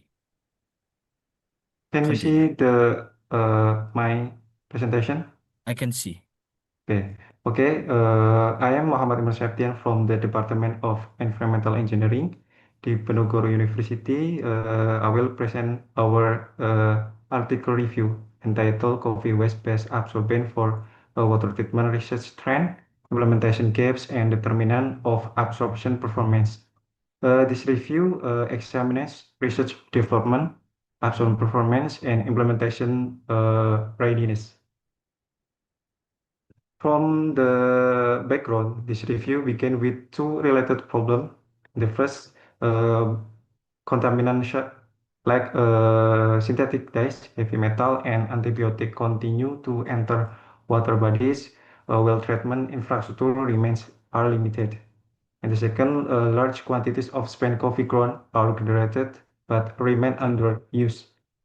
And then coffee waste contain carbon and surface functional group, giving its potential is low cost the absorbent. However, its performance depends of its pore structure and surface chemistry, and this problem from the basis of our research question. From the research question, we formulate for the research question first, how has this field development, and the second, which time dominate the literature, and the third, what determines absorption performance, and last, what still prevent its practical implementation. Next to the methodology, in the methodology, we use the systematic literature network analysis, or SLNA, which combines bibliometric and qualitative analysis. The initial Scopus search identifies 375 documents. After screening, 243 articles were included in the bibliometric analysis. From these, 26 articles were selected from detailed technical review. The selection process followed by Prisma 2020. And then we used to Force Viewer and Orange data mining were used to analyze collaboration network, keyword, and research topic. Qualitative analysis was then used to identify technical aspect and implementation gaps. For the research, question 2.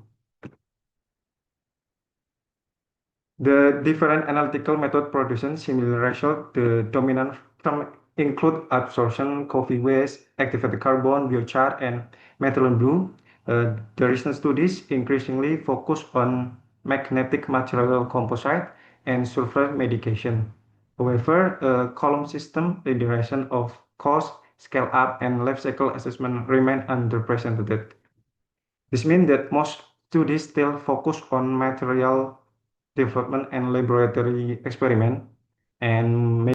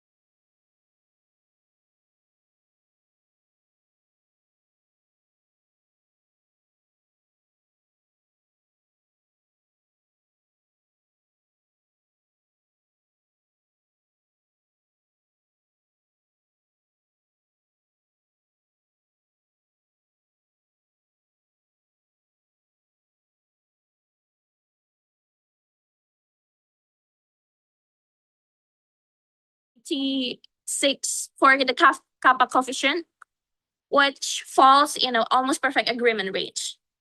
So we can be confident that vegetation map reflects the real conditions on the ground.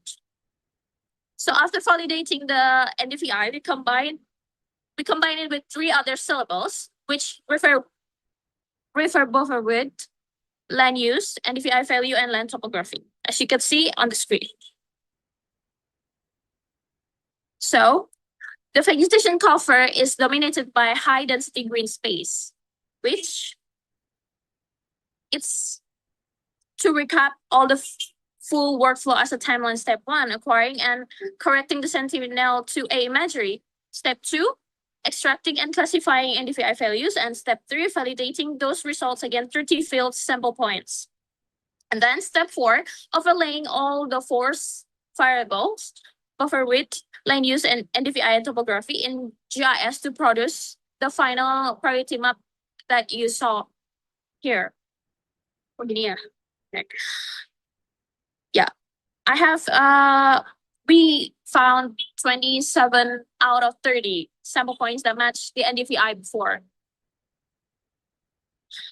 So from the findings, we found that over 95% combined high and moderate vegetation cover in Tabanan districts, which it was strongly positive sign.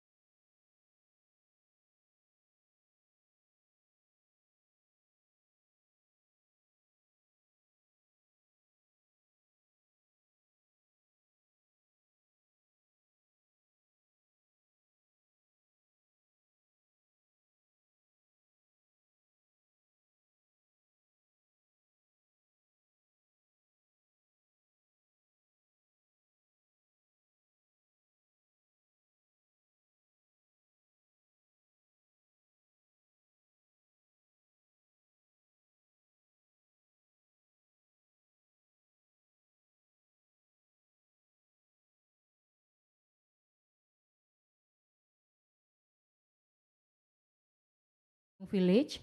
And the first strategy is intikal madhab.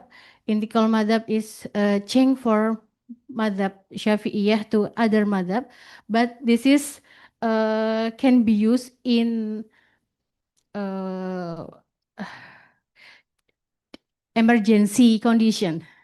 And the second is barter. Barter, this means is barter with essential item. So livestock manure, we can change the livestock manure with other essential item.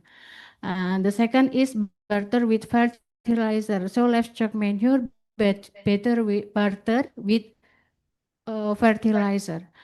And then ijaro. Ijaro is give fish, some of fish to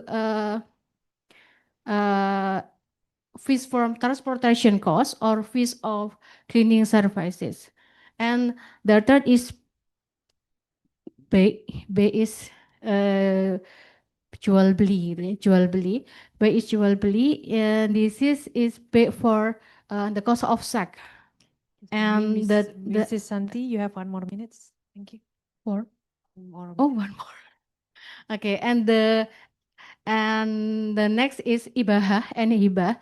Ibahah and hibah, this is almost same, but they are different. So ibahah and hibah is give livestock manure to someone, which ibahah gives livestock manure for everyone, but hibah means give livestock manure to someone who determined.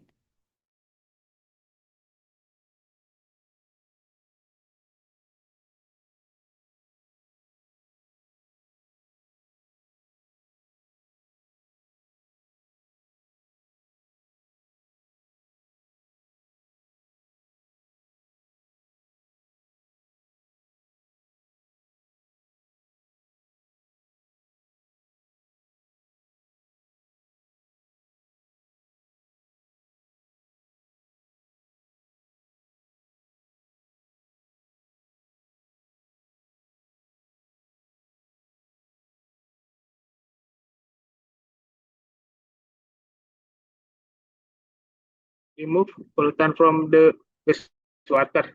After that, the reactor was prepared by arranging the filter media according to the experimental design, consisting of gravel, sand, soil, and biochar, followed by planting introduced polypolys at the predetermined plant spacing. In the main research stage, the subsurface flow concept wetland system was operated using two plant spacing variation 10 centimeter and 50 centimeter. Wastewater sample were collected at hydraulic titration time of 24, 48, 7 to 96, 120 and 144 hours to evaluate the effect of plant spacing and treatment duration on the system performance.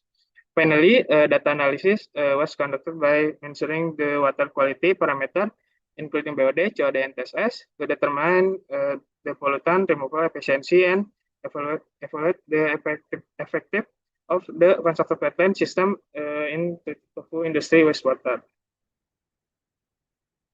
This slide presents the design of the subsurface flow concept wetland reactor used in this study.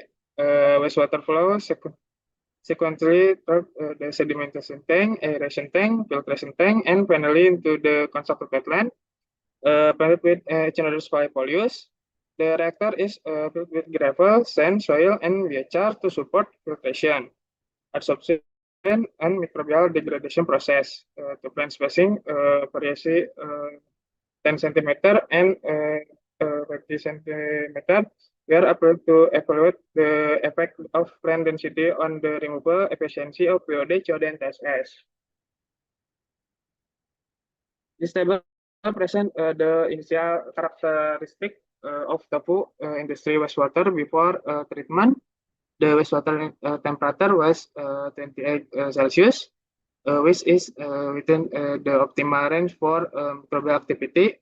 However, the pH value of 4.7 indicated acid condition and does not meet the wastewater quality standard of 6 to 9. In addition, the concentration of BOD 1,100 milligram per liter, COD 2,040 milligram per liter, and TSS 301 milligram per liter exceeded the wastewater quality standard specified in the regulation of the Minister of Environment number 5 of 2014. This result indicated that the tofu industry wastewater contain high level of organic pollutant and suspended solid, highlighting the need for the effective treatment before it is discharged into the environment. This graph shows the BOD concentration decreased significantly with increasing observation time for both plant spacing period. The BOD concentration of 1,100 milligram per liter was reduced to 80 milligram at 10 centimeter plant spacing and 100 milligram per liter at 50 centimeter plant spacing after one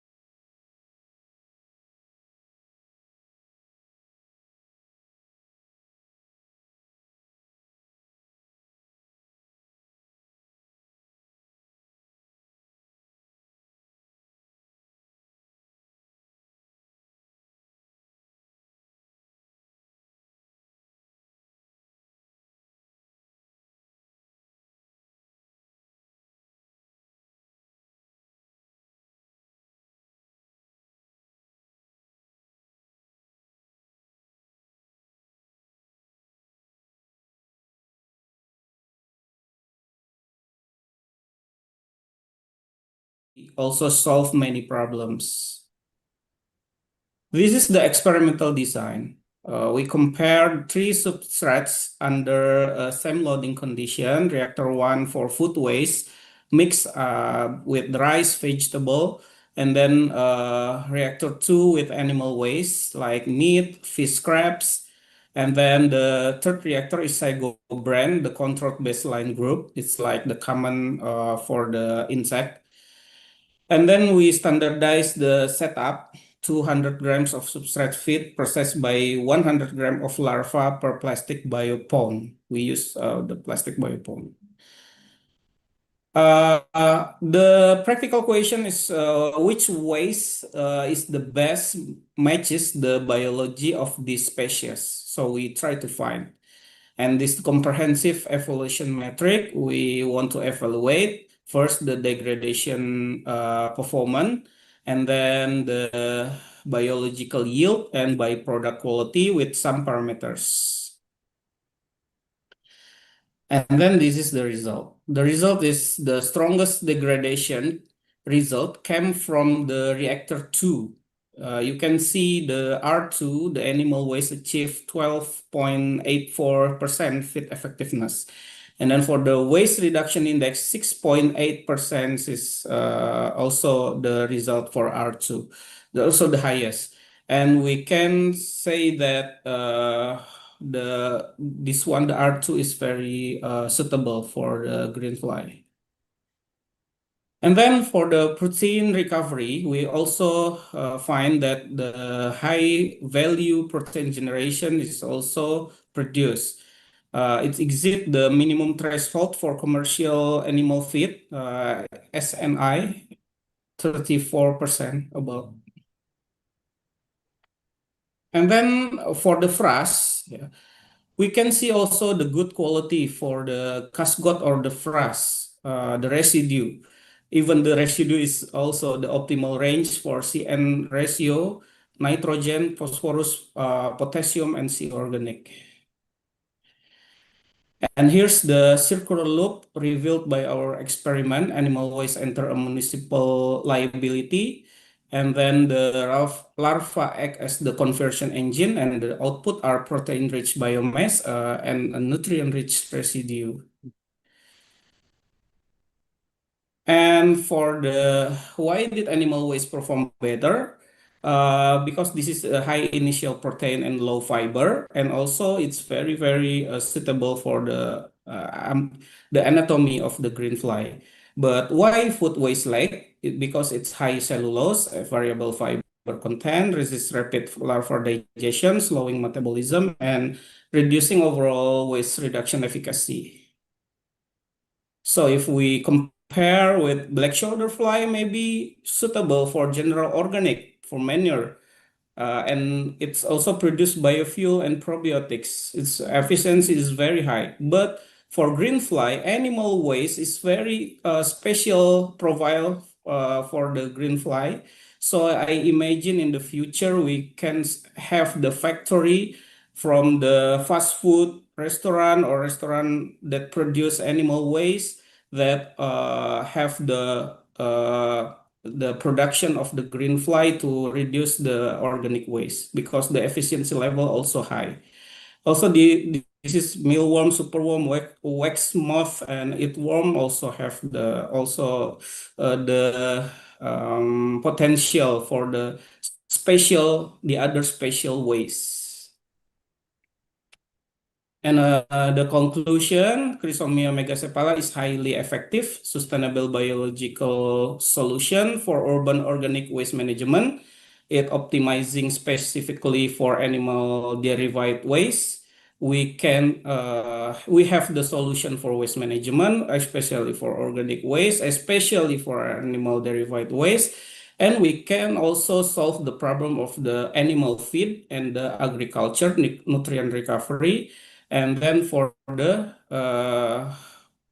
fertilizer for the agriculture. So many problems solved with this research: high degradation, commercial grade protein, and viable fertilizer.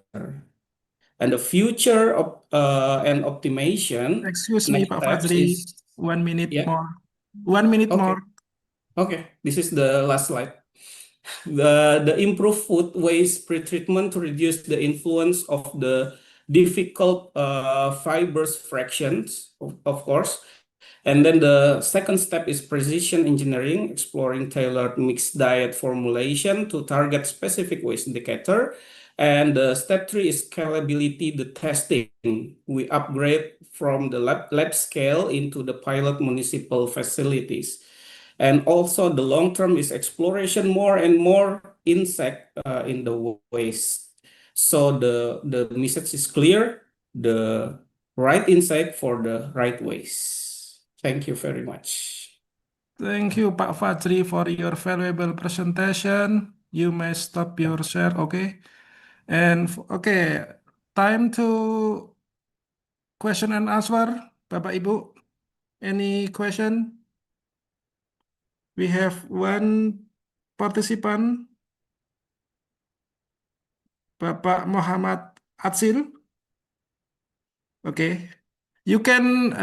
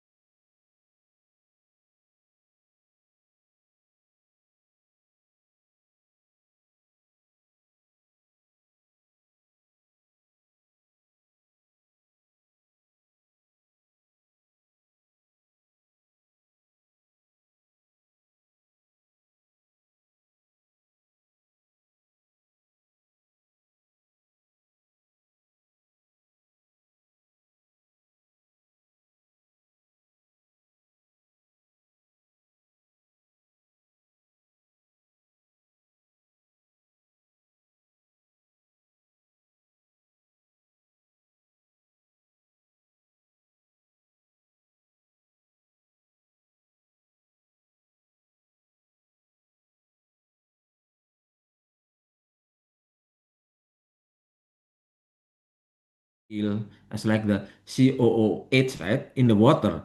COOH will release, and then this carboxyl from the cellulose material from this fiber, coconut fiber waste, will bond some metal ion, including the lead ion. So it is very simple. So COOH, it will release, and then will bond the maybe lead, or sometimes cadmium or copper, or depend on our target metal ion. In the study, we use the metal ion, lead ion. And then this one is the very important, talking, if we are talking about the absorption. And then the next question is about, what about the desorption? How many times we can use this absorbent material? Can we repeat using this absorbent material? And then from this data, we can see that after the absorption, we try to conduct the study of desorption, and then by using several kind of the chemicals, as like the HCl, HNO3, H2SO4, and then we found that the desorption is about 50 to 60%. I mean that we can reuse our adsorbent material after absorbing some metal ion. So I think we can say that it is, I think we can use this one several time. Of course, we'll be stuck after several absorption process. As the conclusion, because the time is very limit, only 8 minutes. So the moisture and the ash content of coconut fiber were found to be, I think, still okay, still under the standard. And then based on the same analysis, we can see the pore of the adsorbent, and then FTIR data, we can know some functional group also present on the in the adsorbent material. It is very important to take to bond some target. In this case, is about the lead ion in the water. And then the study in the pH 5, 90%, very good. And then 60 minutes is 92% removal, and then the concentration 10 ppm as initial concentration also good to be absorbed. And then the absorption capacity based on the Langmuir model is 7.14. It is not so high, but also not bad. So the absorption process conform to Saido first order kinetic model, as I mentioned in my slide before, that it is almost same, right? Kinetic side pseudo first order, or in the same time also almost same pseudo second order. It means that the chemically and physically working over absorption. I think that's all from us. Hopefully can keep something inside. Thank you so much. Thank you for the interesting presentation, Mr. Eko and team. So I think I want to ask a question.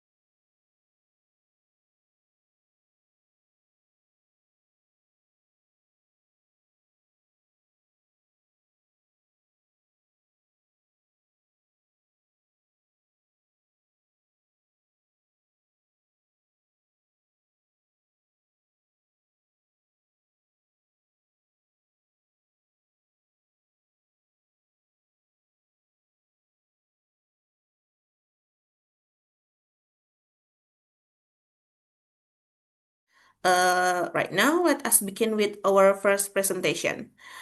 Okay, our first presenter is Miss Nurandani Hardianti from Department of Environmental Engineering, Undip Semarang, Indonesia. The paper is entitled Development of Biomass-Based Natural Coagulants from Mahogany and Ketapang Leaves and Branches Combined Wastewater Treatment. Please unmute your microphone and then share your screen. You may begin when ready. The floor is yours, Miss Nurandani. I'm sorry, Miss. I'm Resmi and represent Miss Nurandani Hardianti. I permitted to share screen my presentation. Yes, please.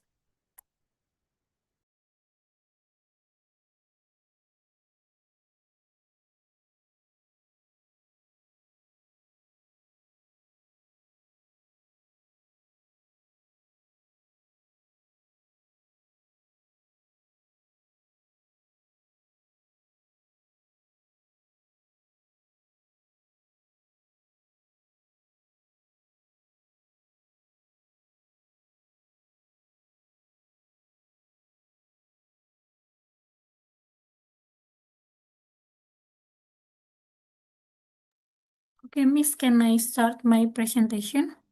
Yes, please. Miss Okay. Risma. Yes. Thank you, Miss, for the opportunity. Good afternoon, everyone. Let me introduce myself. My name is Risma Sihaan. I am from Department of Environmental Engineering, Diponegoro University. Today, it's my great pleasure to present our research with title Development of Biomass-Based Natural Coagulant from Mahogany and Ketapang Leaf and Branch combined with grass bioflocculant for sustainable tofu wastewater treatment. This study focused on developing environmentally friendly coagulant using locally available biomass to improve the treatment efficiency of top wastewater. I hope this presentation provides useful insight into sustainable wastewater treatment technologies.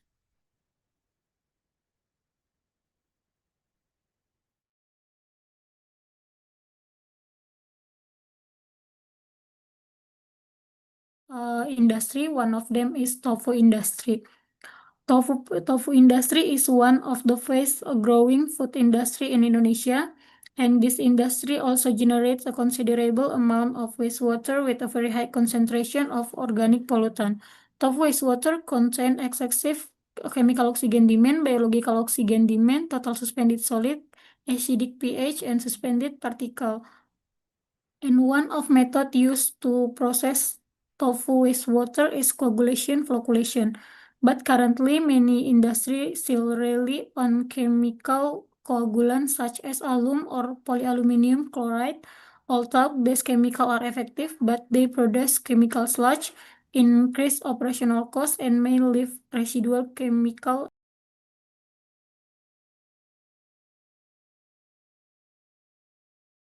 biodegradable and also environmentally friendly. But such as mahogany and ketapang leaf and branch have not been comprehensively investigated as natural coagulant for top wastewater, and also tacky grass biomass has potential as a natural bioflocculant. Therefore, developing natural coagulant from renewable biomass has become an attractive alternative because they are biodegradable, environmentally friendly, and widely available. And this natural coagulant and flocculant have the potential to serve substitute for the chemical coagulant. Numerous previous studies has investigated natural coagulant derived from moring acids, chitosan, and fruit peels, and also agricultural residues. However, study investigating mahogany leaf, mahogany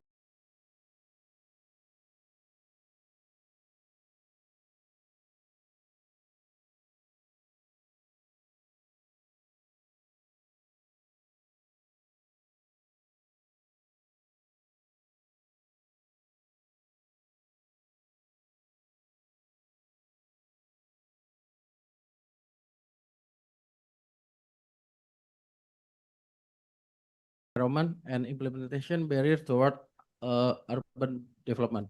The presentation outline is one is background and problem, and next the objective and research question using Prisma Scopus and RStudio for bibliometric analysis, and barrier environmental performance and framework and contribution.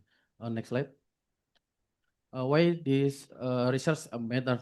Global energy challenge increase the global electricity demand, climate change, and need for low carbon energy system, increase the urbanization to an economy grow, continue to push electricity demand to the new level.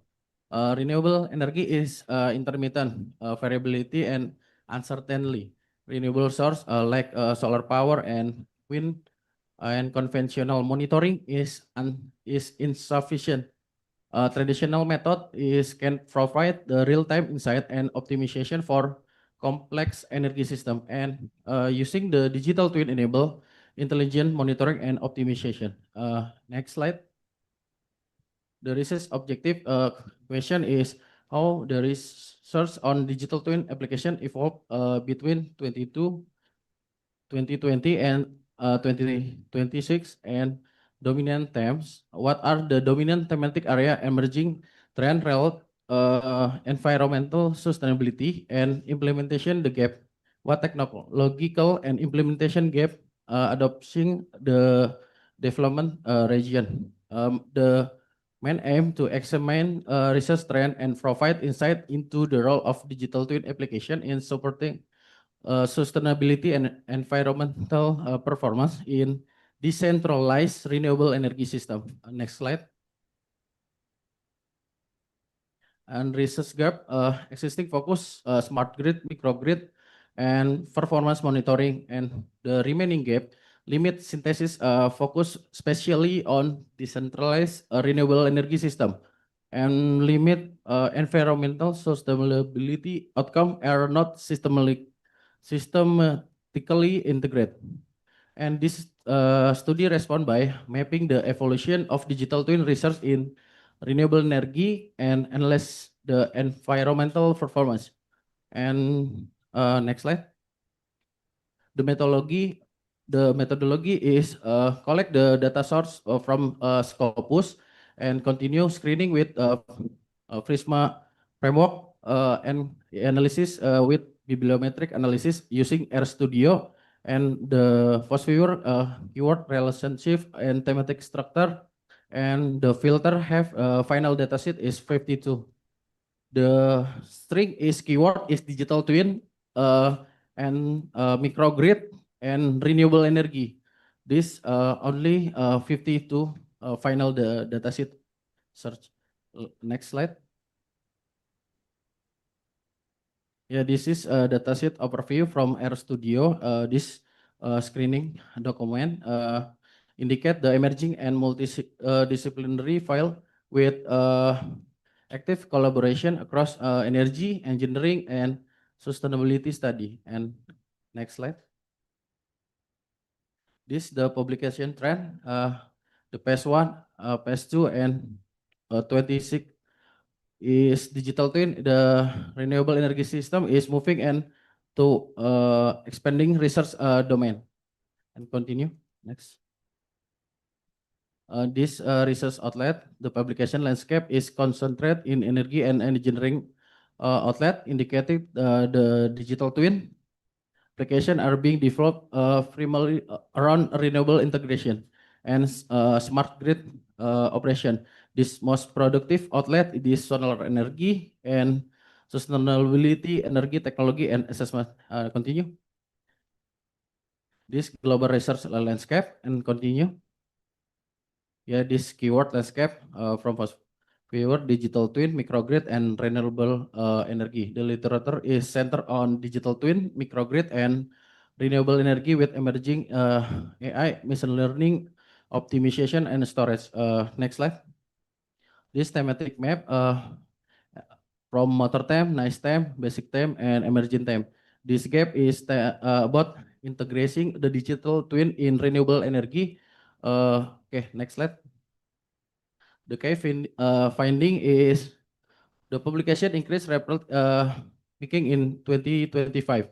The structure distributes across institution, and the implementation gap application remain simulation and large-scale smart grid environment. Digital twin research, but decentralized renewable energy applications still need strong environment for performance and implementation framework. Okay, next. This implementation barrier, IoT device, and policy incentive, capacity building, and growing sustainability requirement can accelerate adoption this digital twin. Next. This about the environmental performance.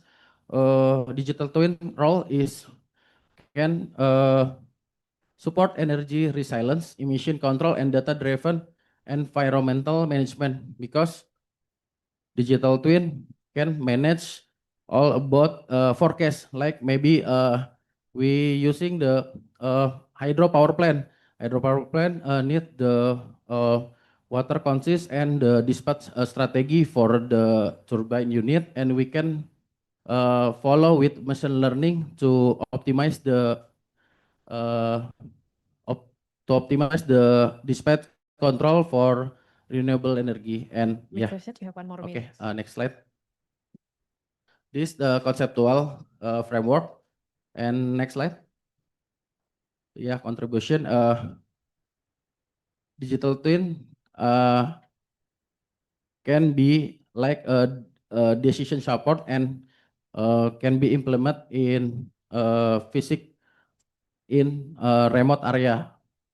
Next slide. Okay, the conclusion is implementation require readiness.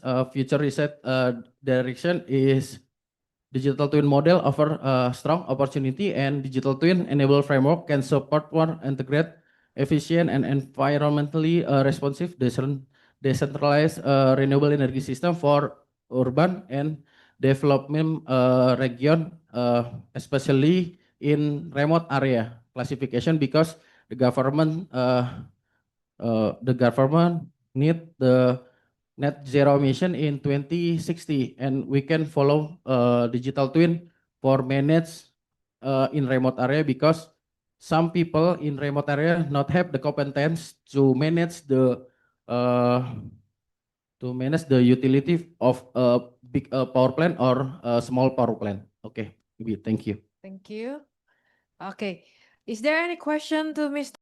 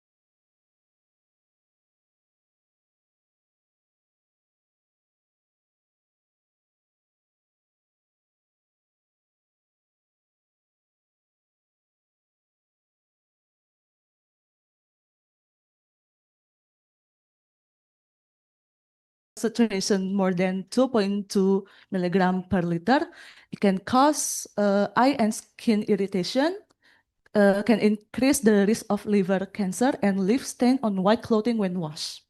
Availability of clean water in Tenjo District Bogor Regency is still unable to meet community needs, and to fulfill daily needs, they utilize water from Tidurian River.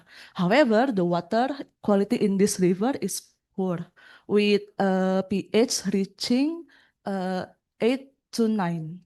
The parameter iron was selected in this study because of the level of iron in groundwater Tenjo district are very high based on laboratory analysis result from the environmental laboratory Trisakti University.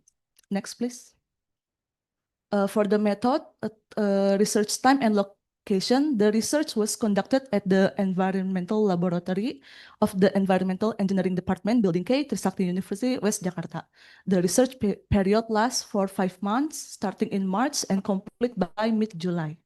The groundwater sampling location for the study was in Tenjo District, Bogor Regency, and BET analysis was carried out at the Environmental and Conservation Laboratory FMIPA, University of Indonesia, Campus Depok. Next, please. For the methods, research stage, this study was conducted in several stages, namely literature review, preparation stage, absorption stage, and data analysis stage. Next, please. For the preparation stage, this stage consists of 3 steps, namely initial characterization of groundwater, activation of kepok banana peel adsorbent, and operation of a batch reactor system. Next, please. For the adsorbent stage, this is the main experimental stage, which was carried out to determine the optimal adsorbent dosage and contact time. Next, please. For the data analysis stage, for ash content, dry ashing is a method used to determine the ash content of a sample by heating it in a muffle furnace at a high temperature of 800 to 900 Celsius for 2 hours until the ash changes color from black to grayish white. For the moisture content, the determination of moisture content is intended to evaluate the hygroscopic properties of activated carbon, as activated carbon has a high affinity for water. And for adsorption kinetics, were used to determine the rate of interaction between adsorbate and adsorbent as influenced by contact time to reach equilibrium. Adsorption kinetics focus more on the properties for the adsorbent, particularly its efficiency in treating contaminants. Next, please. For the result and discussion, the groundwater used in this study was obtained from a residential household in Tenjo District Bogor Regency. The groundwater was analyzed for heavy metals content, which is iron parameter in the laboratory. The analysis results were used to determine the influent concentration of the heavy metals, iron, to be removed. The iron concentration was found to be 2.30 for 1 milligram per liter. The concentration exceeds the drinking water quality standard in the regulation of the Minister of Health number 2 of 2020 and 2030. 20 and 2030.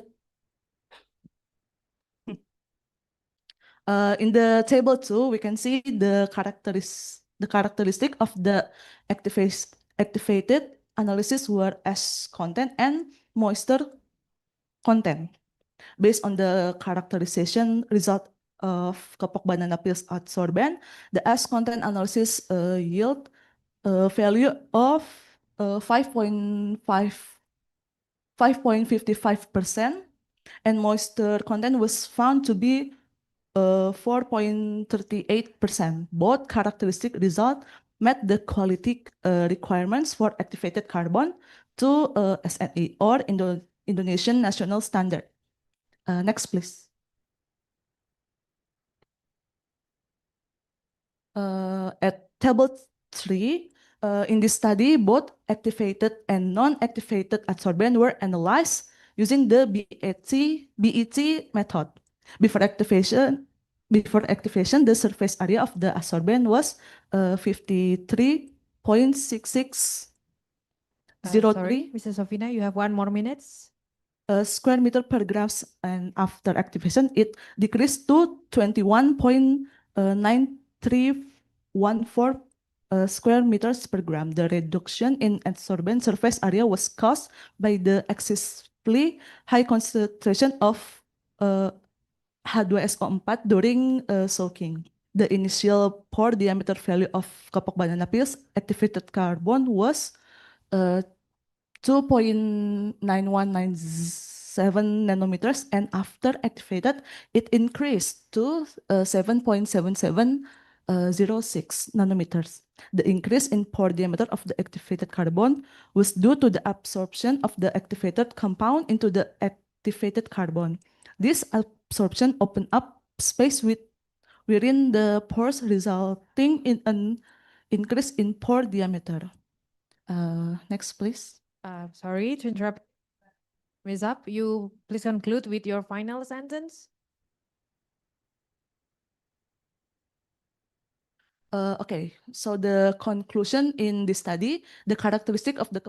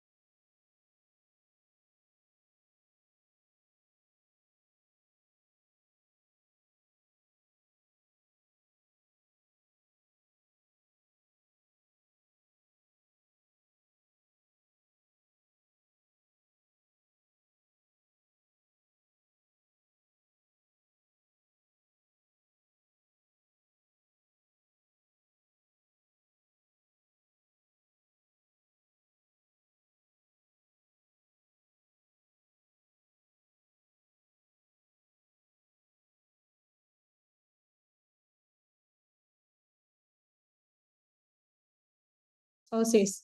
As a consequence, treating demand as homogeneous leads to low connection uptake and risk asset and weak financial, and also have a weak financial return of investment. This is my research question for this research. First, about the actual household water demand characteristic. As we know, usually for a big city, we use 150 liter per person per day. However, we wanted to know the actual water demand in Padang City. And the second question is which household and location have the greatest potential become municipal water customer. And the third question will be how this RDS or real demand survey data can integrate it into a practical decision making. This is the objectives. First, as I mentioned before, we'll analyze the household water demand, and then we evaluate willingness to connect and willingness to pay. And then the third one is develop an integrated decision support framework to prioritize stage water supply network. How we conduct this research? First is this research conducted in Padang City contain 11 districts around Padang. And the data collection, it has two sources, secondary data. We take it from the BPS, Padang dalam angka. It's from the just for the population. And then from primary data, we did a survey and interview. And for the survey, real demand survey and sample collection from the population Padang, we use a Slovene formula here. And then we get that from this Slovene formula, we get that 399 point something for the sample. And then we round it to 400 household. This 400 cover 11 district, and based on the how large that district itself. So this is the sample, the interview, the survey that we did at 400 households. And we analyzed the water demand based on our questionnaires. Based on our questionnaire, we analyzed the water demand estimation. Also, we asked the respondent how many water is used for this household. So we justified 5% for one household. And then the demand and financial readiness screening. So we screen the readiness for that household. So we ask a question whether they are willing to pay and willing to connect, not just willing to connect, but also willing to pay. And this is the result and discussion. The first is in Padang, most of the population still rely on the groundwater. However, this one has a critical vulnerable, like 72%. It's believed well to septic distance of 0 to 10 meter is adequate. So it's not. We still unsure about the microbiological safety and seasonal reliability. And then about the special price. The gap usually for this 100 liter per person per day, we usually use it. Based on our research, the actual survey use is just 84 liter per person per day. It's include bathing, laundry, and etc. And from the population, we do have 100% for 400 households. Just 22% interested in connecting, and just 11% interested in willing to pay and willing to connect. So in financial ready, and also they're ready to connect in here. And for the connection in here, we also have a problem in here. The budget, 82% of households currently purchase refill water in here.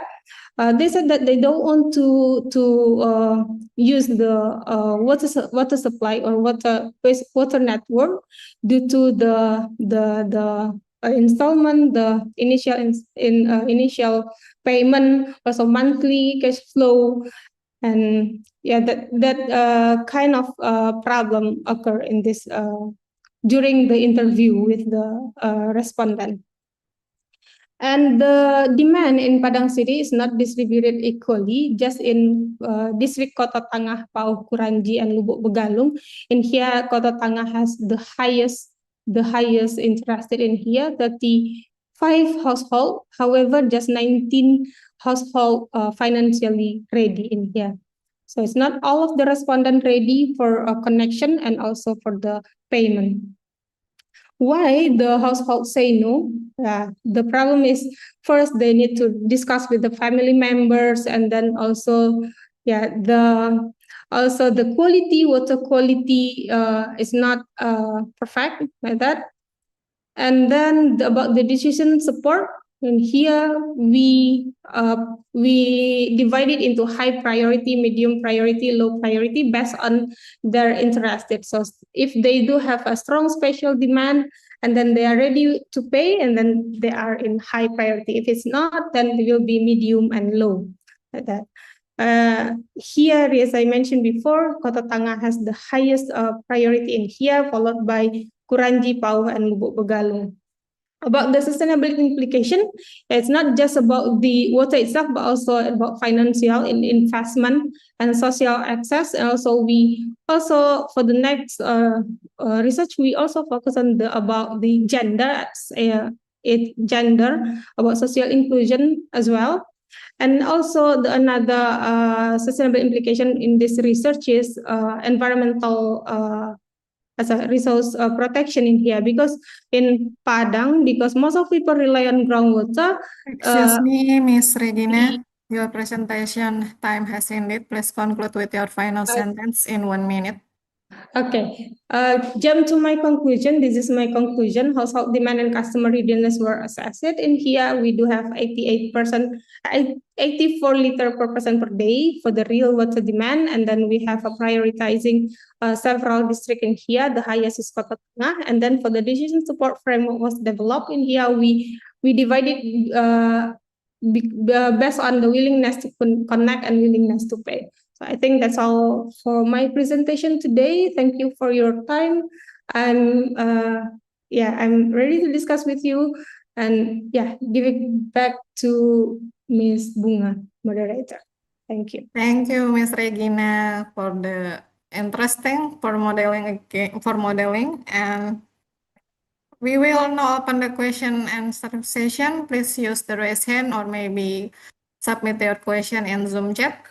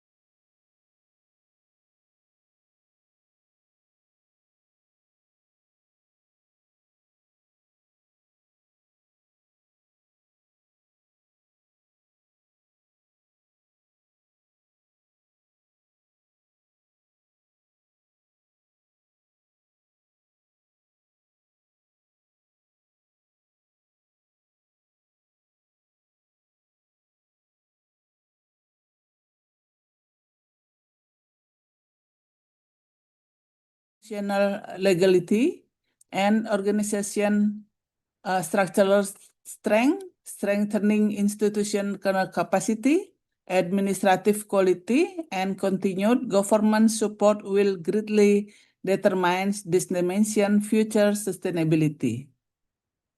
Excuse me, Bu Ida Ayu, you still have 1 minute left, so please jump to the conclusion. Okay. Okay, I'll jump to the conclusion. Okay, the social and institutional dimension classified into the sustainable category. The ecological, technical, economic dimension classified into the moderately sustainability category. Average all 5 dimension yields an index of 71.75 TPS3R in Bandung Regency is overall classified as moderately sustainability. The TPS3R operation still face interrelated obstacles, limited technical facilities, inadequate hazardous waste and leachate management, wage below the regional minimum, and unstable income, low waste sorting participant, and workforce shortage with weak coordination among stakeholders. And the recommendation and closing, strategic to strengthen the TPS3R Bandung sustainability, strengthen the economic, optimize technical operation, engage the community, strengthen institution. Okay, thank you. Okay, thank you very much, Ibu Ida Ayu, for your valuable presentation. Now,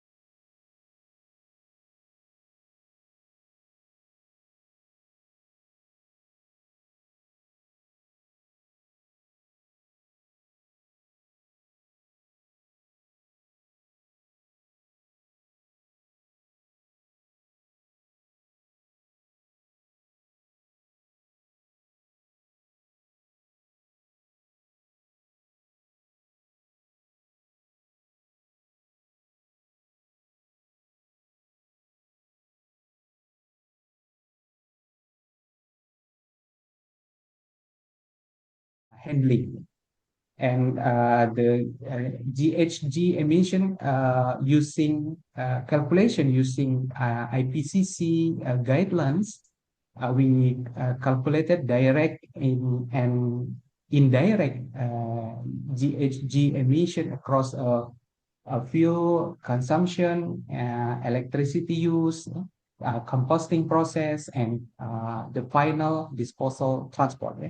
And all of the results are converted into a kilogram of CO2 equivalent per year for a direct comparison.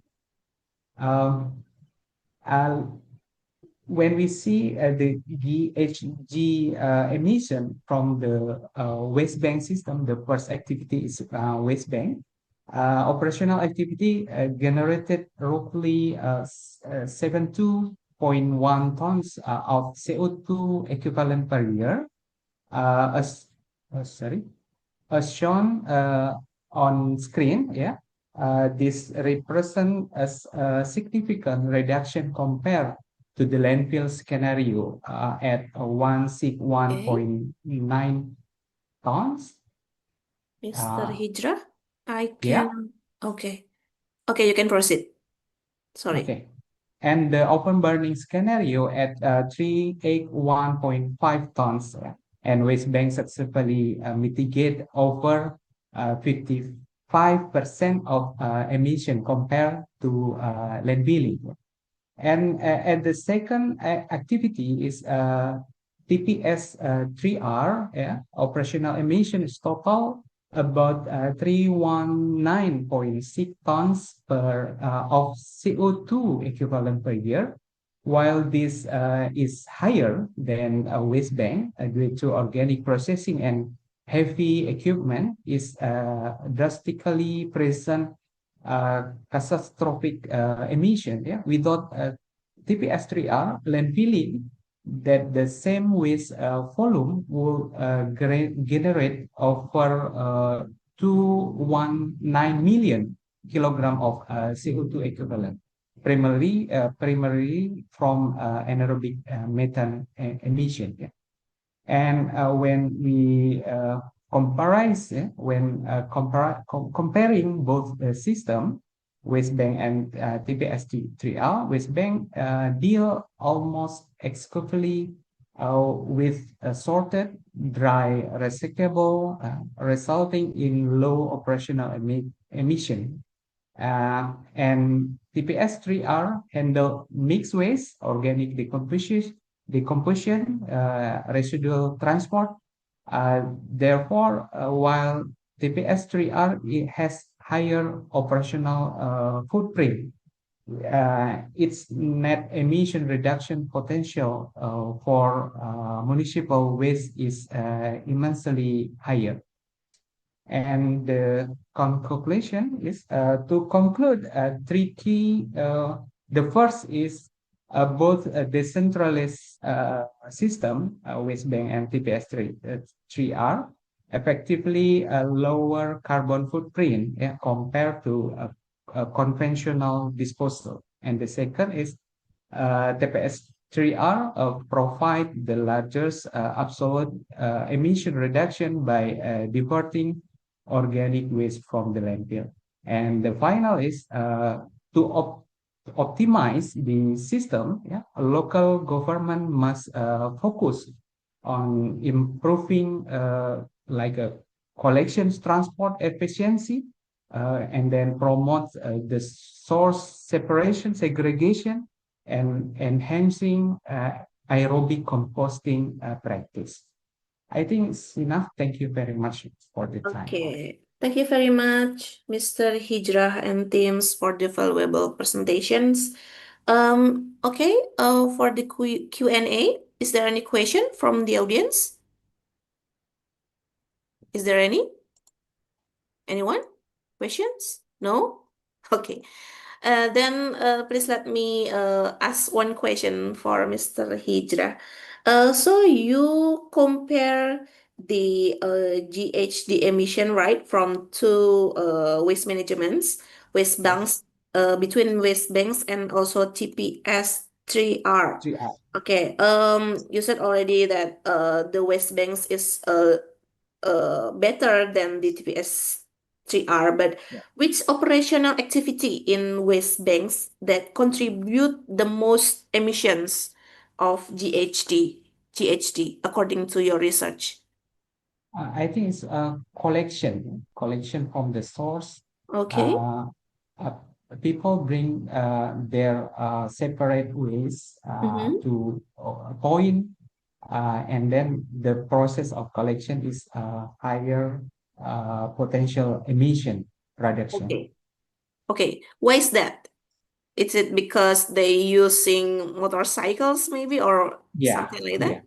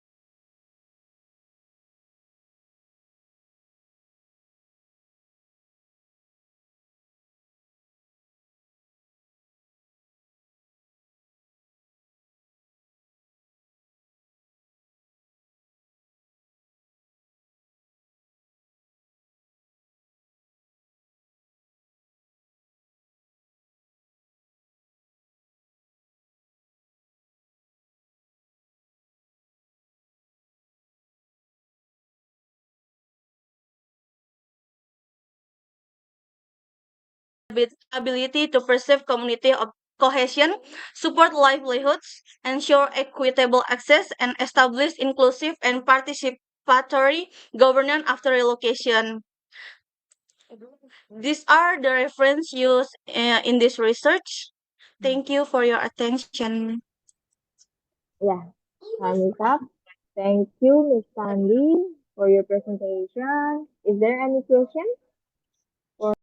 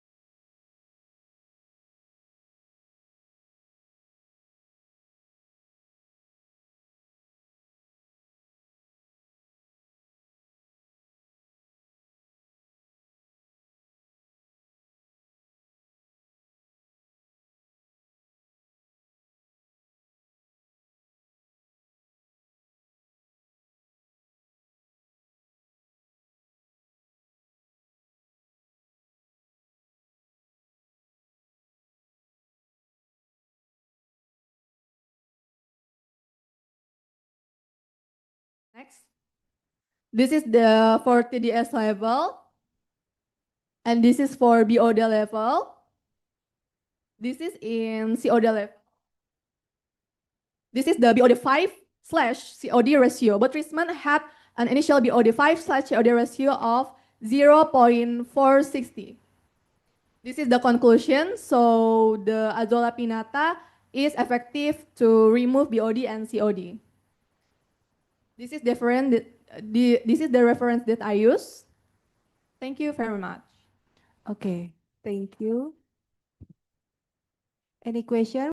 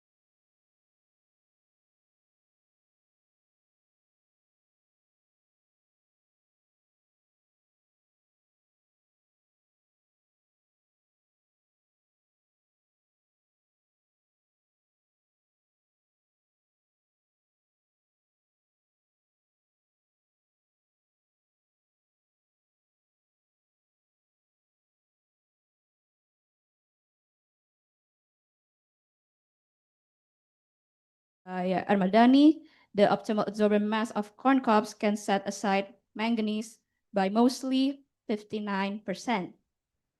And the water in Tanjung City Metropolis Residential, located in Tanjung District, Bogor Regency, West Java Province, uses groundwater as its raw drinking water source. This groundwater contains of 1.122 milligram per liter of manganese. Excessive amount of these in water is a health concern, and the aim of the study was to determine the effect of corn cob adsorbent and optimal contact time in reducing manganese content in groundwater of Tanjung City Metropolis. Materials and methods. So the raw water were obtained in Tanjung District, Bogor Regency, West Java Province, and the adsorbent, well, for the production of the adsorbent used in the study were obtained from farmers in dried form and then dried again in the oven for 2 hours straight at 100 degrees Celsius. Again, baked in a furnace at 300 degrees Celsius for 30 minutes to form carbon.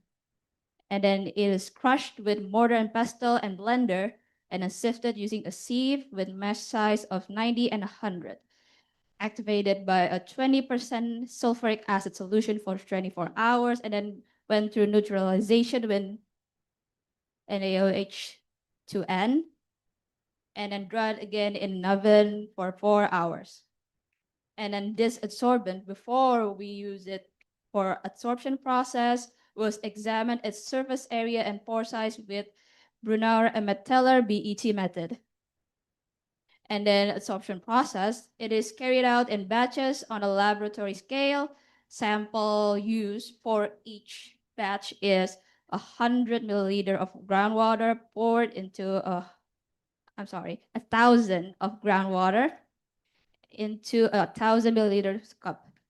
And the mass adsorbents used is 1, 2, 3, 4, 5, 6 grams, stirred with a fluctuator at 100 RPM for 2, 4, 6 minutes, filtered with filtered water, with filter paper, number 42, funneled into an Erlenmeyer mass flask. And the examination with destruction method as detailed in this presentation. And then we calculate the percentage of the manganese removal using equation 2.1. And then data analysis was carried out statistically with using one-way and two-way ANOVA methods with original lab software with significance level of 5% to determine whether the factor influenced the adsorption process. So results and discussion. The result from using the BET method to determine surface area and its pore size is shown in this table. So there are increase at least 27 meters squared per gram for surface area and 1 nanometer for pore size. And it is proof that the 20% sulfuric acid does affect the adsorbent during activation. And then the water sample from the groundwater well in Tanjung District examined using atomic adsorption spectrophotoscopy to determine the manganese content in water. And the result is 1.122 milligram per liter. The groundwater was then mixed with 90 and 100 mesh-sized corn cob adsorbent into a flocculator using the jar test method. The result of the manganese levels after mixing are 3.3 and 3.5. I can start there.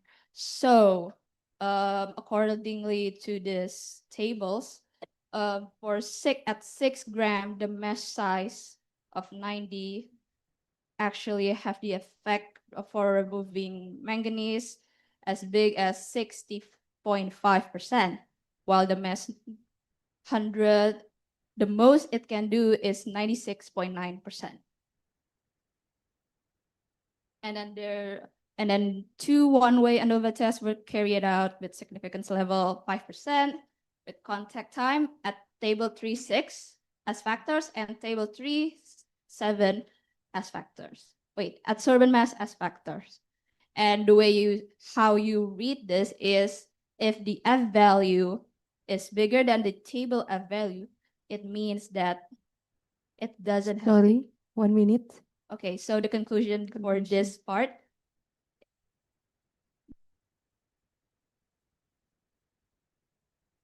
Tadi.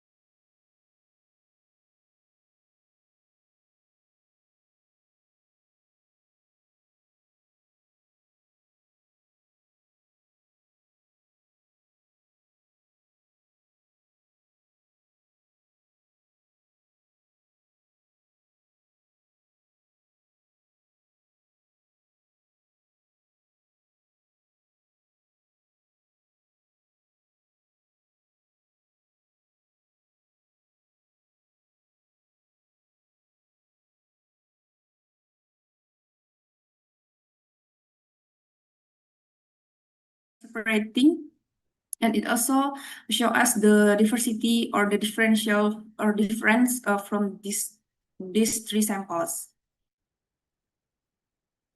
Next, we do the analysis for the film level, and at the film level, we got the Firmicutes, where the dominant microorganism from this research, and then the Proteobacteria, Bacteroidota, and Euryarchaeota. So Firmicutes is increased while Proteobacteria markedly decreased. It indicates that the microbial adaptation to fermentative conditions. Meanwhile, the Bacteroidota and Euryarchaeota persisted throughout fermentation, suggesting the maintenance of polysaccharide degradation and methanogenic functions. So this result also showed that fermentation established a functionally integrated microbial consortium with hydrolytic, fermentative, and methanogenic capabilities stage. Next, about the genus and species level, we know from this result too that the cellulotic microorganism declined while fermentative taxa became dominant during fermentation. We know from the Streptococcus, Megasphaera, and Weissella, this from the Firmicutes and from Bacteroidota phylum that indicates the complementary metabolic interactions. Meanwhile, the persistence of Methanobrevibacter suggests the development of a stable anaerobic microbial consortium. And the last is the implications for the development of locally sourced bioactivators. So from this result, we know that fermentation naturally enriched indigenous microorganisms, producing a distinct microbial consortium without external inoculants. And then the consortium shows potential as a locally sourced, low-cost bioactivator, supporting circular bioeconomy and sustainable resource recovery.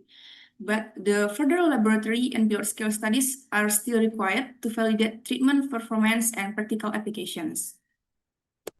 Okay, we go to the conclusion from this research. First is the fermentation significantly reshaped the cattle rumen microbiome, reducing microbial diversity and promoting the dominance of Firmicutes over Proteobacteria.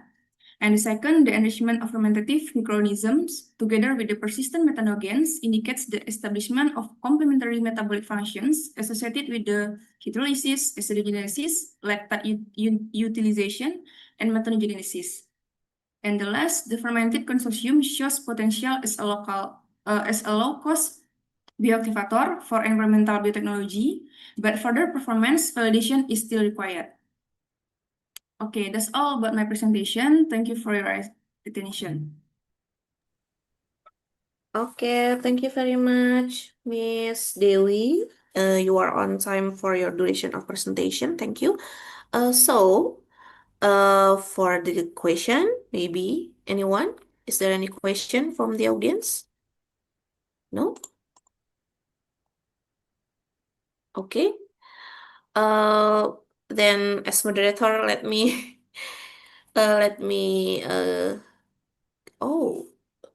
presentation. Okay. I have one question, Miss Dewi, regarding to your conclusion that there must be another validation for the research. Maybe you can tell us what kind of validation that you have to do to optimize for this bioactivator for performance.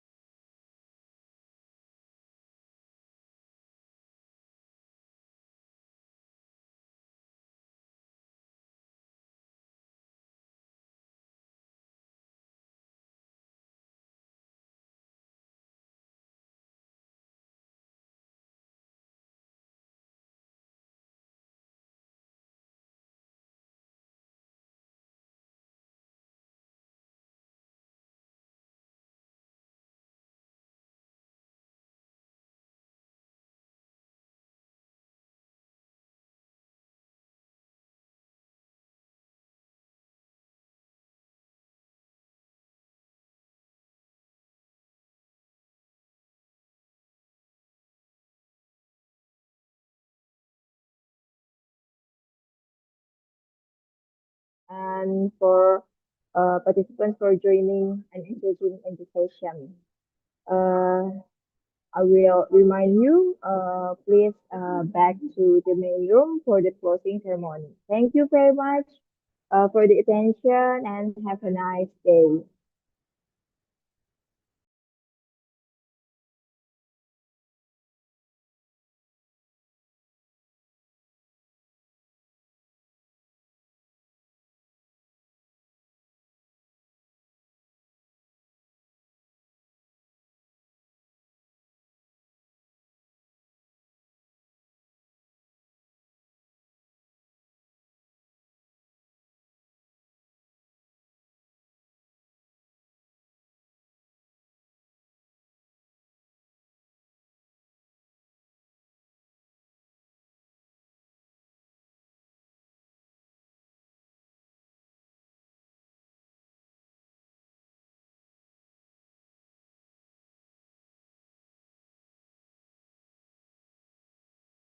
Corruption, the judicial system recovered bare Trisakti.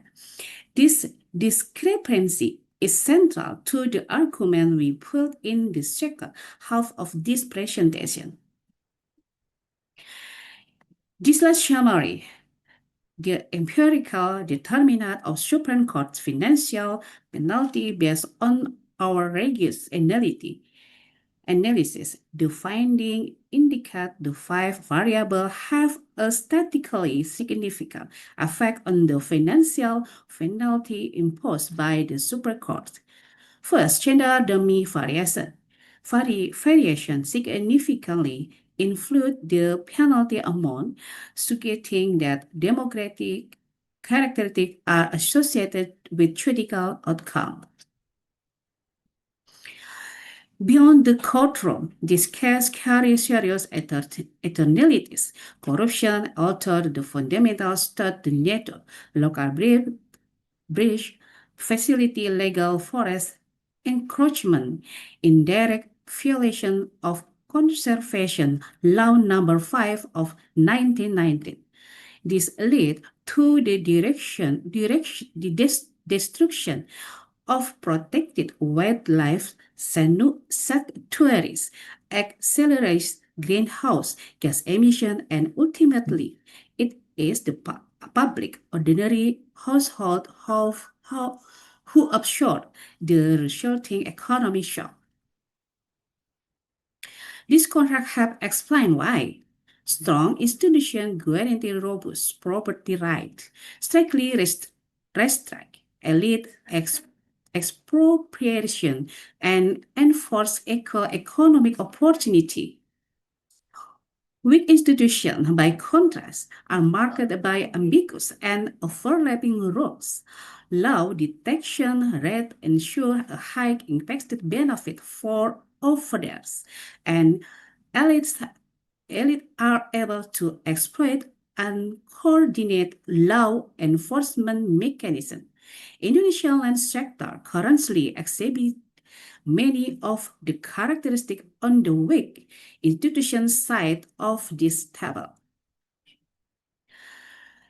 To bring us to the core of our policy argument, the current equilibrium favor rational criminal behavior, expanded benefit far outweigh activated legal costs. So from a purely rational state applying the campaign to disrupt this incentive to think must change.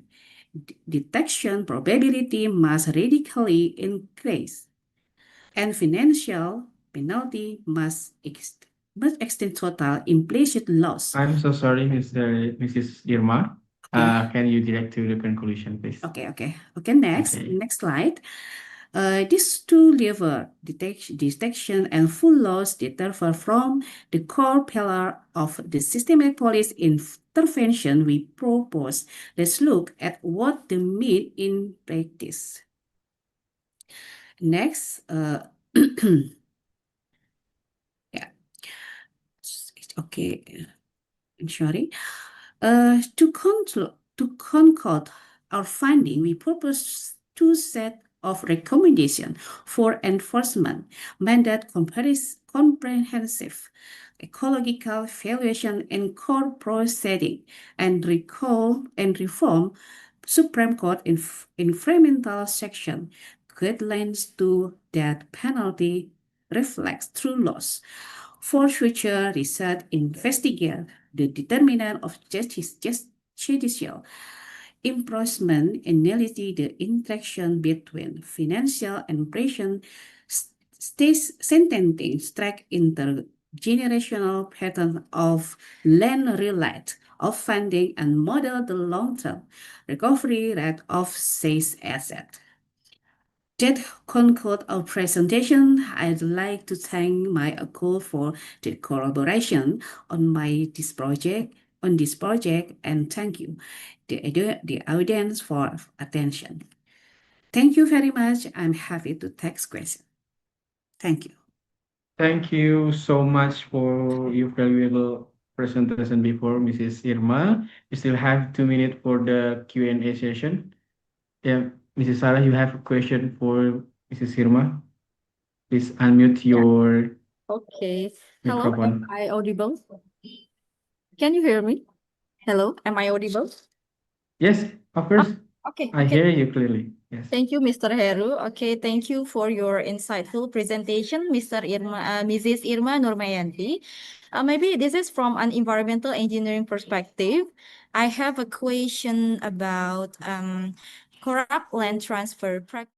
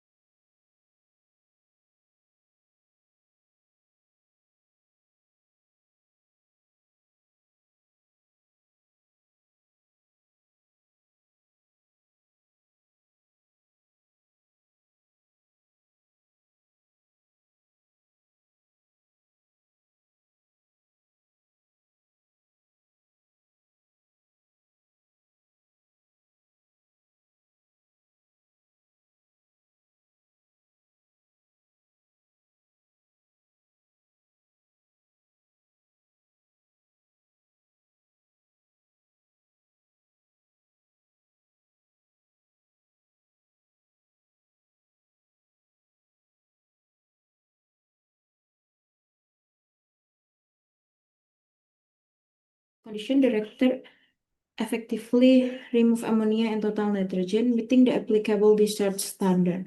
However, phosphate removal remain below the required standard, indicating that additional treatment may be necessary.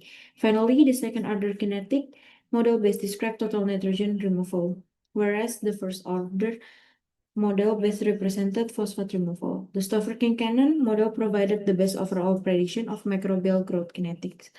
Thank you for your attention. Good afternoon. Okay, thank you, Miss Dimitri, for the question and answer. Okay, already, Miss Regina. Please give your unmute your microphone and give your question. Okay, thank you for your great presentation for the presenter.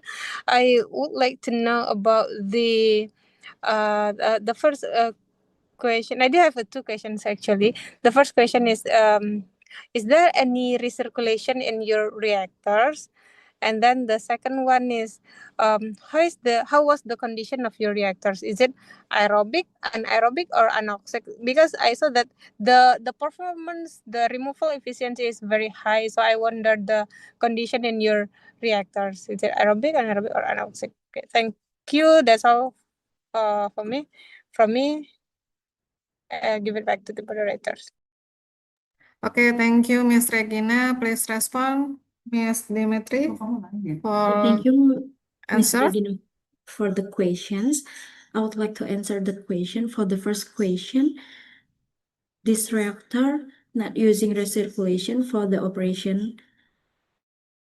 And for the second question, this reactor operation is on the condition aerobic. That's all my answer. May I follow up my question, moderators?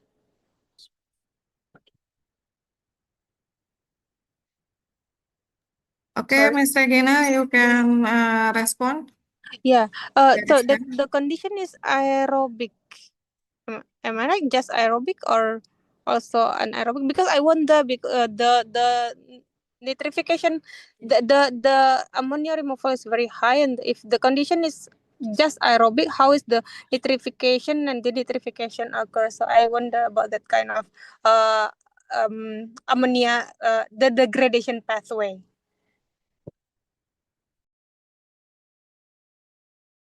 Okay, that's all.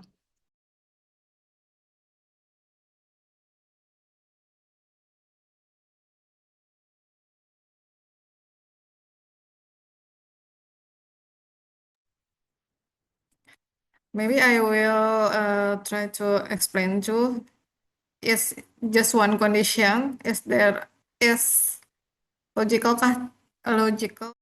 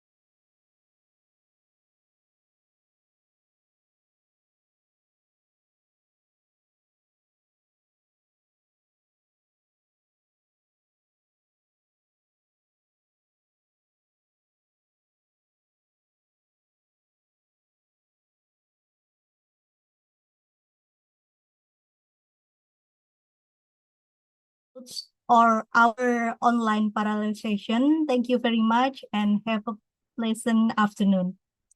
Okay, thank you very much. Thank you. Thank you, Miss. Thank you. You may leave and Thank you, move to the Miss. next agenda. Thank you. Okay, thank you.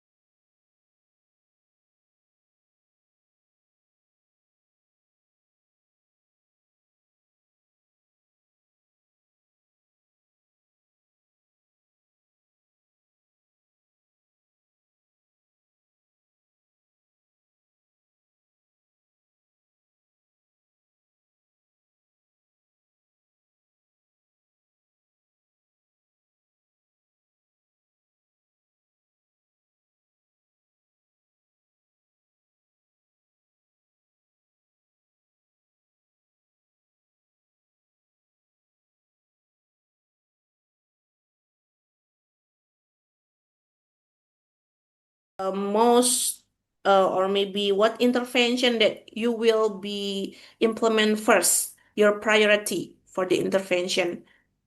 Is it the improve of sanitation or the transport or waste separation or anything else according to your research?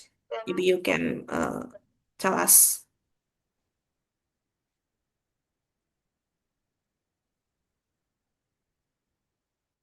Okay, Miss Yenita, are you still here? Okay, Miss, thank Okay. you for yes.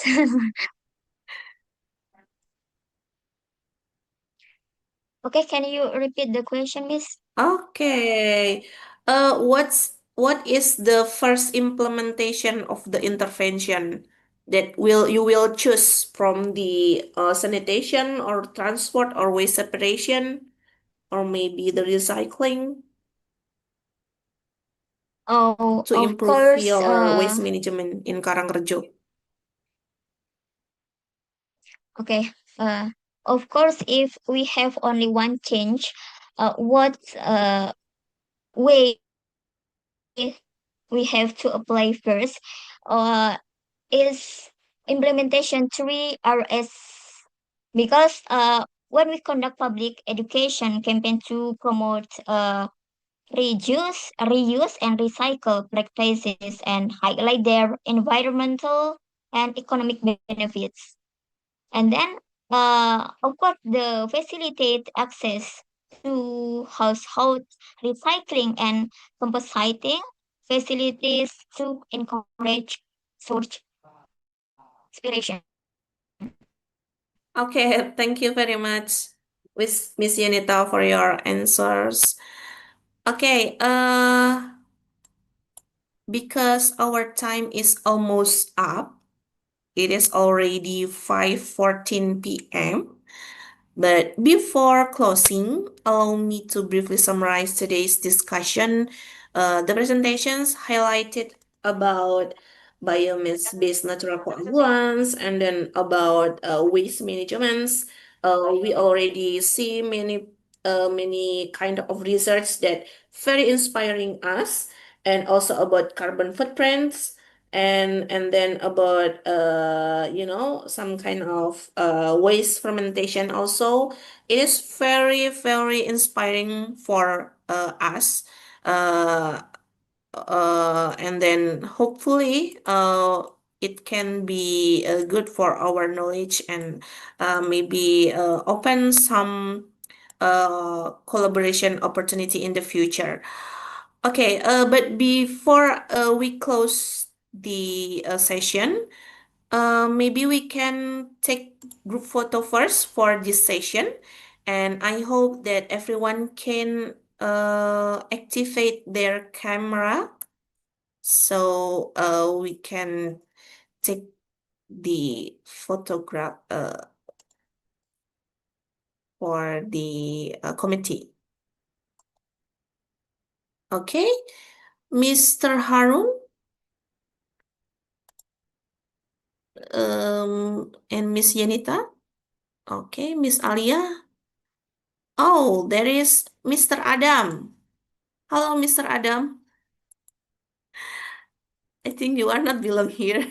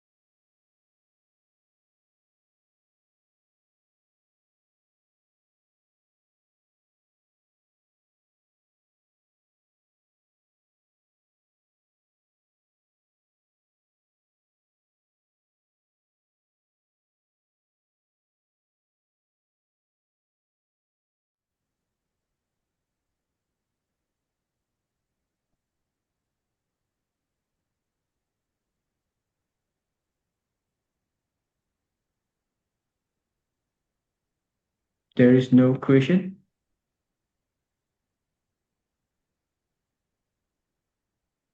Okay. If there's no question, we say thank you for Mrs. Vira for your presentation. That's all from this session. All of the presenter have present the article, the result. Thank you so much for the all of presenter for present this session and this for our symposium on the sustainable urban development in the Universitas Trisakti. Thank you. My name is Herwandra as moderator for this session. If I make a mistake, please apologize.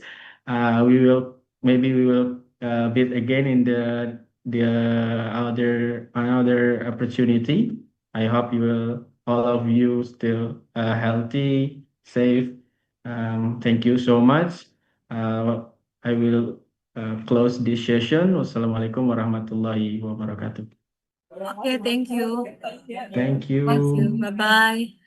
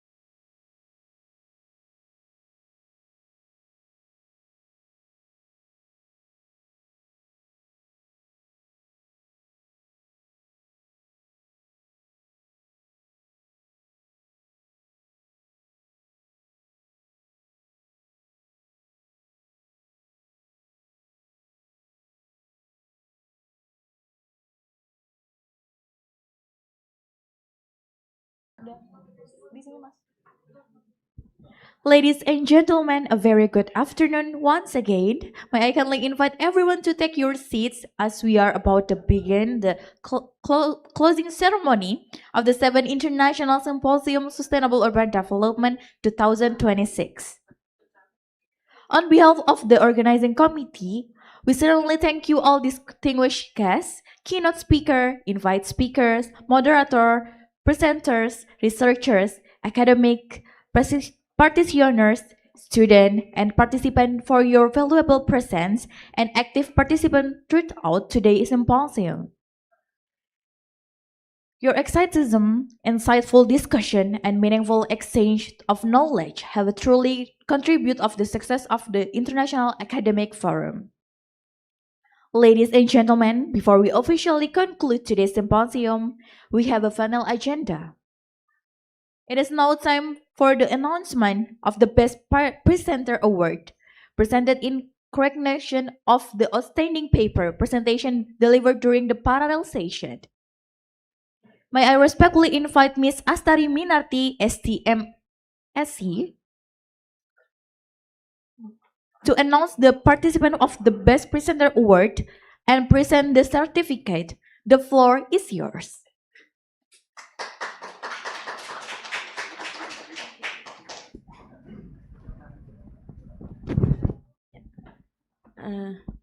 Good evening, everyone. Online session, and this today with me in the hall of the building M. Thank you for the opportunity to announce the best presenter from each of rooms that already presents today, either in online session or offline session. So maybe we can start from the first room. So maybe the host can help me from the room offline first.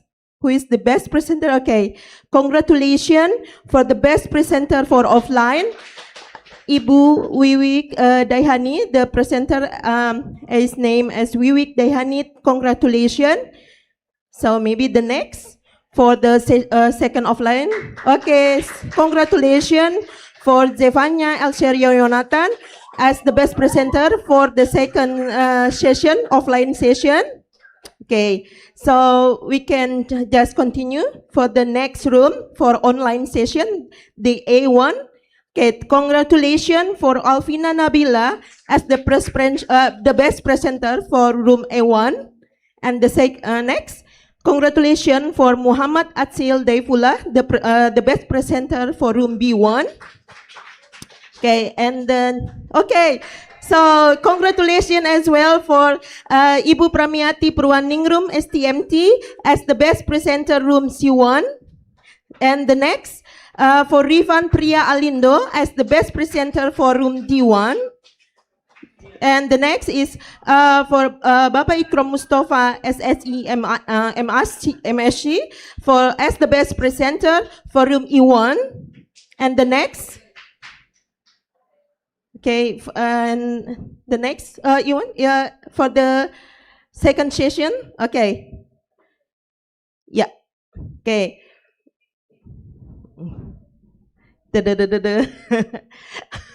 Okay. Okay, congratulations for Fatihah Rizki Amelia as the best presenter for room A2. And the next is Praditya Sigit Ardisti Sitogasa as the best presenter for room B2. And the next is congratulations for Yoga Serlina as the best presenter for room C2. And the next is Muhammad Renaldo Romario as the best presenter for room D2. And okay, and the next is congratulations for Dewinta Siva Labiba as the best presenter for room E2. And the next is, okay, already done? Okay, congratulations for all the best presenter, and thank you very much for your participation and for the great presentation today. I'm on behalf of all the committee of 7 ISAUSU 2026. Please allow me to share our gratitude and thankfulness for the participation and all the cooperation between the co-host, the presenter, and also the participant during the event.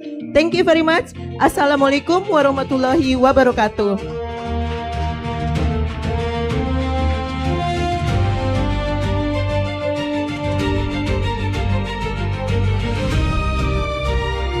Whoa, congratulations to the recipient of the Best Presenter Award. We wish you continued success in the future academic advisor. Ladies and gentlemen, please give another warm round of applause again.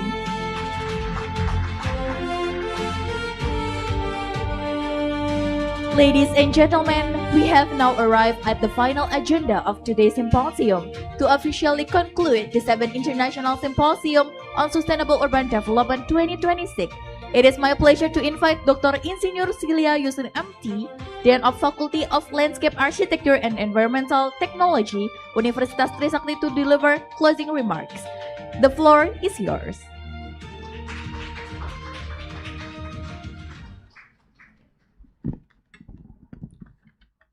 Thank you. Good evening, distinguished keynote speakers, invited speakers, presenters, reviewers, respected participants, ladies and gentlemen. As we conclude the 7th International Symposium on Sustainable Urban Development, ISOSUD 2026, on behalf of Faculty Landscape Architecture and Environmental Technology, Universitas Trisakti, I would like to express my sincere appreciation to all keynote speakers, invited speakers, presenters, reviewers, and participants for your valuable contribution and active participants throughout the symposiums. The symposiums that provide an excellent platform for sharing knowledge, exchanging ideas, and strengthening academic collaboration.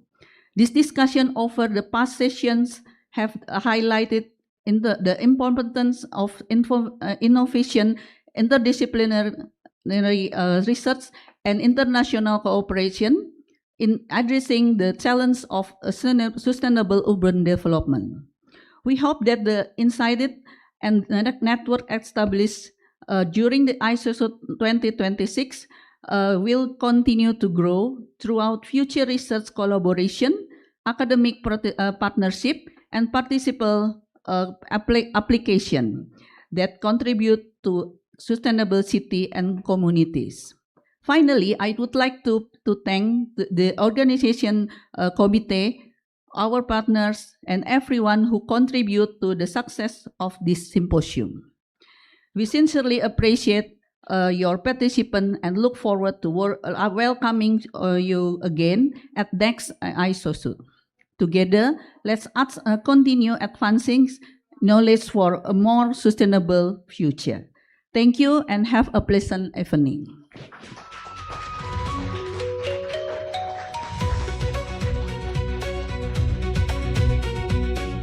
Thank you very much, Dr. Insinyur Silya Yusri MT, for the inspiring closing remarks. Ladies and gentlemen, please give another warm round of applause. Ladies and gentlemen, before we officially conclude the program, please allow me to express our sincere appreciation to everyone who has contributed to the success of this symposium. Our deepest gratitude goes to our distinguished keynote speakers, Representative Dr. Okto Irianto, SIP, MA, Expert Staff to Minister for Sustainable Development and Digital Transformation, Coordinating Minister for Infrastructure and Regional Development of Republic Indonesia. All distinguished invited speakers, Professor Tokumura Indra Mahlia from University of Technology, Sydney, Australia. Professor Akira Kato, PhD from Chiba University, Japan. Professor Aryani Dwi Astuti, PhD, IPU, ASEAN Engineering, Universitas Trisakti, Indonesia. Professor Emeritus Hiroyuki Miyake from University of Kitakyushu, Japan. And Professor Dr. Bagus Mulyadi from University of Nottingham, United Kingdom. Our moderator, Dr. Insinyur Rosita Yanti Hadi Subroto, STMT, the leader of Universitas Trisakti, the organizing committee of the 7th ISOSUD 2026. All participant, representatives, researchers, and guests for the active participation and valuable contribution throughout today's symposium. Ladies and gentlemen, please give them all a well-deserved round of applause.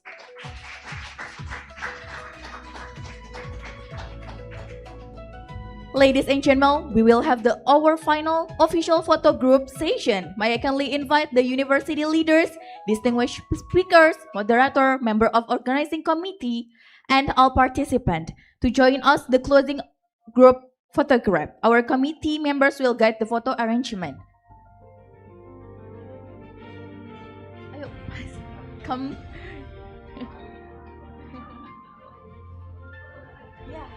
Final photograph.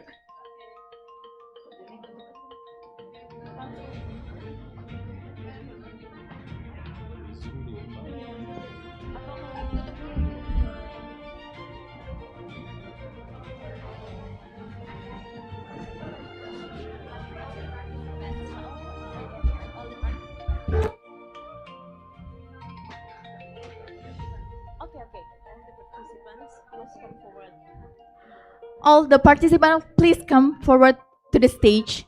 And on the online participant, please open your camera because we going to the final photograph of the Symposium ISO Shoot 2026.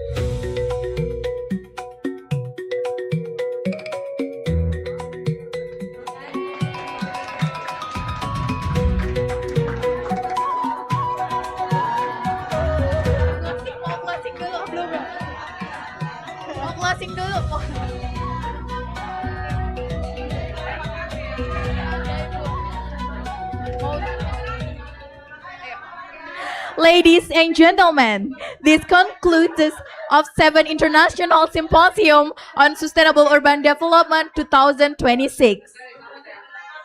On behalf of the organizing committee, I am Ahla Ainu Salma, your master of ceremony. Sincerely thank you for your attention and participation throughout today's event. It has been my pleasure and honor be your master of ceremony. We wish you continued success, good health, safe travels.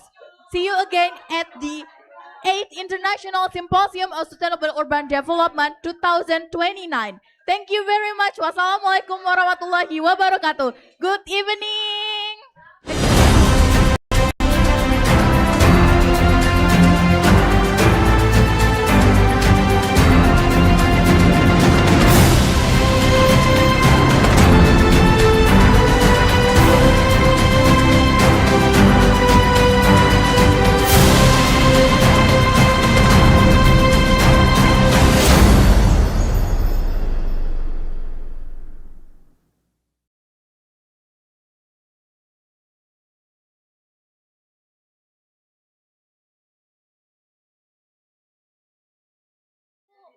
Yeah, yeah.